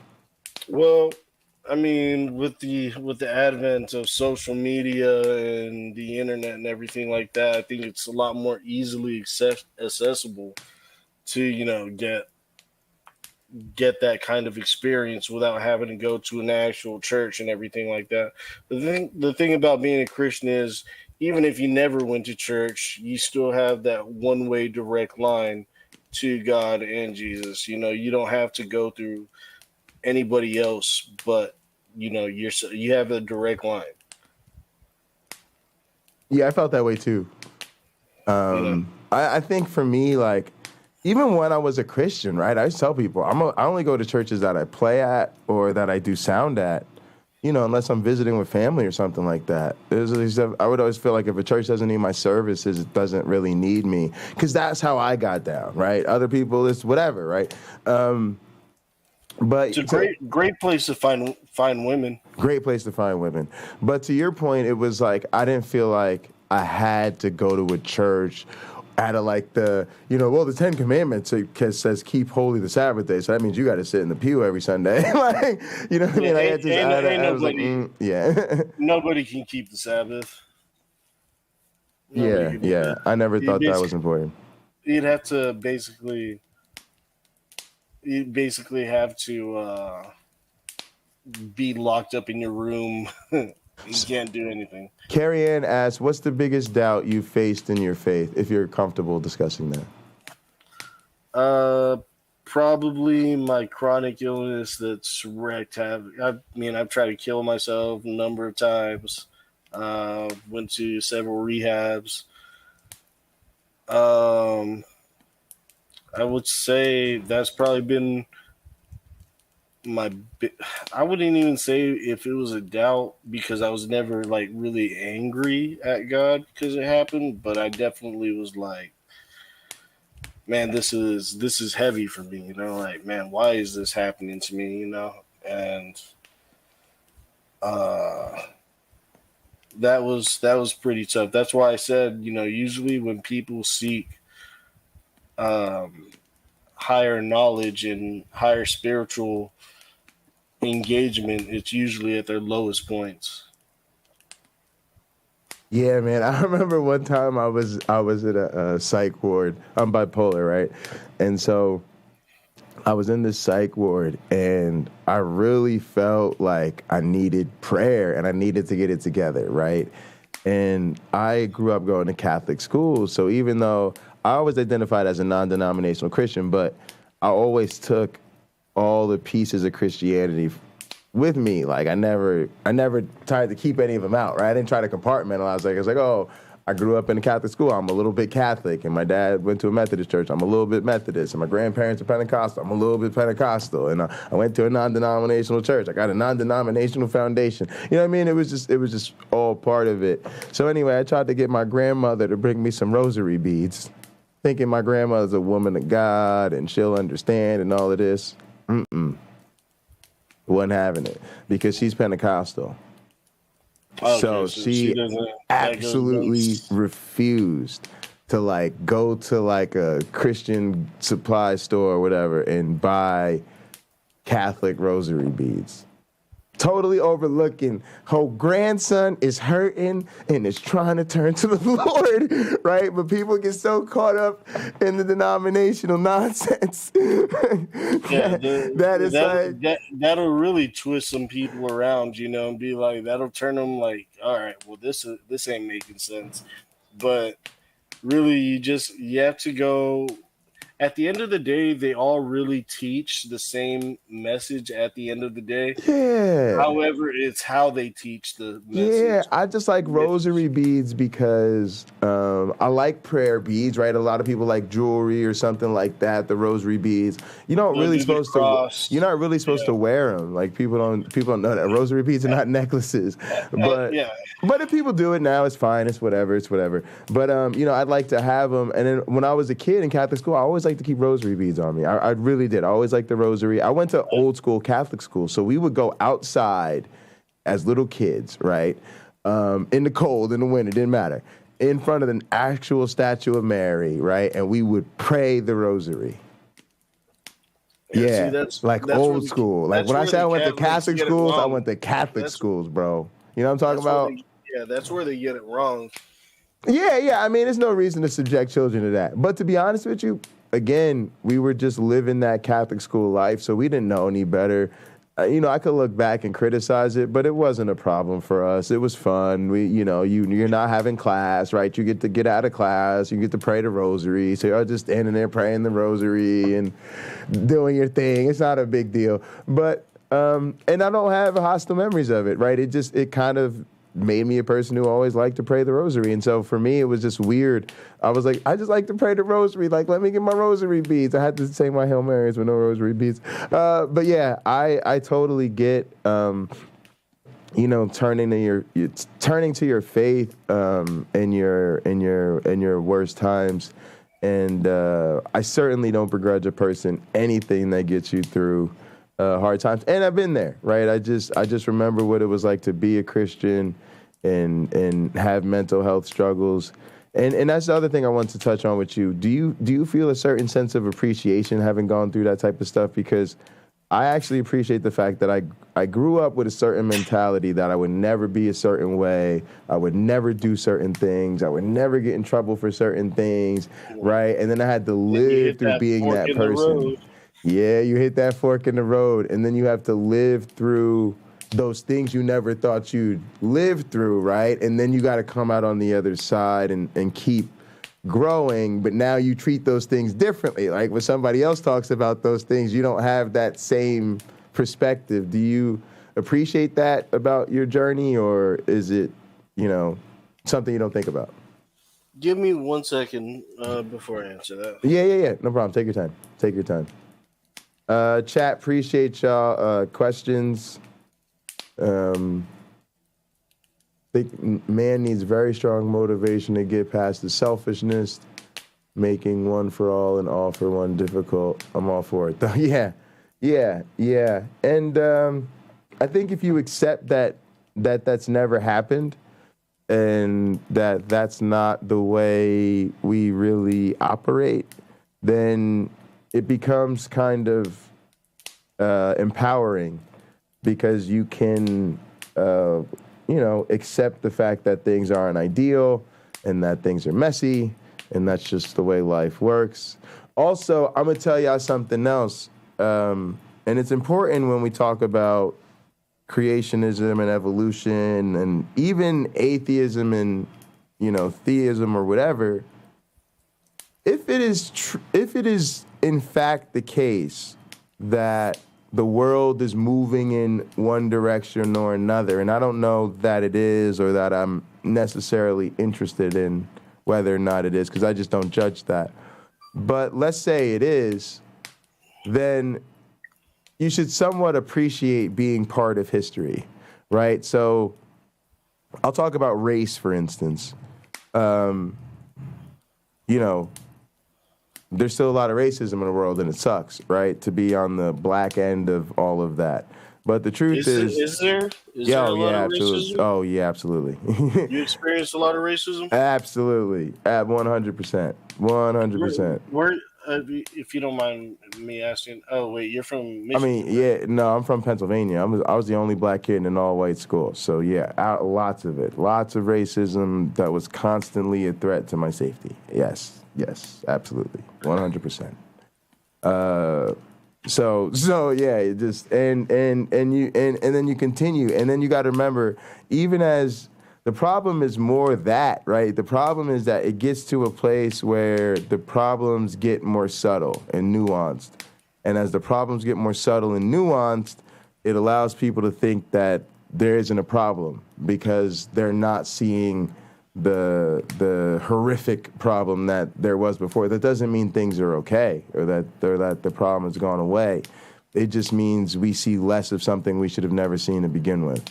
That doesn't mean we're not still dealing with a ton of problems that we shouldn't be dealing with. So, but my point is to say that is part of living through history, right? Would you say that blacks now have the greatest opportunity at the moment to make a comeback in? No. You don't think so? No. Those Even things don't with even. all They're not these- even. They're not. That's not a meaningful statement. There's so What, many. There's so what about many. affirmative action where people are hiring? But again, you're like. There's so right. That's assuming black people want to be here. That's assuming black people want to be part of the system. That's assuming black people want jobs. That's assuming black people want to work for the man. And you know what I mean. It's there's. Here's the thing. You can't ever Start your own business. Don't work for the man. Start your own business. But that's assuming I want to work. And what do you want to do then? I don't know, but that's my point. You don't want to work? You gotta hear me out. You gotta hear me out. You gotta hear me out. You gotta hear me out. We're making the worst of a bad situation, but that doesn't undo the original sin that puts us in the bad situation. When you enslave people, okay, yeah, you can make the world better. You can unenslave those people, right? You can give them rights. But when you enslave people and then you make a whole American society that says they're 3/5 of a person, and then you say this, hang on, don't apologize for racist. Just understand what I'm trying to educate you on right here. Like, look, it's just, I'm not saying that things aren't in some way better, but you have to understand that. Don't point to that. Don't even point to that. Because number one, everybody knows this. So when you guys, what it seems like is you get so emotionally charged when this uncomfortable subject comes up. You feel like people like you, people who have to go, well, isn't it better? And isn't there this? And it's like, we're not talking about that. And everybody knows those things. There's no need to talk about this. We know there was a black president. We get it. Yes, the world is better with there being one black president than with there being 0 black presidents. We all know that. He was half black. But again, why do y'all keep talking about things that don't matter? Because he was a crappy president for you guys, if you really want to look at that. All right, but I'm not saying I don't really want to look at that. That's my point. You seem to not be getting the point. The point is I don't want to look at that. I don't want to talk about all of these things. If you want to talk about racism, yes, there's obviously huge clear problems. And if you want to sound like anything other than a troll, I'm giving you real hard, serious life lessons right now from a real black man. Stop trying to insist on having a conversation about all the progress. I'm trying to give you credit in saying we're living through history, we're making progress. And in order for that to be the case, we have to accept that things are not perfect. But y'all cannot come up in here doing victory laps, talking about we've done it, we've solved it, don't even talk about it no more because everything's better now. No. All we're saying is, if we want to make progress, we got to live through progress. And I'm not even really trying to talk about racism right now. I'm saying that this applies to... We can change the subject. It applies to science and religion, science and evolution versus creationism.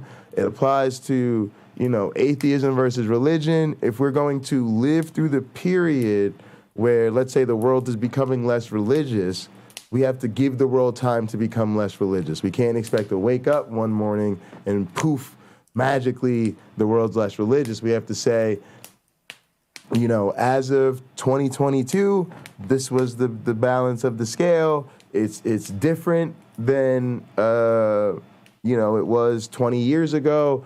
And if it's going to be a certain way 20 years out from now, we are simply living through that process. So that's actually why I don't get triggered about a lot of stuff. I try to make sure I'm communicating clearly, but even when it comes, I say this about evolution all the time. I say people want to talk about it as though the Darwinian revolution is something that should be over. Like Darwin came out with the idea 150 years ago, and so now everybody should believe in evolution. I just don't see it that way. Sometimes these type of things take a long time. So the Darwinian theory is highly up there as far as, saying their race is superior than others. So it doesn't say that. It does. Nope, does not. You don't think that Darwin said that blacks are more in line with monkeys and are secondary humans? Nope. Okay. Well, and it wouldn't matter if he did. Well, I mean, if he's the one that's kind of writing the books that we're listening to in school, then I mean, I think But that's the difference between a scientific worldview and an unscientific worldview. In a scientific worldview, all that matters is what holds up to the evidence and the testing. So Darwin came up with a theory. That theory is a very particular theory. So really what he says doesn't really matter. It's just a theory. And to be honest, if he didn't come up with the theory, somebody else would have been it. We already know who that person was. If it wasn't Darwin's theory, it'd be Alfred Russel Wallace's theory. And so we'd be sitting around going, Alfred Russel Wallace, right? The blase and the flavonoids. It just wouldn't matter. It would just be a different person's name on it. It would still be the same theory of natural selection or whatever. We don't even have to call it natural selection. We could even call it intelligence, right? We could say Natural selection is a good. we is could a call fair it natural design if we wanted to, right? And so we could call it the theory of natural design, right? It still wouldn't matter. And so if the theory of natural design originated from a racist, it wouldn't matter. It's just irrelevant. All that matters is the theory good? Does it hold up to scientific testing? And in the case of evolution, as described by Darwin, yes, it's the most, well-researched and well-supported theory in the history of biology and possibly all of science. So, well, we could change topics if But yeah, so I want to know. So I kind of want to know. I guess. I don't know. I think people wanted us to probably talk about the Kent Hovind thing because we haven't had a lot of people call in since that, and I think we've been kind of anxious to see if some of Kent's fans were gonna head our way, and if they did, just take the chance to get to know them. So I appreciate you calling in. I guess I'd want to know, what do you think we could do going forward? So you're someone who says, I'm a Kent Hovind fan, but you also watch people on the other side. What do you hope to get out of that? What do I hope to get out of that? Yeah, are you just trying to understand, or just looking for some different content on YouTube, or trying to make some new friends, or? I'd love to see an evolutionist come out with something that actually makes sense. Okay. Have yet to see that. So you are interested in maybe looking for, like, because we have some. I'm not looking to become an evolutionist at all. No, I think it's a complete waste. Sure. But I mean, I was just gonna say, we have some friends who are young Earth creationists who, I think, are just friends. So we have some people like Otangelo who I think are constantly poking at the bear, and they really would like to see us produce some kind of evidence, because they would like to, they want to really see what we've got, right? But then I think we've got friends like Peter W., who, like, we're just his atheist buddies. Like Donnie, I think Donnie from Standing for Truth, Donnie and I are just kind of cool. Like, I don't go to Donnie's channel looking for evidence of young Earth creationism. I don't think Donnie comes here looking for me to produce scientific evidence of evolution. I think we're just buddies, and we just listen to each other ramble once in a while just to show some support and send each other snarky super chats. Can I get a message out to Peter W? Yes, I don't want to be offensive, but it is a good idea to ask a Christian if he attends a local church regularly, which we already went over. No, I don't. Oh, okay. Yeah. Why does that matter? I think people are curious. I'm curious always, because to me it's just the difference in, like, I think, one, maybe, like, whether a person sees their faith oriented personally or more communally. Like, for me, I personally found that a lot of the people on the internet Christians and atheists, were weird, because, like I said, they always wanted to talk about, philosophy and science and these weird stuff that I don't think has anything to do with it. Whereas, like, most of the Christians I know, because I'm from a really serious church-going family and I'm a worship musician, so I'm always in church, it's like, to me, church folk are just never talking about those things. They're much more, we're about the community, we love our church, we go to the church that, we identify with or whatever, much more the hope, meaning, and purpose type of thing that we talk about. And it's more about living the Christian life in a Christian community. And so I tend to think that whether or not you're going to church has something to do with that. It could, but it doesn't necessarily have to. It's just something I try to ask as I'm trying to feel a person out and get to know them. But yeah, I don't think it, like, matter matters or anything like that. And I was interested also about the Kent Hovind stuff because I don't watch a lot of his content. I also was interested that you said he sounds like you enjoy a variety of stuff that he does. Like he does some very Bible-focused stuff, does some whack and atheist fun type stuff, does some debates, but that's not all he's doing. He's like you consider more like an online minister more so than... Yeah, I would say he's a minister that I enjoy listening to and engaging on his channel and everything like that. He's probably not too big of a fan of me since I'm a gamer, but he doesn't like games. Nah, he's not a big fan of people who play video games. But it's okay, man. I'm pretty sure it's something. Sometimes I feel like I'm plugging anyway and getting away from all the games and just connecting back to Mother Nature. Sometimes I feel like I'm plugging all of this stuff. So he's not a gamer. What do you think he's like personally? Is he like is that him? He'd rather be outdoors. He likes being on this big property. He wants to socialize. He wants to give glory to God first and foremost. So everything that he does is to glorify God first off. Damn, that's deep. Yeah. So that's what I say. I commend him whenever he goes into these debates because he's not going in there just to argue these atheists. He's going in there trying to save them, which it could be debated whether they need to be saved or not because pretty much after Jesus was crucified, he paid for all our sins there. So if you go by that, technically, everybody is saved now. Carrie Ann said 13 different denominations she's gone to. There's a ton of them. You got to go to the ones that sound right to you. What'd you say? There's a ton of different denominations. You got to go to the one that sounds right to you, that makes sense to you, and that you can get with. But if you're a non-denomination, basically you follow the gospel and you go by that. Because at the end of the day, all these denominations are still going to end up with the same message of the gospel.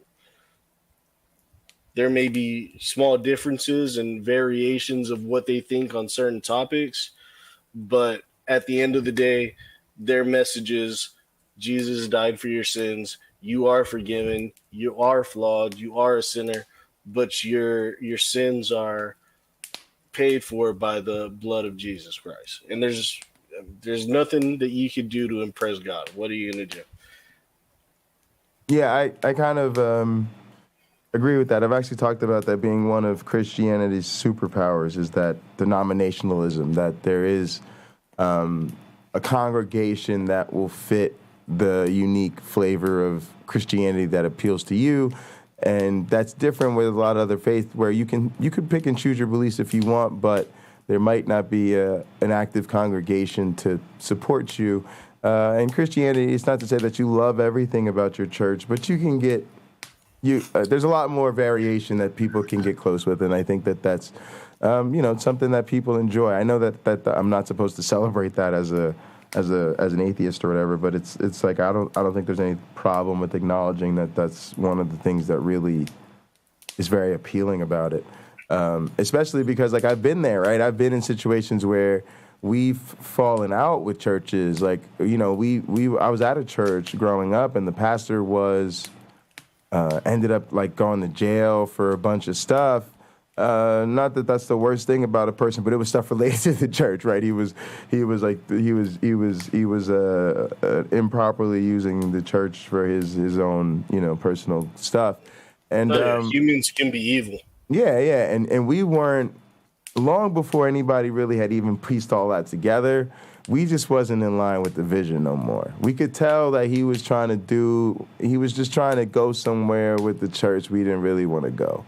And so we left, and it was really important that, we were able to find somewhere else to go, that we could go on Sunday morning and enjoy worship and get to know people. Yeah, exactly. And some people went with us and all of that. And so, yeah, it was great. And yeah, even what I do here, I I try to do really good shows. I think I try to do really good shows, and I always think there's really good parts of every show.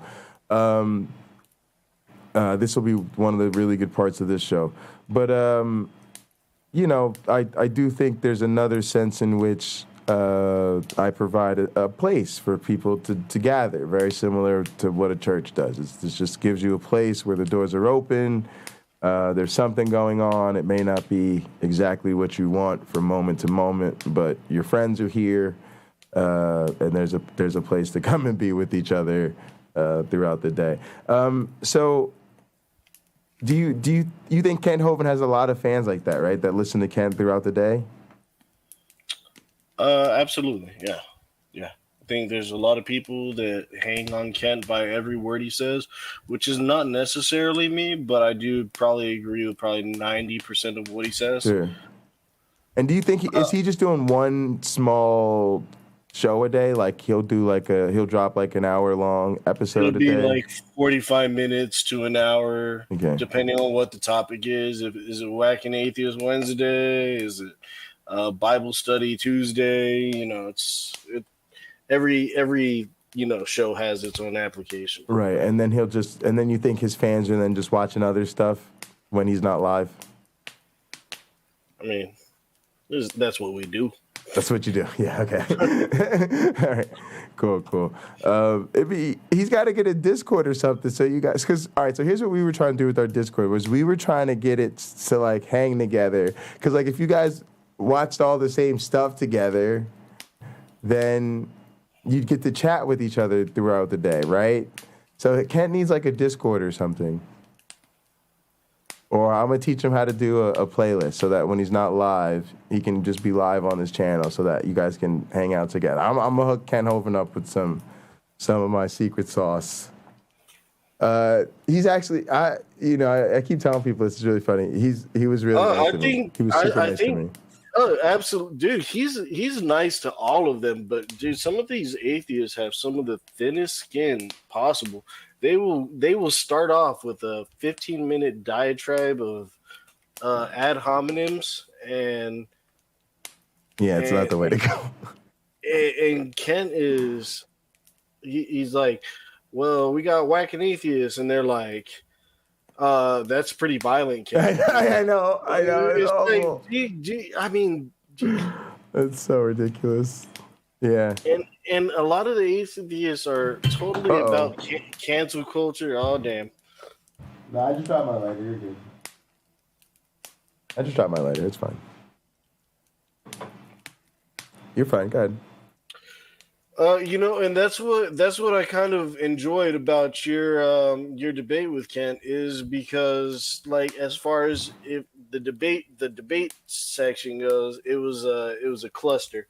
But as far as the conversation went, I think you guys resonated on a lot of topics, and he understood you, and you understood him. Yeah, thanks. I really appreciate that, actually. So would you like to see me do more with them? I guess that's I should do more with them and try to get more of you guys to come through. I want to see him at Dinosaur Adventureland, brother. All right, you want to see? I've been telling them we want to go. Maybe that'll be once I get out of this house. That'll be fun. Start a GoFundMe to get me in the house. What do you? Man, that's crazy. Man? That's crazy. All right, that's an idea. Start a GoFundMe, man. That's an idea.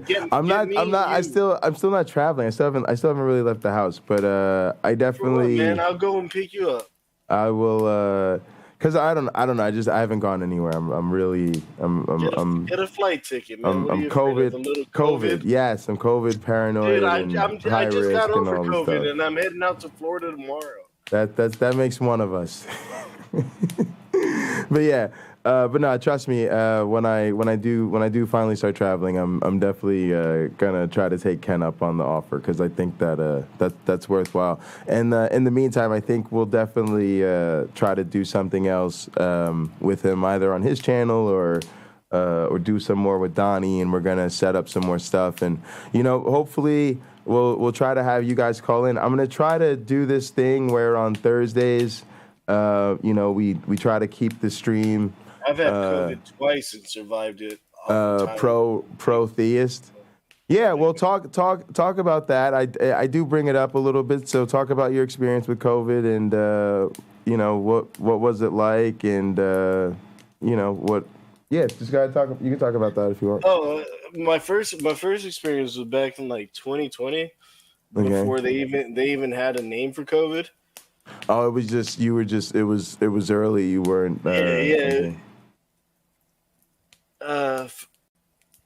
Yeah, it was before they even had a name for it. But I remember it was actually on my birthday, and I was partaking in some herbal medication. Yep. Through some glassware. Nice. And as soon as I inhaled and exhaled, I was like, oh, dang, something's not right. Because I started feeling something in the back of my throat. Okay. So I'm like, oh, man, okay. So this is probably not going to be good. But like I said, we didn't even know it was COVID yet at that point. Sure. So basically, I ran through that, taking just antibiotics and everything like that, and just trying not to die, because it was pretty much like the worst cold that I've ever gotten. Like, you know, my eyes were bloodshot because I was coughing so much I couldn't take a breath. Right. And I couldn't breathe and everything like that, and nobody knew what to do. You know, there was no medications or anything like that. Sure. And then recently, I went to Florida because I have some family out there. Got you. Came back, got COVID again, and beat it like within 3 days with some Tylenol. Oh, so it was much milder this time. That's good. Congrats. Yeah, Are you and I don't have. No, I'm not You vaccinated didn't get the shot. at all. All right, and No, you just I'm not planning to. you got the natural immunity going. Yeah, I got the natural immunity, and I got to go to Florida tomorrow morning. Well, I'm certainly glad that you're feeling better. You know, I think that's always kind of an interesting choice. I'm incredibly pro-vaccine, right? I'm pro-vaccine mandate. I think they should go door to door and make everybody take the shot. That sounds Nazi. That sounds. I know. It's the one thing. Yeah, it's one thing. I take a very liberal stance. I'm pro-choice. You're pro-choice on this, but I will say no. What I'm going to say is that you know, it's from an individual, because that's me thinking. You know, from an epidemiological, huge, big picture thing, but from a personal choice perspective, it is a thing where most people are going to survive it and be okay, and it's going to feel, it's going to be rough, and they're going to be okay. Yeah, see, you know, and that was just a choice that you were willing to make and live with the consequences. People know here, I make a lot of choices. I tell them all the time, guys, I'm just gonna live with the consequences of it, so don't worry about it. But yeah, I mean, I'm glad you're okay. I certainly would wish any harm on you or anybody else due to it, and certainly glad you're feeling better.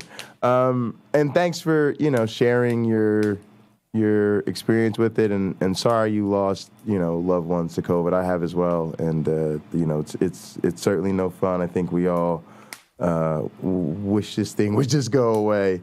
One way or another. Big Pharma's got to make their money, though. They do. They're going to make their money one way or other, right? Whether it's the vaccine or treating it or a cure if they find one or anything. Take your fifth booster shot. Take your fifth booster shot. Yeah, I'm about to take mine. The funny thing is, I know people that are like on their fourth booster shot. They still got hit with it. Yeah, I've got 4 of them. So the other thing I was asking you about, do you have a channel or anything? Do you make content? I have a Twitch channel and I have a YouTube channel, but I don't really post too much on there. I used to have like a lot of followers on another account, like a couple thousand, but I deleted it. Oh, I see. Do you want to share your Twitch link with me? I could drop it in the chat. I always let people promote their stuff. Lupin_Wolf at Twitch TV. All right, hang on a sec. Let me pull it up. And I'm actually working on Do you like military shooters by any chance? Like COD? You seem like an older one. No offense, but you Yeah, seem like yeah. I like. 30s? Yeah. I'm in my 30s. Yeah, I like. I like older stuff. Do you remember a game called SOCOM, U.S. Navy SEALs? Yes. So Yes. basically, I have a mod on a game that plays SOCOM, U.S. Navy SEALs, but in HD. So wait, do you play it or it's a bot I that plays develop it and play it, Okay. and anybody can play it. What's the channel again? Twitch.tv/what? Lupin _ Lupin Wolf. WOLF. Yeah. Lupin Wolf. Okay. Let me. I'm gonna follow. I gotta log in. It's not gonna. All right. Come through and I'll follow you. Also, drop it in my chat. The reason I can't follow you right now, bro, is because my Twitch account is suspended. No joke. But I'm still gonna drop the link in the chat so other people can follow you. But yeah, my Twitch account is suspended for hate speech. You know, just a little hate speech here and there. It's no big deal. It's just what I do. Who are you hating on? Literally nobody. So, it's probably somebody. But, I do a lot of parody stuff. And so there's plenty of content on my channel that sounds hateful.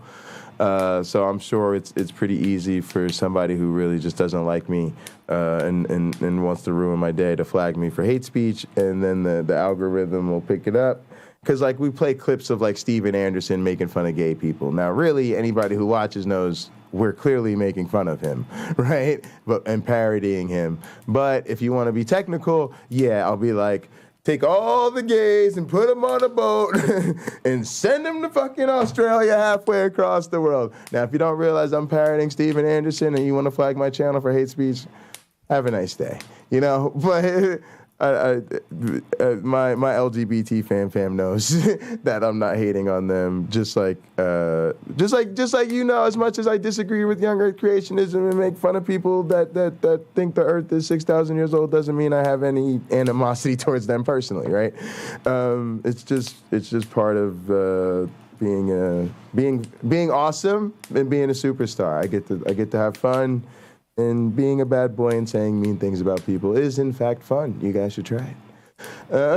In the day and age that we live in, telling the truth is one of the biggest acts of rebellion that we could do nowadays, man. Telling the truth is That's definitely something I agree with. What else do you like? We're also trying to find some other people to interact with. Are there other content creators preferably, that are, religious content creators that you find, that you like, that you find good, that you think I should check out? David Wood. Oh, I think people in our community know about David Wood. I haven't watched much of his stuff. David Wood is a great Christian apologetic. Okay. He mainly does the topic of Islam. And all I've seen this guy before. Okay, is this his channel? What's his channel called? Act 17 Apologetics. Okay, because he's got because Act 17 Polemics. Is that it? Apologetics. It says Act 17 Polemics. Oh, maybe that's somebody else. Because I want to find his channel and not, all this other stuff that's about him. David Wood is also a very interesting story. He attempted to murder his father. He was an atheist, and he got converted in prison. Really? And he talks about all this on his channel, that he tried to murder his father? Oh yeah. It's in his testimony. That's wild. You want me to? I can send you a link to the video if you want to watch it. Yeah. Sure. I mean, sure. I don't know the guy. I mean, that's interesting. But yeah, see, I would talk to David Wood. Come on, y'all. Y'all know y'all want me to talk to David Wood, and people move on, right? People move on with their lives, y'all. Let me play it with something else. Open with Yeah, mute the stream. Hold on, wait a minute. Let me see. There we go. Oh, there it is. There it is. There it is. Oh, it's gonna be crazy. It's gonna be crazy. Who's back here? Hold on, wait a minute. I'm not. There you go. That was funny.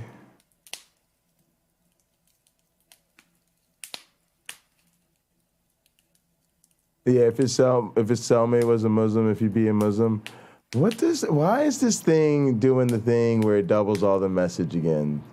I don't understand the double message restream. I really don't understand the double messaging. Why?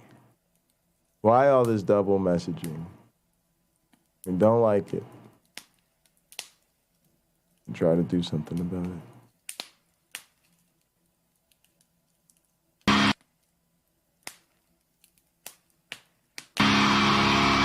All right, guys.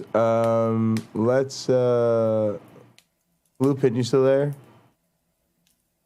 All right, he sent me this David Wood video. Oh, I had my mic on mute. Damn. All right. Cool. We got it. Thank you, sir. Obama. Blue Pin, are you still there?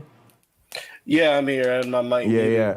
I'll let you go in a minute. Is there anything else you wanted to talk about? Like, I've enjoyed our conversation, but if there's anything you want to ask me or anything else you want to talk about, the floor is yours.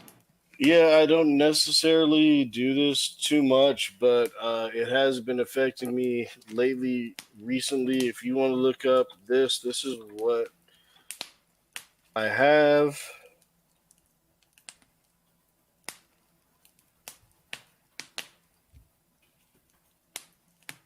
Hold on, because it's hard to.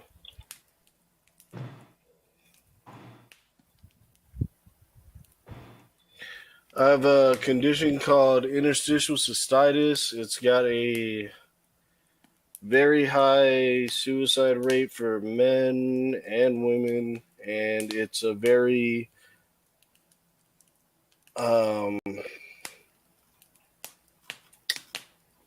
it's not one of those sexy diseases, you know. It's not lupus, and it's not, exactly cancer. Wow. One of those sexy things, but interstitial cystitis, that's what I suffer from. That's what a lot of people suffer from. It's a day-to-day struggle, dealing with a lot of depression. So if anybody wants to look into that, I don't know, I would try a GoFundMe or something like that. But like I said, normally I don't really do stuff like that. But it's been pretty rough right now with the time with COVID and things being locked down and everything like that. It's right. So, all right, we'll look into it. My club does awareness rides every month, and I can definitely bring it up to the guys as a potential issue, because it helps get the word out there, because we do that event with other clubs, which hopefully gets them talking about the cause, and then we do a big ride. And so I think that's at least something we can do. I'm also going to look into if there's oh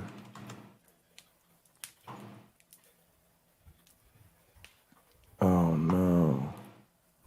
All right. I don't know if do you know of any charities for it? I don't. I should probably look into it. I don't know. I had this kind of pipe dream of kind of starting a foundation, especially interstitial cystitis for males, because males definitely have a harder time expressing their feelings or how they feel, because they don't want to be stigmatized and, judged and everything like that. It's funny because the first thing I pulled up about it was for women. Yeah, but it is definitely something that affects both sexes, but it does affect women as well.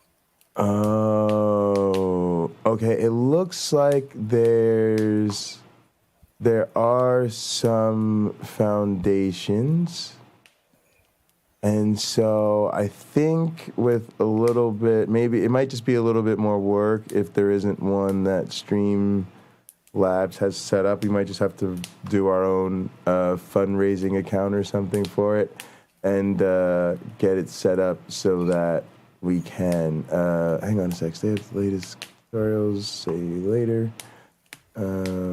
Dashboard. But yeah, I'm going to look into it. I think it's something I'd like to do. I was looking for something to do our next charity for. So I think it'd be good to find, it's good to find something that the community can be connected to. The first one was the International Bipolar Foundation because I'm bipolar, right? So now we should look for something else. Yeah. All right, cool. Well, I did find this foundation, so I'll try to like seek them out. They do have let's make sure they've got a website. Oh, they're active. Great. They've got a newsletter, May 2022. Cool. The International Painful Bladder Foundation. Yes, sir. All right. Thanks so much for letting us know about that. I really appreciate that. That's a great thing for you to make us aware of before you head out. And we do wish you all the best. And stay in touch. Stay in touch. We're here. We try to be friends on the other side. So, we tell a lot of jokes. We got to give you the old warning, but you're welcome to call in anytime. And we definitely have plenty of friends. And actually, a lot of my community too used to be big Ken Hovind fans. Some of them don't like talking about it anymore. Well, you know how that goes. 'Cause there's a child on the compound that went missing. I don't know if you know about all that. Oh, man, dude. No, I don't get into Kent's personal life. That's none of my concern. But as I say, Kent was nice to me, and I'm really glad that his fans are finding us and starting to come through. And I certainly think we'll do more. And thanks so much for coming through. Oh, no problem, man. I hope I kept this interesting for your audience and everything like that. Oh, I think you did. I think they're really excited. I think this is what we've been waiting for. So thanks for being our first. I rock with Ken Hovind. Come at me. It's all good. It's all good, man. Send your best shots, brothers. All right, thanks for calling in, man. Feel free to call in anytime. Hey, can I put in one more link? Absolutely. Yeah. What's it to? This is to our mod that we have for Insurgency. Oh, yes. Thanks. That's great. Yeah. Please do. I'll definitely drop that in the YouTube chat. And I'll put it in our if you join our Discord and promise to play nice, I'll put it under the games in our Discord. I'll be in the furry section. All right, man. Thank you so much, Lupin. Anytime, bro, man, dude. Hey, keep it up, man. And maybe we'll go ahead and meet up at Dinosaur Adventure. There you go. That's one by one, bro. That's the plan. Like you said, we'll just get a job over there, brother. Yeah, tell Kent he better get the smoking section ready. Yeah, that smoking section's gonna be getting the hell out of here. Exactly. Yeah, he gonna be smoking on your way to jail. Why are y'all eating all our mushrooms? Yeah, Kent, don't call the cops on us, Kent. That's not nice. That's not a way to treat your guest. But yeah, guys, I dropped the link to the mod. I'm gonna go ahead and stick it in the Discord as well.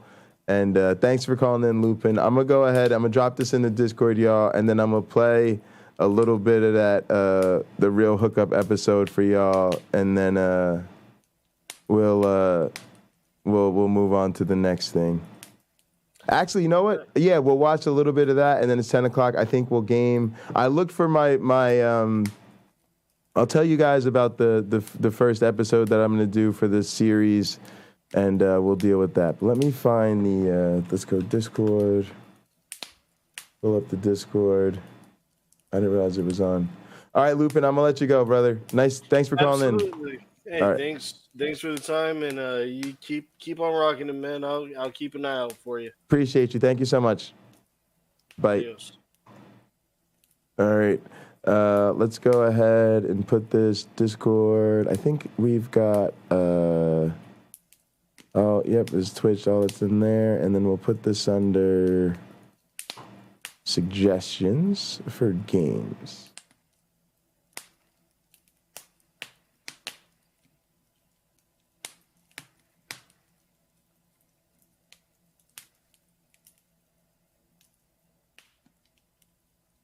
All right, let's go. There's that.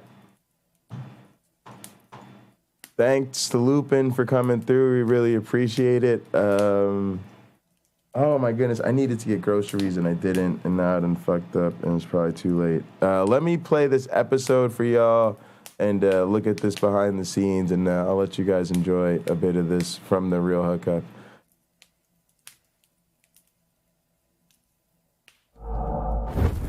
Android stuff, like, Google problems, all of like whatever. all of like these things that are coming into play that you can easily like plug your phone into your computer and then have all of this information downloaded onto your computer, and then anybody can hack into it. You know, it's not so much like, obviously it kind of goes both ways. It's you trusting the person, but it's also you trusting the technology that you're using too.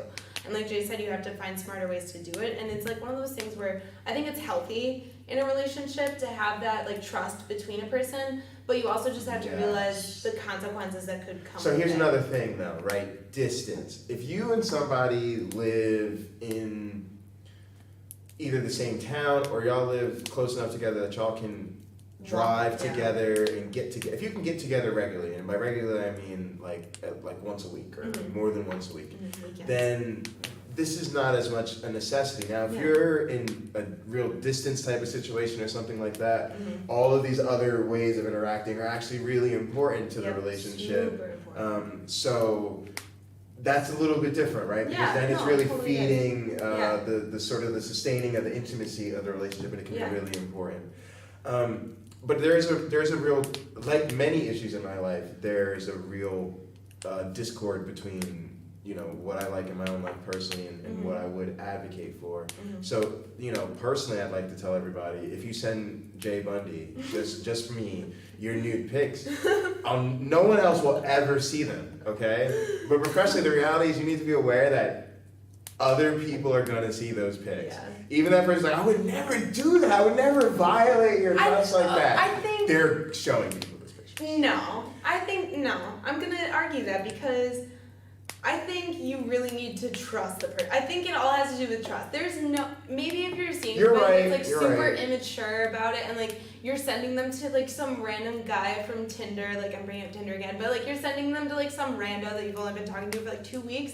Yeah, no, they're probably showing other people. Yeah. But if you're in a relationship with somebody and you've been in a relationship with somebody for months or years or whatever, then, you know, I think at that point the trust is like built. It is, and she's that right. wall has been built. And I've it's had situations like that where I definitely haven't shown anybody else that stuff. I will say though, even in those situations, if we break up or that situation's over, that motivation is not. It's not as strong. Are you saying that you would show somebody your ex's nude pics if you had them and you broke up? Okay. No. But I'm saying if I were coaching somebody, I would want them to be well aware of that possibility. Well, yeah, no, I think everybody should be aware of that possibility. And there's, you know, and again, like, I don't want you out there, like, just not trusting anybody and not having any fun. I just want you to think about it. And that's our thing. If you think about it or communicate about it, like, we've won. Yeah. Like, if you go, oh, like, I'm about to send this pic to this person, like, should I send this? We've won. Like, because you're thinking about it instead of just doing it. Or if you go to somebody like, hey, I'm gonna send you some stuff, but like, this, I swear to 4 gods and 3 crosses and a bunch of frogs, this better never be seen by anybody's eyes other than yours. Again, like, we've won because you're thinking about it and you're communicating about it. Now, if they violate that trust, that sucks, but I think it will be it'll happen a lot less frequently because people will be behaving more mindfully. No, I think in that case you definitely need to have that communication and you need to have that conversation and you definitely need to make sure that the person that you're sending them to is mature enough not to be like, dude, check this hot chick out. She just sent me her boobs. It's just one of those things where that trust you really, really have to trust that person, but you also have to trust technology too, because like I said, there are hackers out there that, it might have nothing to do with you and your SL, but there are other people out there that could just be breaking onto other people's computers and finding that stuff. Can you talk a little bit about the vulnerability, because I do think sometimes these issues can be a little gendered. And I know that from my perspective as a heterosexual guy, just me personally, I've seen some stuff, sort of like the fallout from a young lady who's had her trust violated in that way. And I don't quite relate to the terror of it, right? Because like I can't put myself in the shoes. So I just feel like we have this opportunity here. Like, can you talk a little bit about like what some of the feelings of insecurity and vulnerability are that are involved in that type of thing? Well, I think just because women are targeted like on a daily basis, like in everything, I feel like that's true in every situation. Yeah, sure. So I think, I know for me, I would really, really like, you would have to so build that trust with me. No, like if you were even to mention it, like we would seriously have to have that trust, and to have that trust broken, I would just, I wouldn't even know what to do. It would just be, I think it'd be also like very situational. Like if they were my close friends and they saw these pictures of me, then I would just feel super insecure. I would just be like, oh my gosh, I don't know what to do right now. But if it was just like some random people, then I would probably be like, okay, that really sucks, but I don't see you that much anyways, so I hope you enjoyed the view. And I mean, of course I say this now, and this could happen to me, and then next thing I know, I'm like freaking out. But it's just it sucks. It just sucks so much to have that trust broken. Or I can only imagine, it's never actually happened to me, knock on wood. But it's just one of those things where there's just so much that the wall needs to be built so high and so thick. Yeah. So that's it's like hearing that, right? That's why it's hard for me to advise anything other than like use extreme precaution. Well, yeah, of but course. I think you're actually, what I'm hearing you correctly is very similar to a piece of advice I've heard a lot of other dating coaches give, which is sort of the idea, like if you have a really low threshold for whatever it is, who you'll give your number to, who you'll make out with, who you'll send nude pictures to, you'll find yourself in a situation where everybody's kind of taking advantage of you. Yeah. Because you kind of, I hate to say it, but you allow yourself to put in that situation. Not that this is people taking advantage of you is okay, but again, I'm trying to advise you to help yourself, and I can't control that. And I mean, you could blame it on a self-confidence thing, saying like, I just have a lot of self-confidence, so I should be okay. Okay, good for you for having that self-confidence, but then it's also, okay, think about yourself professionally too. Yeah. So if you do have a much higher offense and there's a much higher standard of trust that you require before you'll do any of those things, I just think it's a lot safer. And it sucks that with all the technology, it makes it so easy that it still has to have this other side of it. Well, it's still really risky. With that in mind, let's talk a little bit about posting and sending. And I don't mean posting nude pics, but just in general, the fact of okay, like we're all sending nudies and stuff like that. It's interesting to me because I'm old enough to remember a time when things were like that, were just much more private. And now I see that that's not the norm anymore. The norm is that you're posting and everything's connected. So help me understand, like, because for me it feels like a lot of risk. It feels like a lot of risk, and for me, I'm just like, look, that stuff's easy. Just do it the old school way. I'm gonna send a picture from my phone to your phone, and like that's it, right? But now a lot of times, like, well, I'm gonna post it here, and then I don't know why anybody. it's just, I don't get that. It's just, I don't understand it either, and I don't know why people would want to do that. It's just like, it's breaking, like, I understand, like, if you break up with somebody, or if somebody breaks up with you and you're super angry about it, and all you want to do is post their nude pictures online, that's really not doing you any good, nor doing the other person any good.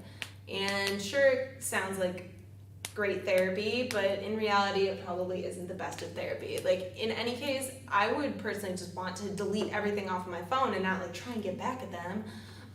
Right. But yeah, like you don't want to fight fire with fire, because you only make a greater fire. And Smokey the Bear says only you can prevent forest And I fires. think that that's a good practice. Like No, that's yeah, actually yeah. what I do. Like when I break up with someone, I get rid of everything. Just get rid of everything. I do it mainly to just help me get over them, so I don't have it, and I'm not tempted to like be like, oh, I missed that. Like, but it also helps me so that I can't do anything vengeful because I don't have it anymore. Yeah, exactly. Like that's your venting in general, just saying, you know what? Yeah, I am gonna delete this picture because this picture's stupid.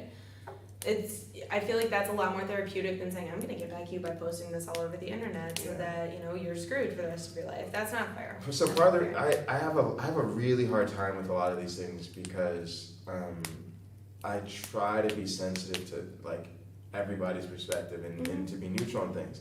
So on one hand, and I don't know what it's like to be like a remarkably attractive person.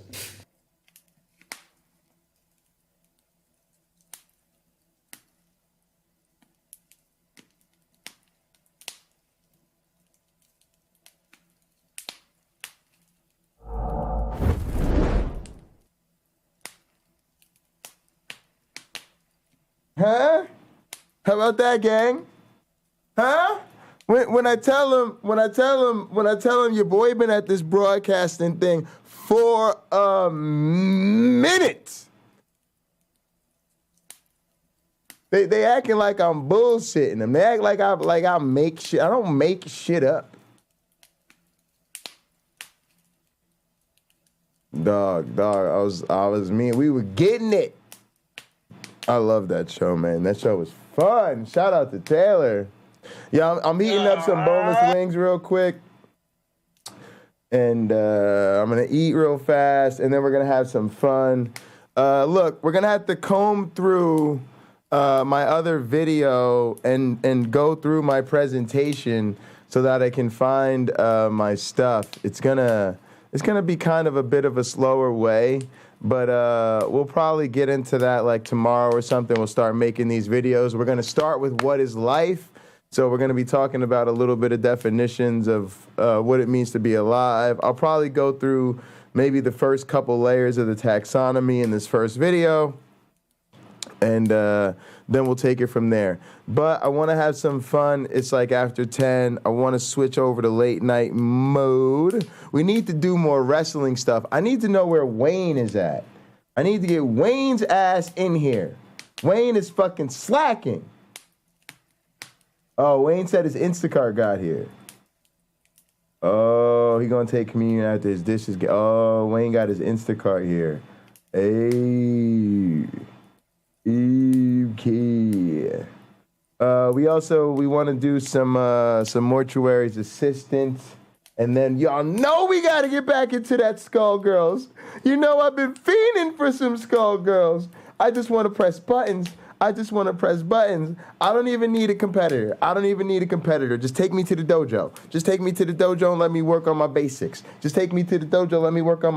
Sensei. Come on, Sensei. Let me go to the dojo. Y'all know I just want to go to the goddamn dojo. Y'all know I hate this Pocket Locker stream. I just want to get the fuck out of here and go to the casino. God damn it. Back on W. Let's just roll this fucked up ass tape. But before we do, the answer is yes. The answer is yes. The answer is yes. And again, for all of you that are tired of hearing it, trust me, there's some of us that are more tired of saying it. But you sitting there and acting like, oh, there's no more racism. There, a nigger was in the White House. Shut the fuck up. We have to first acknowledge the damage before we can fix it. Kids still go to school. Black kids still go to school at Robert E. Lee schools. The six-pack, where I went to school, 6 buildings, 3 on this side, 3 on that side. Looks like a six-pack. They're named after Confederate war generals. I went to classes in Stephen Hogue Auditorium. Step shows were done in the six-pack. If just get that through your fucking skull, gang. The black fraternities and sororities, we did our step shows in buildings named after people that wanted to enslave and murder us. And the list goes on, right?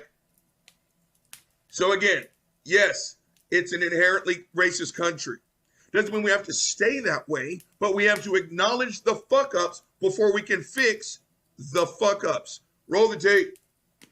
He basically talked about this trial as if it were difficult to get a conviction of a police officer who has killed a person, which just isn't true. It just isn't true. If you have the testimony, if you have the evidence, you can convict a police officer in this country. He's talking as if it were 40 years ago. People were weeping in the streets when this verdict came in, as if it were not a done deal, as if it wasn't the Derek Chauvin who was the guy under pressure. It's amazing. Pause the tape. This man can go fuck himself. I don't even know who he is. I don't like. Yeah, fuckface. There's a reason why people sat around with their ass cheeks clenched all the way up, wondering, was this fuckface going to be convicted of murder? Oh, you don't think so? Ask this coon sitting right next to you. Her, Ben Shapiro, Steven Crowder, Matt Walsh, all the Fox News went out of their way. Not a lawyer amongst them except for fuckface Ben Shapiro, and he was fucking wrong. Went out of their way to find a way, and $10 as they talk about it right here, to go out of their way to find a way to show that Derek Chauvin was innocent of the crime or murder. That George Floyd, the filthy violent nigger, it was all his fault. But yet this asshole sucking up to Candace Owens is going to sit here. How can it's a done deal? I mean, we always convict white guys for killing black guys in this country, don't we? Roll the tape. How completely the press, working together with the left, has sold this narrative that this is a racist country. I lived out of this country for most of the 90s. This is the least racist country on the face of the planet. You would think that for... Pause the tape. Gang, anytime I hear a white person say this is the least racist country, I can't shut the fuck up. Now, I got nothing for that other than shut the fuck up. But it's what happens when the only black people you know are fucking coons. Roll the tape. Our Vice President Joe Biden would acknowledge the fact that America is not a backwards racist country, as he stood next to the first black man to be elected as president of the United States 2 times, right? This is...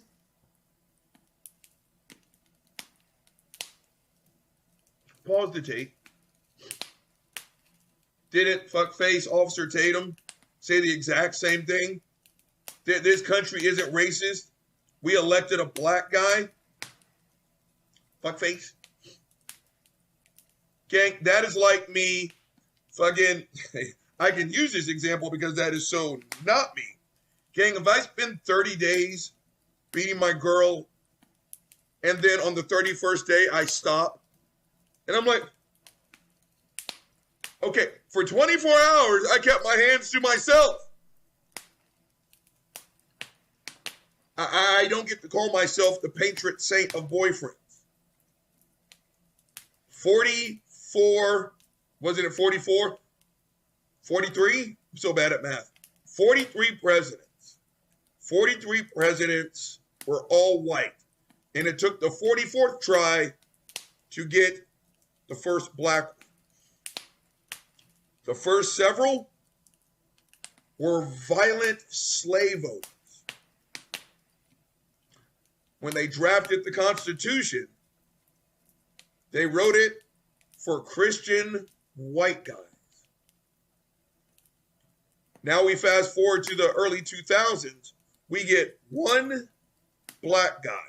Okay, we got him twice. But some way, somehow, that ended racism. Roll the tape. A majority white country, 60% white country, it would not have happened. Barack Obama would have never been president had it not been for the fact that America has moved on from race, but they don't want us to move on from race anymore, and that's exactly what... Pause the tape. We're not getting through this. Holy shit. We're not even 2 minutes into an 11-minute tape. We moved on past race. Did you just hear me fucking say... Again, I remember saying this at work. I remember saying this on this show. Again, please go fuck yourself. Because the first person I said it to was at work, and she was mad than a motherfucker that we were even talking about taking the name Robert E. Lee down off of public school. So I asked her, would you send a Jewish kid to Adolf Hitler High School? She looked at me like I was crazy. Look, bro, I don't know why we read even out. She caught the vapors and shit. She clutched her pearls. I was like, if you are that hot and heavy over sending a Jewish kid to Adolf Hitler High, but you're defending black kids being sent to a Robert E. Lee school, you need to shut your fucking mouth. You're giving concessions to Jewish kids that you wouldn't give to black kids. And you're saying that to a black dude. Please go fuck yourself.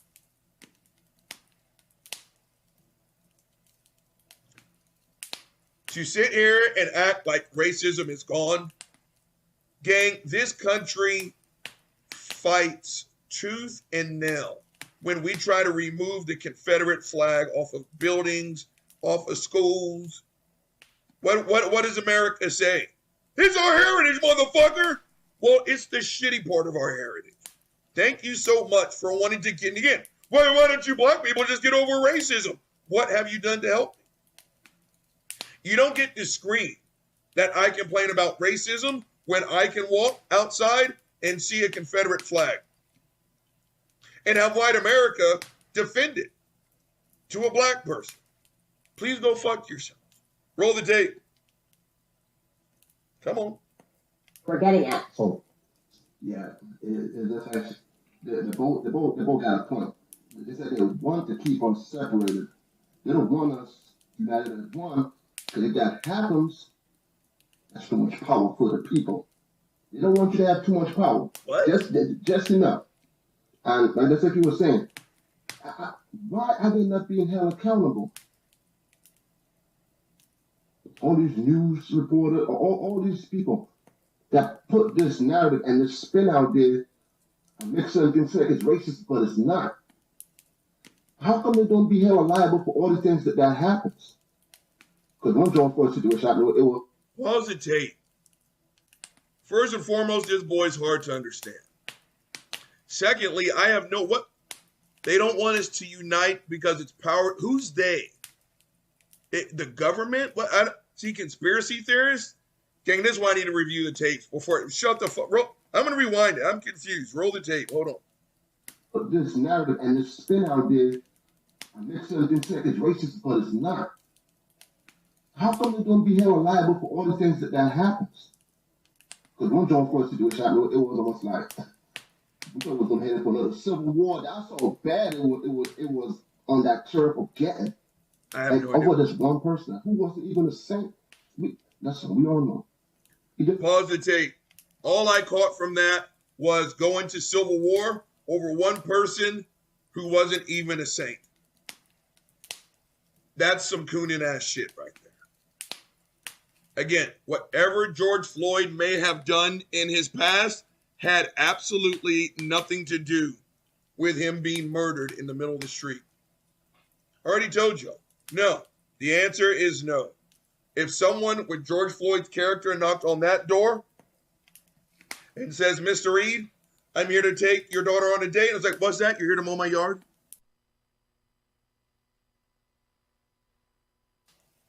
No, I would not let George Floyd date my daughter. And that's the end of the story.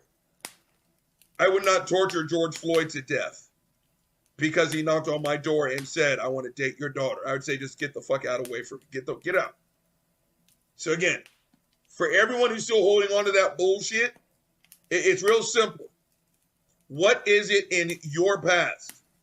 And I don't care what you're going to say. Oh, well, Robert, I've never done anything bad. Shut the fuck up. It's not your judgment call. It's not your judgment call. So let me ask you, what have you done in your past that will give me permission to whip the dog shit out of you? That's it. Do you want to know about a slippery slope to go down, gang? Roll the tape. You deserve to die like that. Well, come on now. You got to burn down all these buildings, looting and all that. Your own neighborhood? Like, Pause the tape.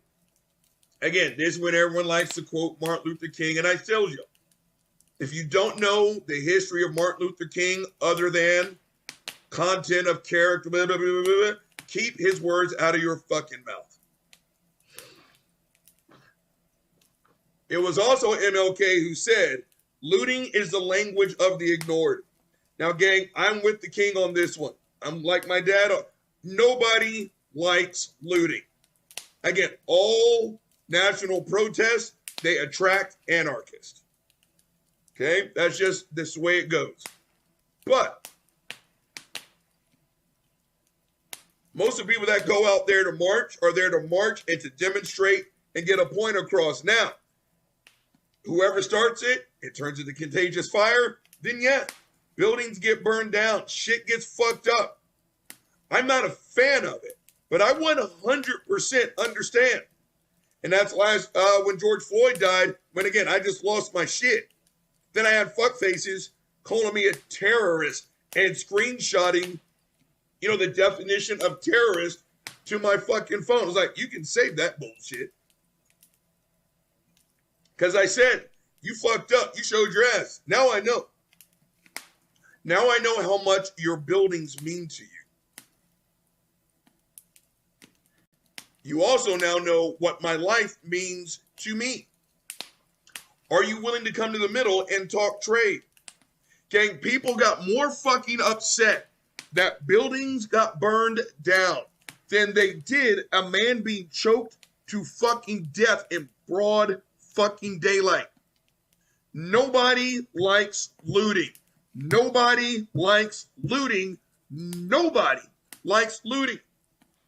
But when I say, hey, I don't want to die, please don't kill me, you ignore me. I raise my voice and I say, please don't fucking kill me. You tell me I'm a fucking animal, I need to calm down. Right? I'm banging on your door.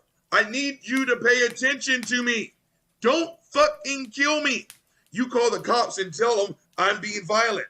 What? By the time buildings get burned down, fuckfaces, 5,000 attempts to have a civilized conversation have been ignored. So all that's left, again, I'm not endorsing violence. I'm not endorsing looting. But I understand what it means to be frustrated as fuck because you are asking a very simple request and you were being literally ignored. Roll this fucked up ass tape. Taxes gonna be going up. I gotta pay more in taxes. Your own neighborhood. I don't understand, but somebody needs to be held liable when these stuff start happening, and when they put in these type of spin on stuff and make things seem like it's. Pause the tape. He's right. Someone does need to be held liable, and it's the fucking police. When we're talking about these bullshit ass happenings, if Derek Chauvin would have simply arrested, assuming George Floyd committed an actual crime, if he just would have been arrested, questioned, whatever the fuck, we would not be having this conversation. So don't blame George Floyd. Don't blame the people who started rioting and looting. Blame fucking Derek Chauvin for overstepping his boundaries and acting like a murderous asshole. Roll the tape. They'll show the clip of what happened, but they won't see the whole video until days later. They want a little uproar before the whole truth kind of comes out there. Somebody got to be held liable for that. And I want to get to this tweet because I was so physically nauseated by it. It was from the mayor of Minnesota who says, ready, George Floyd came to Minneapolis to better his life, but ultimately his life will have bettered our city. The jury joined in a shared conviction that has animated Minneapolis for the last 11 months. They refused to look away and affirmed he should still be here today. Brandon, Minneapolis to better his life. When you want to better your life, how much fentanyl do you take? Simon says, Kendra. You follow up the chocolate milk with the the wings with the motherfucking chocolate milk. Woo! Spicy, spicy wing wing. Holy shit.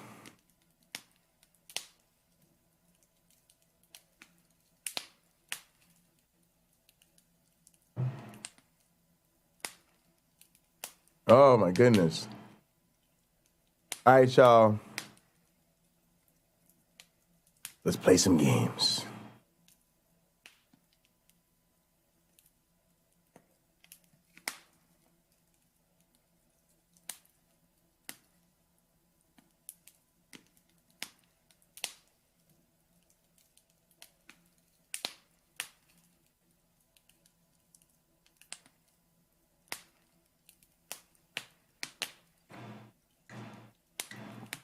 Tomorrow we'll start making the videos.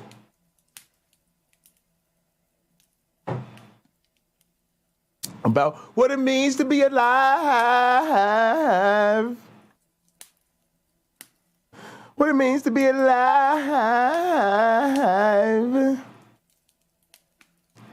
What y'all think of The Real Hookup? That show was dope. I got some more. There's a couple other episodes laying around. I might put them shits up. Some bonus content on the channel.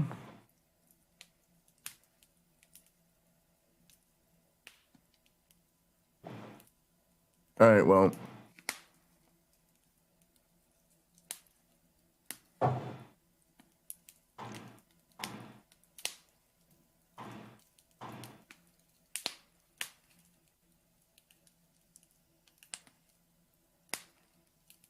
Whoo.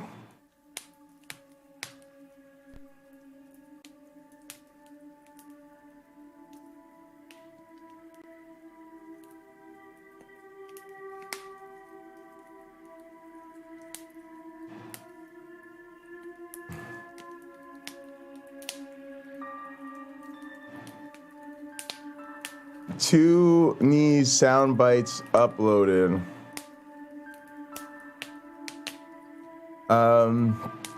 Do you mean there's 2 new sound bites uploaded? Cameron said save it for Patreon.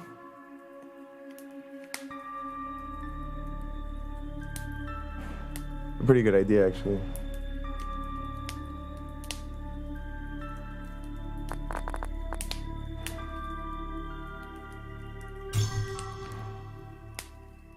All right, y'all, we on shift number 2.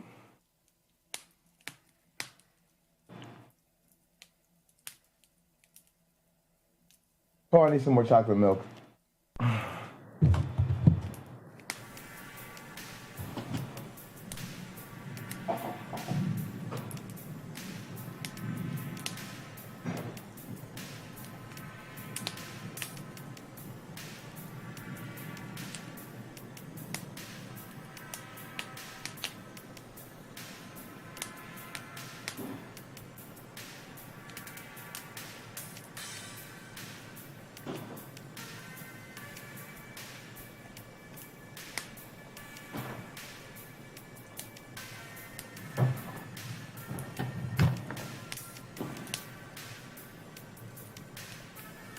Actually, y'all, this fuckface dog needs to go out before I get all the way into this game. This fuckface, 4-legged fuckface. You 4-legged fuckface. You got too many legs, and you're a fuckface, and you can't let yourself out. You don't have hands. Get some fucking hands up in this bitch. I'll be right back.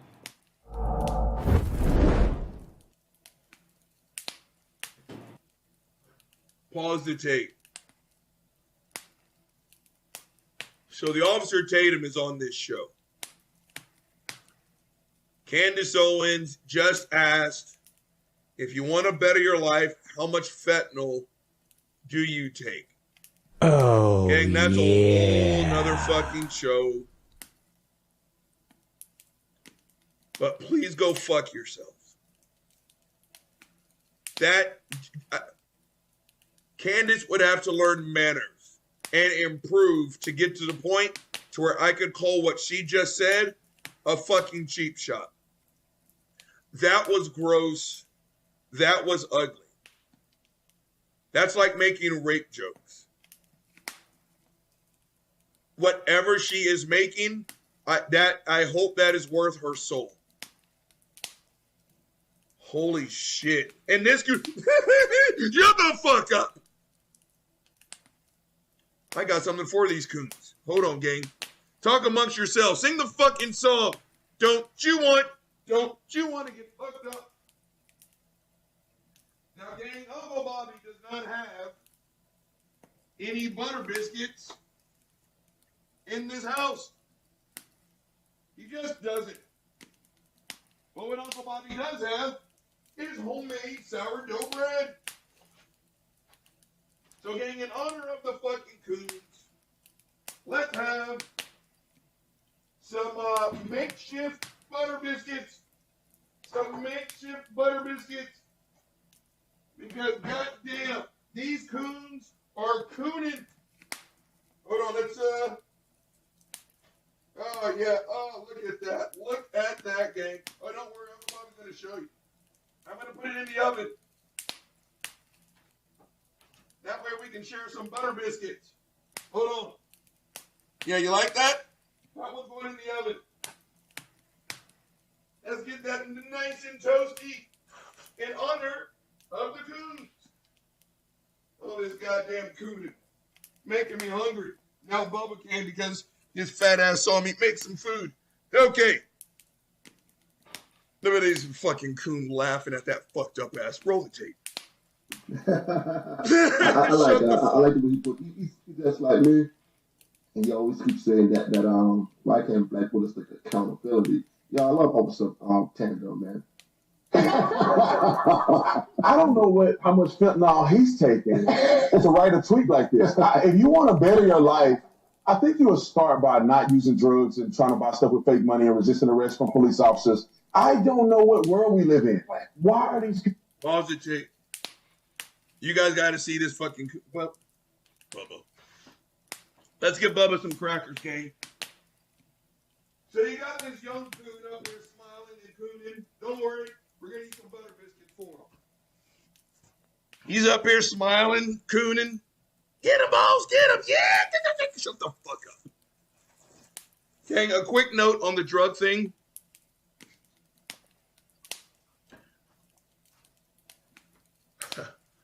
The drug discussion is way more complicated than what these fucks are making it out to be, right? It's one of the few times I've 100% agreed with Joe Rogan when fuckface Ben Shapiro was on his show. And again, stopping violence in the inner city, it's not just as easy as just don't pick up the gun, right? And Joe is trying to get that through Ben's thick skull. He just don't pick up the gun. Don't pick up. Shut the fuck up, Ben Shapiro. Gang, the drug discussion, especially in inner cities, it's a hell of a lot more complicated and convoluted than just simply saying, don't take fentanyl. His criminal past, whatever the fuck it was, sometimes it's not just as easy as don't commit a crime. And he's a fucking police officer, Officer Tatum. Roll the tape.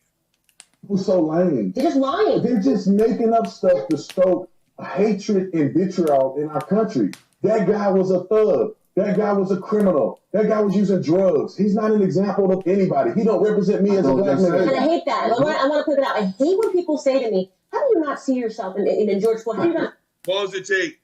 Well, all three of these coons, like I said, the bread's warming up.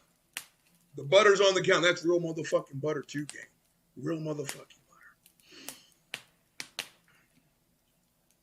butter. This country has got no room to sit here and vilify a black man who's got a criminal record. Right? It was Candace Owens who sat there and she said right after George Floyd died.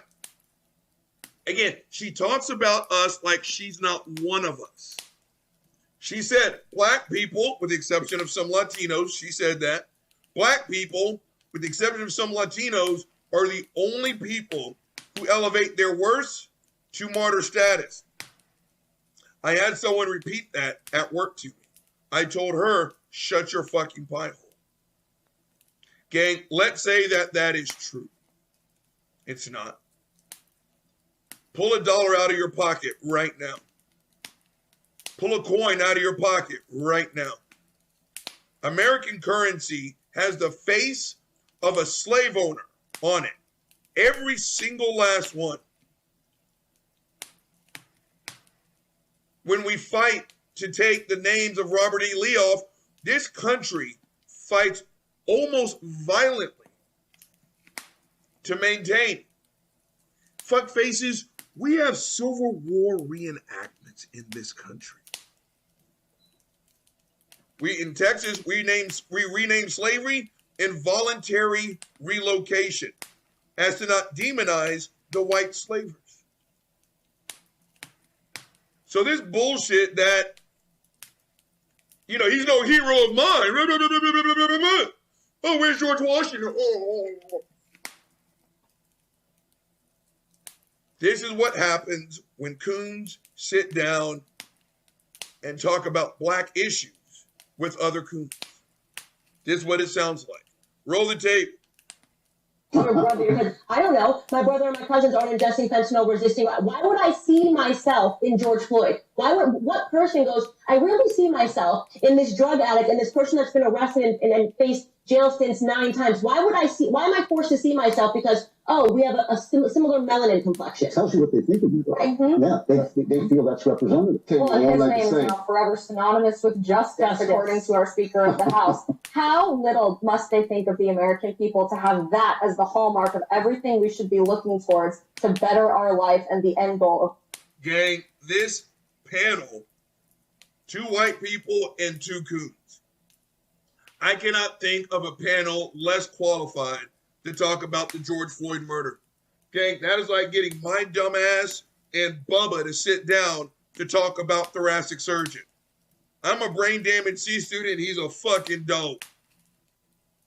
Actually, we'd have a more fruitful conversation about it because I can speak for both me and Bubba. We are not thoracic surgeons. Go ask somebody who's qualified. 2 white people and 2 coons. For the least qualified people to talk about this fucking topic. We're not making it through this, gang. Roll the tape. Where we should achieve things. Yeah. Yes, they look at us as all the same and expect us all with that movement. No, why don't you look at us all the same when there's all these black on black crimes happen? Where's this uproar? You see, they don't put the spin on those type of stuff. Once it's black on black crime, they ain't putting that out there. So white cop, black man. Pause the tape. He's too young for this conversation. There's no such thing as black on black crime. I told y'all, crime is regional. You are more likely to hurt someone across the street than you are across town. I will get as upset about black on black crime as soon as white people get pissed off about white on white crime.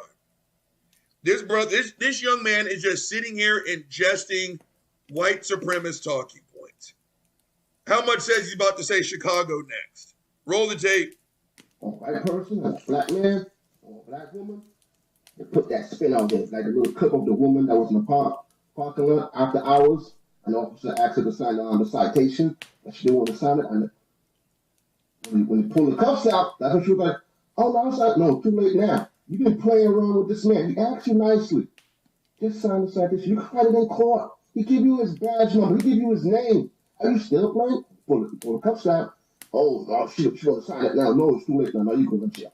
So he had her on the ground, put the cuffs on her.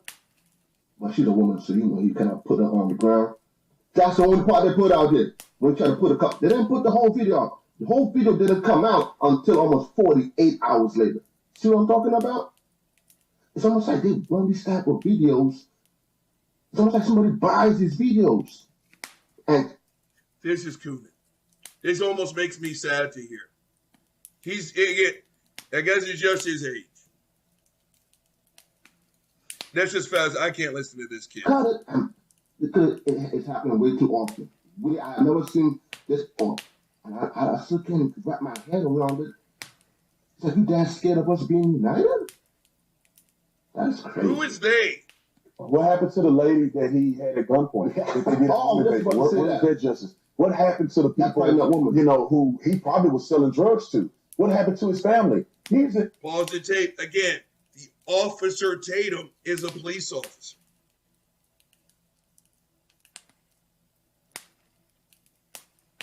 Okay, let's grant that story is 100% true. George Floyd held a gun to a pregnant woman's stomach.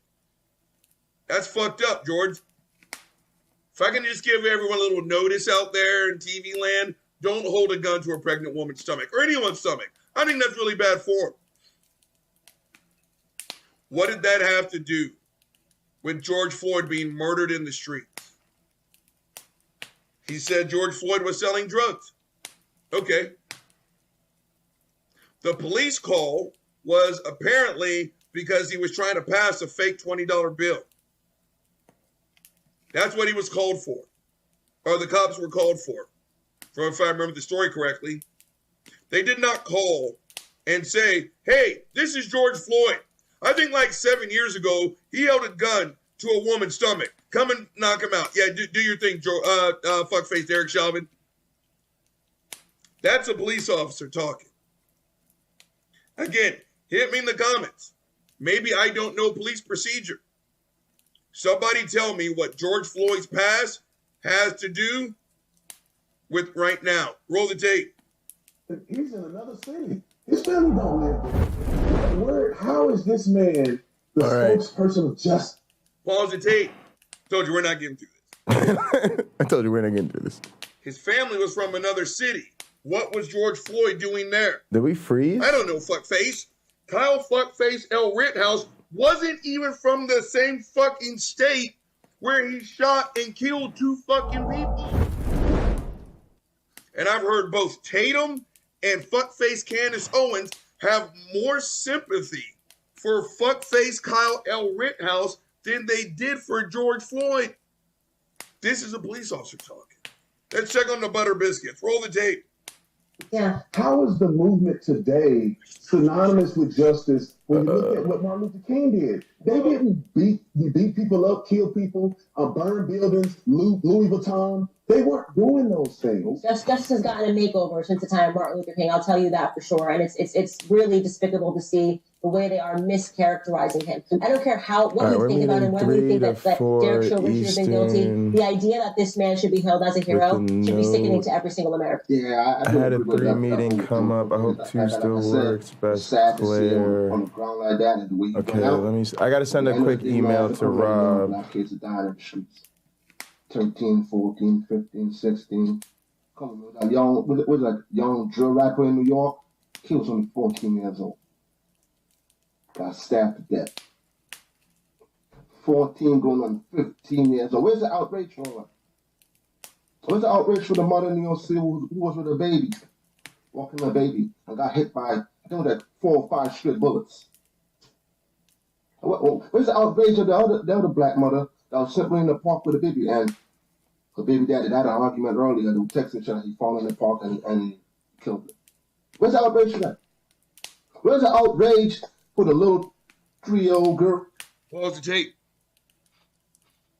All those stories are really sad.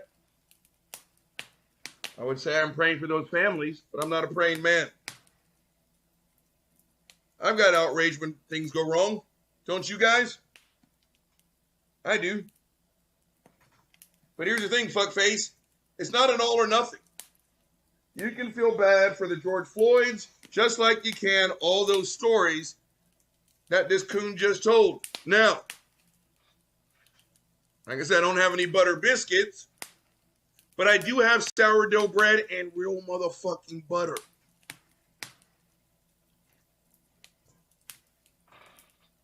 Goddamn, that was delicious. And I got powdered donuts. I don't give a fuck. This is just cooning. And why is this boy talking like he's got a mouthful of marbles? Roll the tape. I got shot in her bed, sleeping by straight bullets. What's all great for that? No, there's only one right. Like, how do you equal a life with race? Our life is a life at the end of the day. You see, we so hypocritical the way we go about things, and black people, it's almost like all people just want the reason just to act stupid. Because if it was all about the life of a black person, you would keep that energy no matter who took the life of that black person. Well, today, Coon, I am upset when a black person kills another black person. I am. Big thing, Flying Wayne. Let me know if you want to get in the pulpit, bro. All right, I sent out my email. Let me set my calendar. Let me set my calendar for tomorrow. Set my alarm. All right, I got an interview at coons like this making excuses for that 3 homicide o'clock. spit. Where did it go? I'm gonna show y'all how I schedule my nights. I have an interview at 3 o'clock. I need to be up by 2 o'clock. I gotta work backwards from there. 8 hours from there is... Fuck, I hate math. I'm kidding. I'm really good at math, but I'm stoned as shit. All right, y'all know fucking time, right? You do the carry the 1, add the 3, times it by the 4. I think it's like 8 o'clock, right? 8 to 12 is 4 hours, and then nope, wrong. 6. It's 6. 6 to 2 is 8 hours because I know math. All right, so I definitely need to be in bed by 6, which means I definitely need to be off by like 4 because it always takes me at least 2 hours to relax and go to bed. Which means I really need to try to get off by like 2 so that I can relax and watch pro wrestling because I need to catch up on wrestling. So I need to relax, get some extra sleep so that I'm fresh and furry and bright-eyed and bushy-tailed. So I'm going to try to get up off the stream about 2 to 3, something like that. 2-ish, 3-ish, who knows? Y'all know me. I'll probably fuck around and stream late. But I gotta start getting more sleep, gang. But Big Thing Flying Wang is eating hamburger meat. Maybe is that why he's not getting in the fucking chat? Look, let's get communion, y'all, real quick. Look, I'm ending fucking Theist Thursday. We had Pro-Theist Thursday. I ain't gonna lie to y'all. Pro-Theist Thursday was fun. I am gonna, we're all gonna just go into the gaming portion of the night, and then we're gonna head over to the arcade. Wait, y'all know what I just decided? Fuck it. We're going straight to the arcade. Yeah, we're going to the arcade, y'all. We're going to the arcade. We're going to chill. We're going to have this little communion with Uncle Bobby, and then we're going to the arcade. Matter of fact, Uncle Bobby got 12 more minutes in this video. We're going to watch the rest of this video. We're going to have communion. We're going to watch the rest of this video, and we're going to the fucking arcade. We ain't even hanging out with y'all pocket locker nerds. But for real, I'm going to rap it when it raps, but I want to say this, man. To the atheists, to the theists, whoever you are, man, I appreciate y'all for supporting Pro-Theism Thursday. The first time I did it, y'all know, I thought it was a good playoff of everything that was going on with the Ken Hovind debate. The atheists were pissing me off. I was trying to get rid of the atheists. I was trying to let the atheists know, y'all take me for granted, but I will switch sides on your ass. That's right. I'll all the way switch sides on your ass. I'll fuck around and let Ken Hovind convert me. I'll go down the altar call at Ken Hovind's Dinosaur Land and everything. And I'll be like, I don't know what it was. It was just Ken Hovind. I'll give Ken Hovind the credit for converting me. What you gonna do then, atheist? What you gonna do then? And guess what? I'll still keep my fucking job. That's right. Because science ain't got shit to say about it. Well, what? What? I could let Ken Hovind convert me? What you gonna cry about it? You're being unscientific, Jay. And what's your point? I'm allowed to be unscientific in my spare time and shit.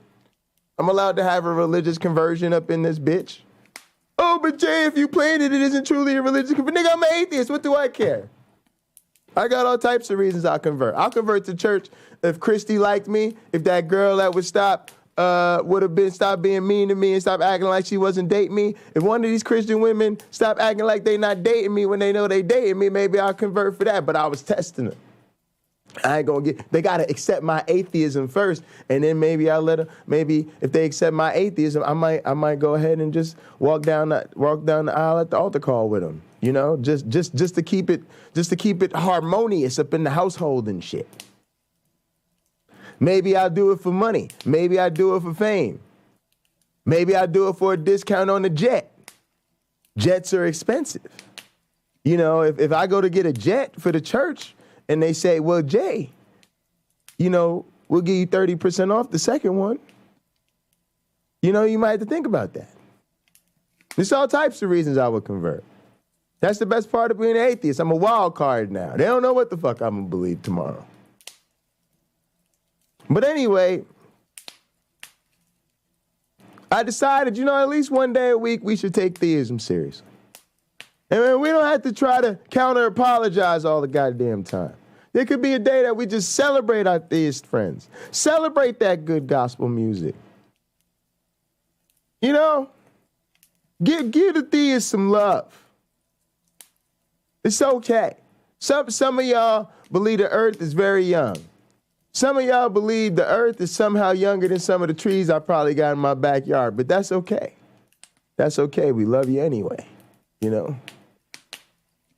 You know, some of y'all looking at mountains in the fucking horizon, and you think the earth is younger than the age of the mountain. But that's okay. We can still be friends. Because some of that music is banging, you know. So I just want to thank everybody because I really do think that Pro-Theism Thursday was a success. So yeah, we're gonna have a little communion one more time. We had a call in. We even had a theist guest. We had our first theist guest post Kent Hovind, and it was a Kent Hovind fan, a diehard, true Kent Hovind fan. And we had a very nice time. See, and y'all saw, we disagreed about some things. I told him, you got to shut up and listen, and he did. And then he schooled me to some things. You know, if we really disagreed about something, we moved on to something else. We became friends. We had a nice little friendly conversation. I told him, you're welcome to call in anytime. Some of y'all hate this, be calling in. Y'all don't even give me the same fucking courtesy on my own goddamn show. I be telling you ass, get the fuck out of my face. I don't even want to listen to you no more. I'd rather talk to Lupin. You know? But yeah, appreciate the boy Lupin calling in. We had a good time, man. Appreciate that.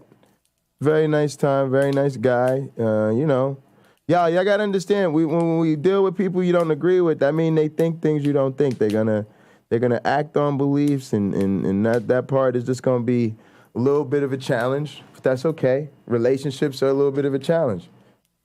All right, now let's have some fucking communion up in this bitch. But this time we still keeping it in line with theism, y'all.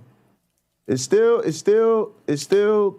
Pro-Theism Thursday. We're not ending Pro-Theism Thursday till the show ends. We going. That's why I said we going to the casino early. I was gonna end Pro-Theism Thursday and then do some other shit, but we're not even gonna do that. Out of respect, we're gonna close the show all the way Pro-Theism. That's how much respect we're gonna show our theist fans. We're not even gonna switch up on them. We're gonna keep it Pro-Theism all the way through. All right? Ooh, and I don't even know who to hit y'all with. Ooh, I'm gonna hit y'all with one of my favorite drummers too I'm gonna hit y'all with one of my guys. Ooh, I'm gonna hit y'all with one of my guys. Ooh.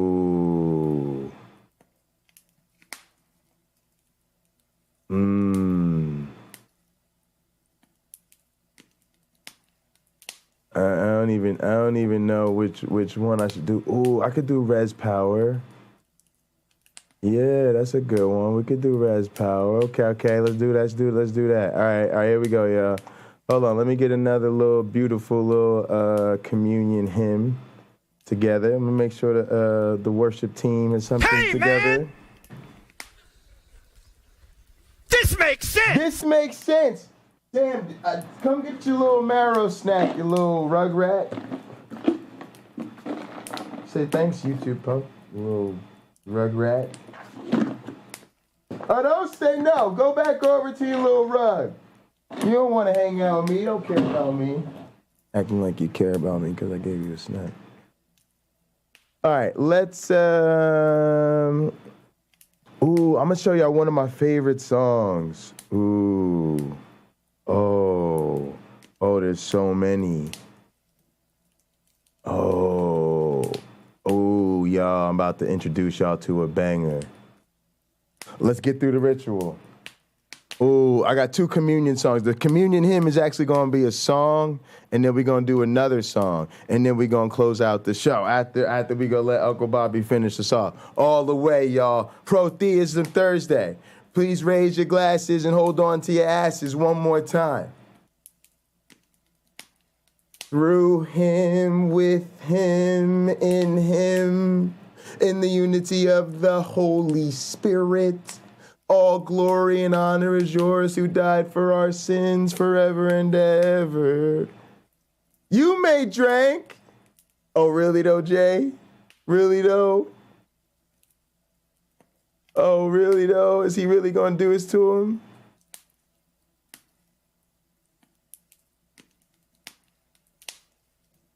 We going all the way Catholic.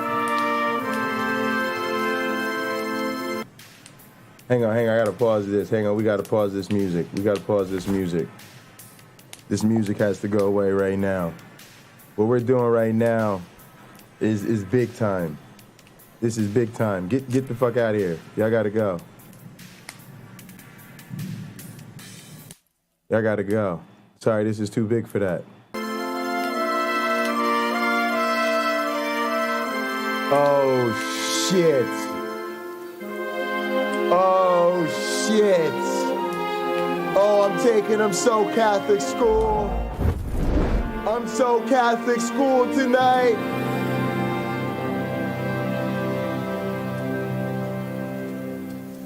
You dwell in the shelter. This is a banger. Will abide in his shadow for life. Cheers to all my Catholic homies, all my Christian friends. Catholics are Christians, and this song proves it. In whom I trust, and he will raise you up on eagle's wings, bear you on the breath of dawn. Yes. Make you to shine Yes. like the sun. Yes, what else? And hold you in the palm of his hand. Oh, that's beautiful. Oh, that's beautiful. The snare of the Oh, that's beautiful. will never capture you. Yes. And famine Yes. will bring you no The Pope's in the middle. I think he's right here. Under his wings, your refuge, his faithfulness, your shield. I think that's like the Council of Bishops and shit. Where is this at? On eagle's wings, bear you on the breath of dawn. Make you to shine. All right, I'll check it, Carrie Ann. Sun that holds you in the palm Oh, yes. of his hand.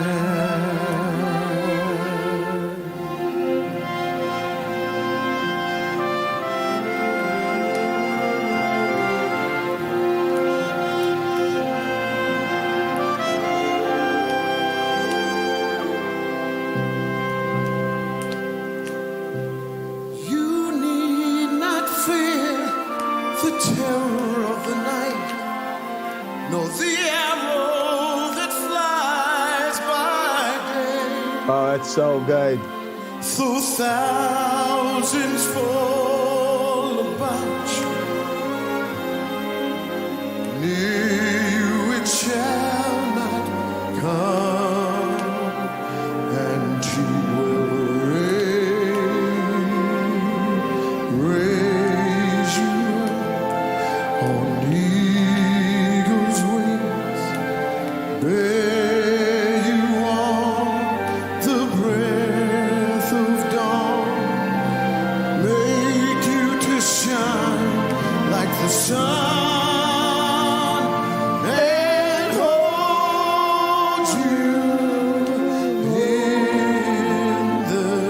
bad they just got blocked.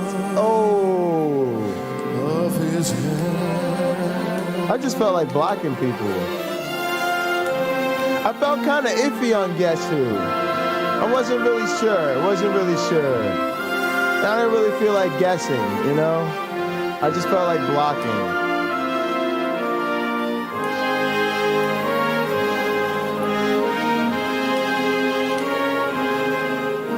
Not everything is about the drums. You hear that? There's some timpani. That's what you need, just a little timpani. Oh my goodness. Oh my goodness, this song is so beautiful. Oh my goodness, this is that beautiful Catholic music. How do people not understand how beautiful Catholic music is? Y'all gotta go to Mass. You don't know about all the bangers in Mass? This is one of them. This is everybody can sing this in church. On eagle's wings, where you over the dawn, made you shine like the sun.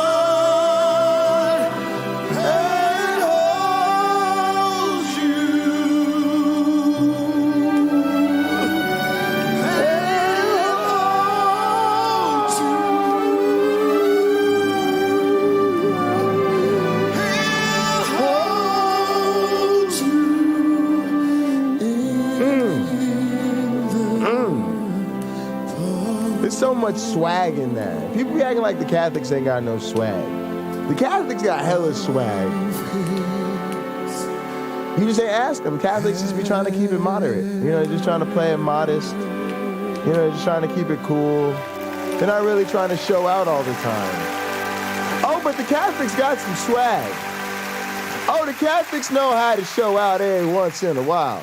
All right, that was the communion hymn. It was dope. Now listen to the communion song. It comes to us from Res Power. Oh, let's get it all the way evangelical with one of the dopest church drummers, Carlin McCullers. Let's go. Hallelujah. Oh, yeah. Hallelujah. Oh, yeah. This that close. Oh, yeah. Like you. We thank you, Lord, that your power is alive in us. Is anybody glad that his power is alive? Yeah, there's a problem with women singers. They're not good. What are you talking about? Everybody knows women can't sing. Let me see you clap, clap, clap, clap. We praise your name. We celebrate you, God. See, there's a woman. What is she doing? Accessory percussion. That's more like it. Let's go!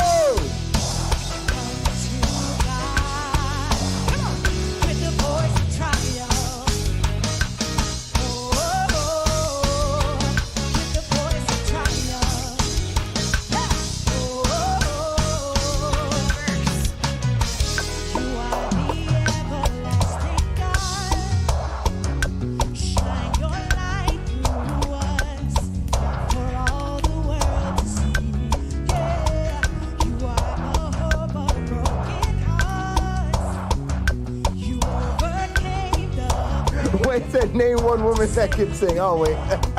Exactly. Gloria Gaynor's trans. Everybody knows this.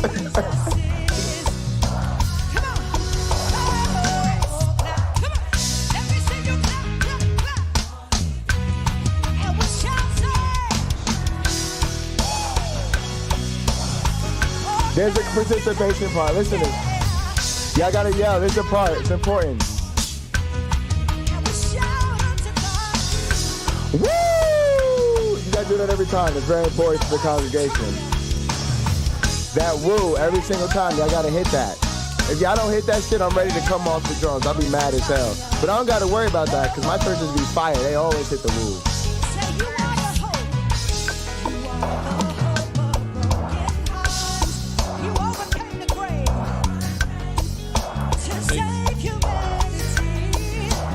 Y'all hear the click track, you can hear the guide. You also hear the musical director talking to him. He's talking to the band. The audience can't hear that, only the band can. and only the band can hear the click. That's how we all stay in sync with each other. The click is never wrong. I play to the click, everybody else does the same deal. If I catch you not listening to the click, I will whoop that ass. Let's go!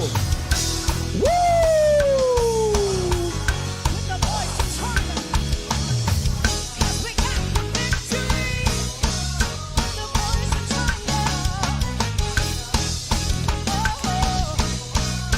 Build it up! Oh!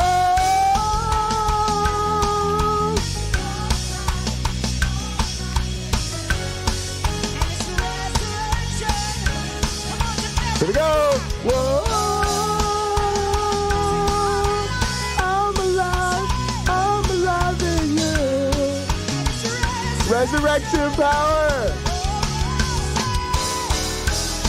Every single time.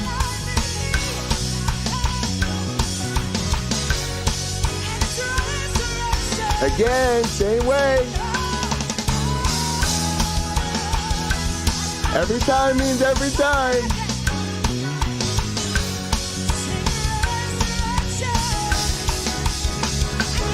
Break it down. Hey, hey, hey.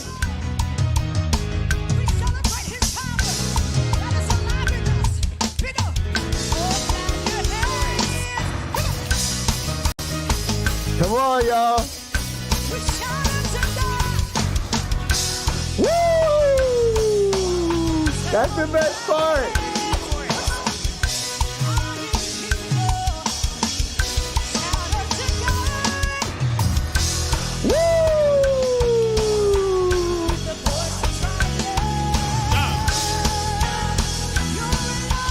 So good. So good. Every time, y'all ready?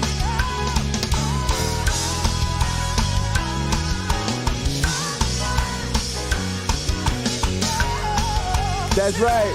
We having so much fun on Sunday morning. Are you not sitting behind on the drums on Sunday morning? Oh, that sucks for you.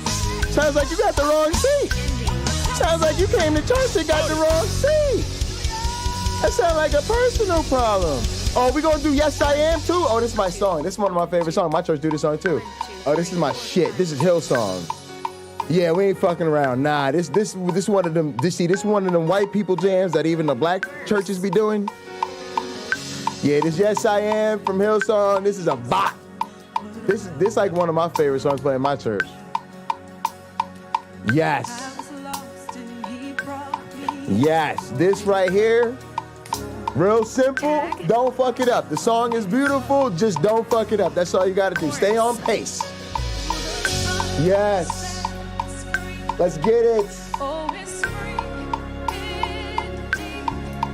I'm a child of God. Yes, I am. Let's go.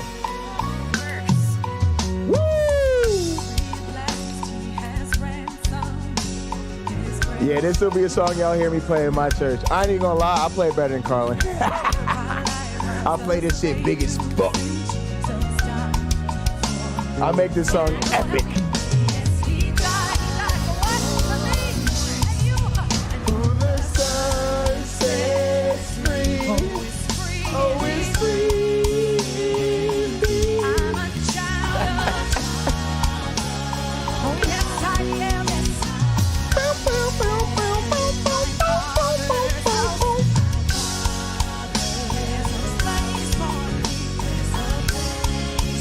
Oh yeah, get him out of here. What's the hardest thing about learning drums? Just being patient with yourself. Slower. The hardest thing about learning to play drums is you're not practicing slow enough. You're not practicing slow enough. That's right. Everything we have to learn to do, you have to break it down, you have to play it slower. And as soon as we start to feel something, we want to play it faster. And then often it takes us longer to learn something because we just refuse to play it as slow as we need to. You need to slow it down.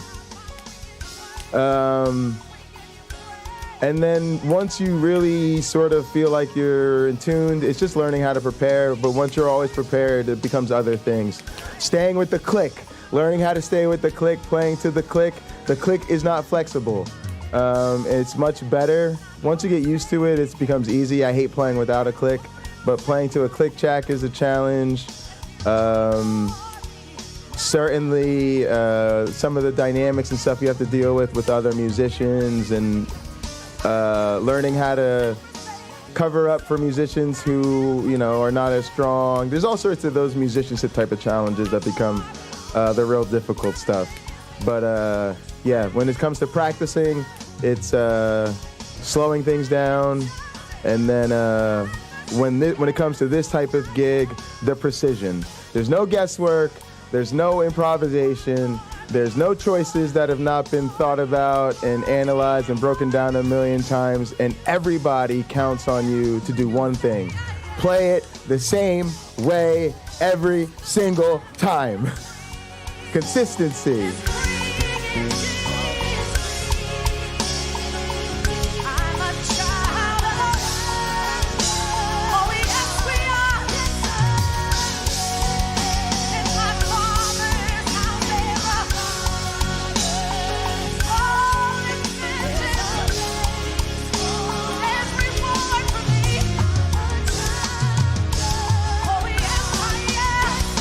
Oh, I love this song.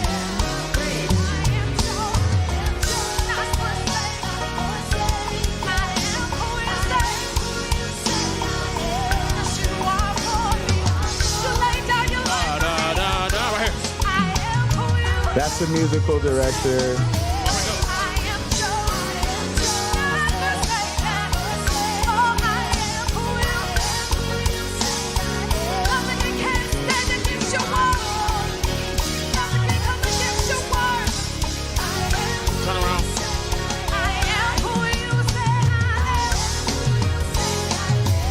Here we go. Beautiful. There it is, right there. Keep it right there. Perfect. So clean.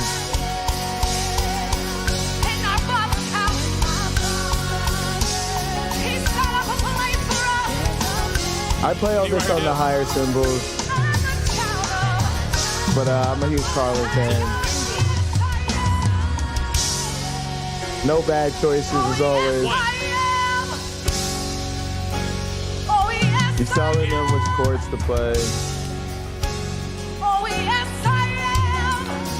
We'll go to 4.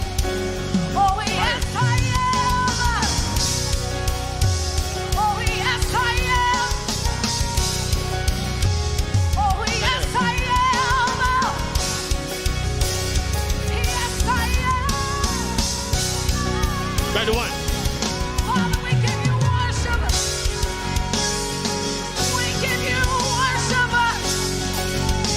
These are the best parts. You're just having fun with the band.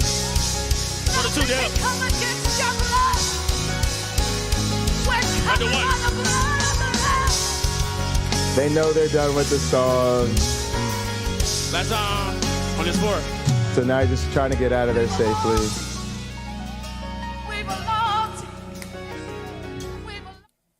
Good shit. All right, guys, that was super fun. All right, I want to thank everybody for tuning in. Please go ahead and click the link in the description.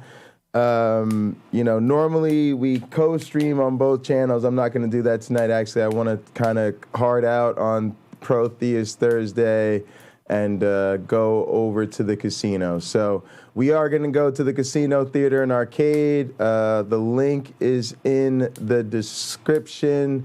I just want to say a quick thank you. Thanks to everybody for tuning in. Thanks for watching. It will take me a bit of a second here. I'm going to have to fire up the casino and all that kind of stuff. But we'll go ahead and end this show here. And thank you guys so much. In the name of the Father, and of the Son, and of the Holy Spirit. Amen. Let's go to the casino.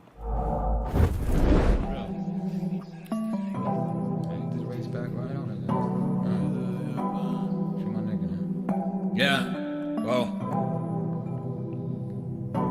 Too many hoes gotta stay out the way, especially the streets when they in a rage. I remember my nigga, he caught a case on a run on the low and he did the race. Caught a body, it ain't really shocked me. Rubbing on demon time since the bottom. All the bro in my yeah, man, we sharing mamas. I wish I could've saved them from all the drama. Rare roof, we was really there getting money. There's then with the place where the rain or sunny. Know my niggas gon' catch me, I ever stumble. Know my team gonna pick up, I ever fumble. Niggas ain't winning, they really punt. In that location, we coming, so we loud guard of your niggas. We stay the 100 if you been on my block when we kept it coming. The plane cause I carry a lot of weight. FaceTime with my baby, make sure we straight.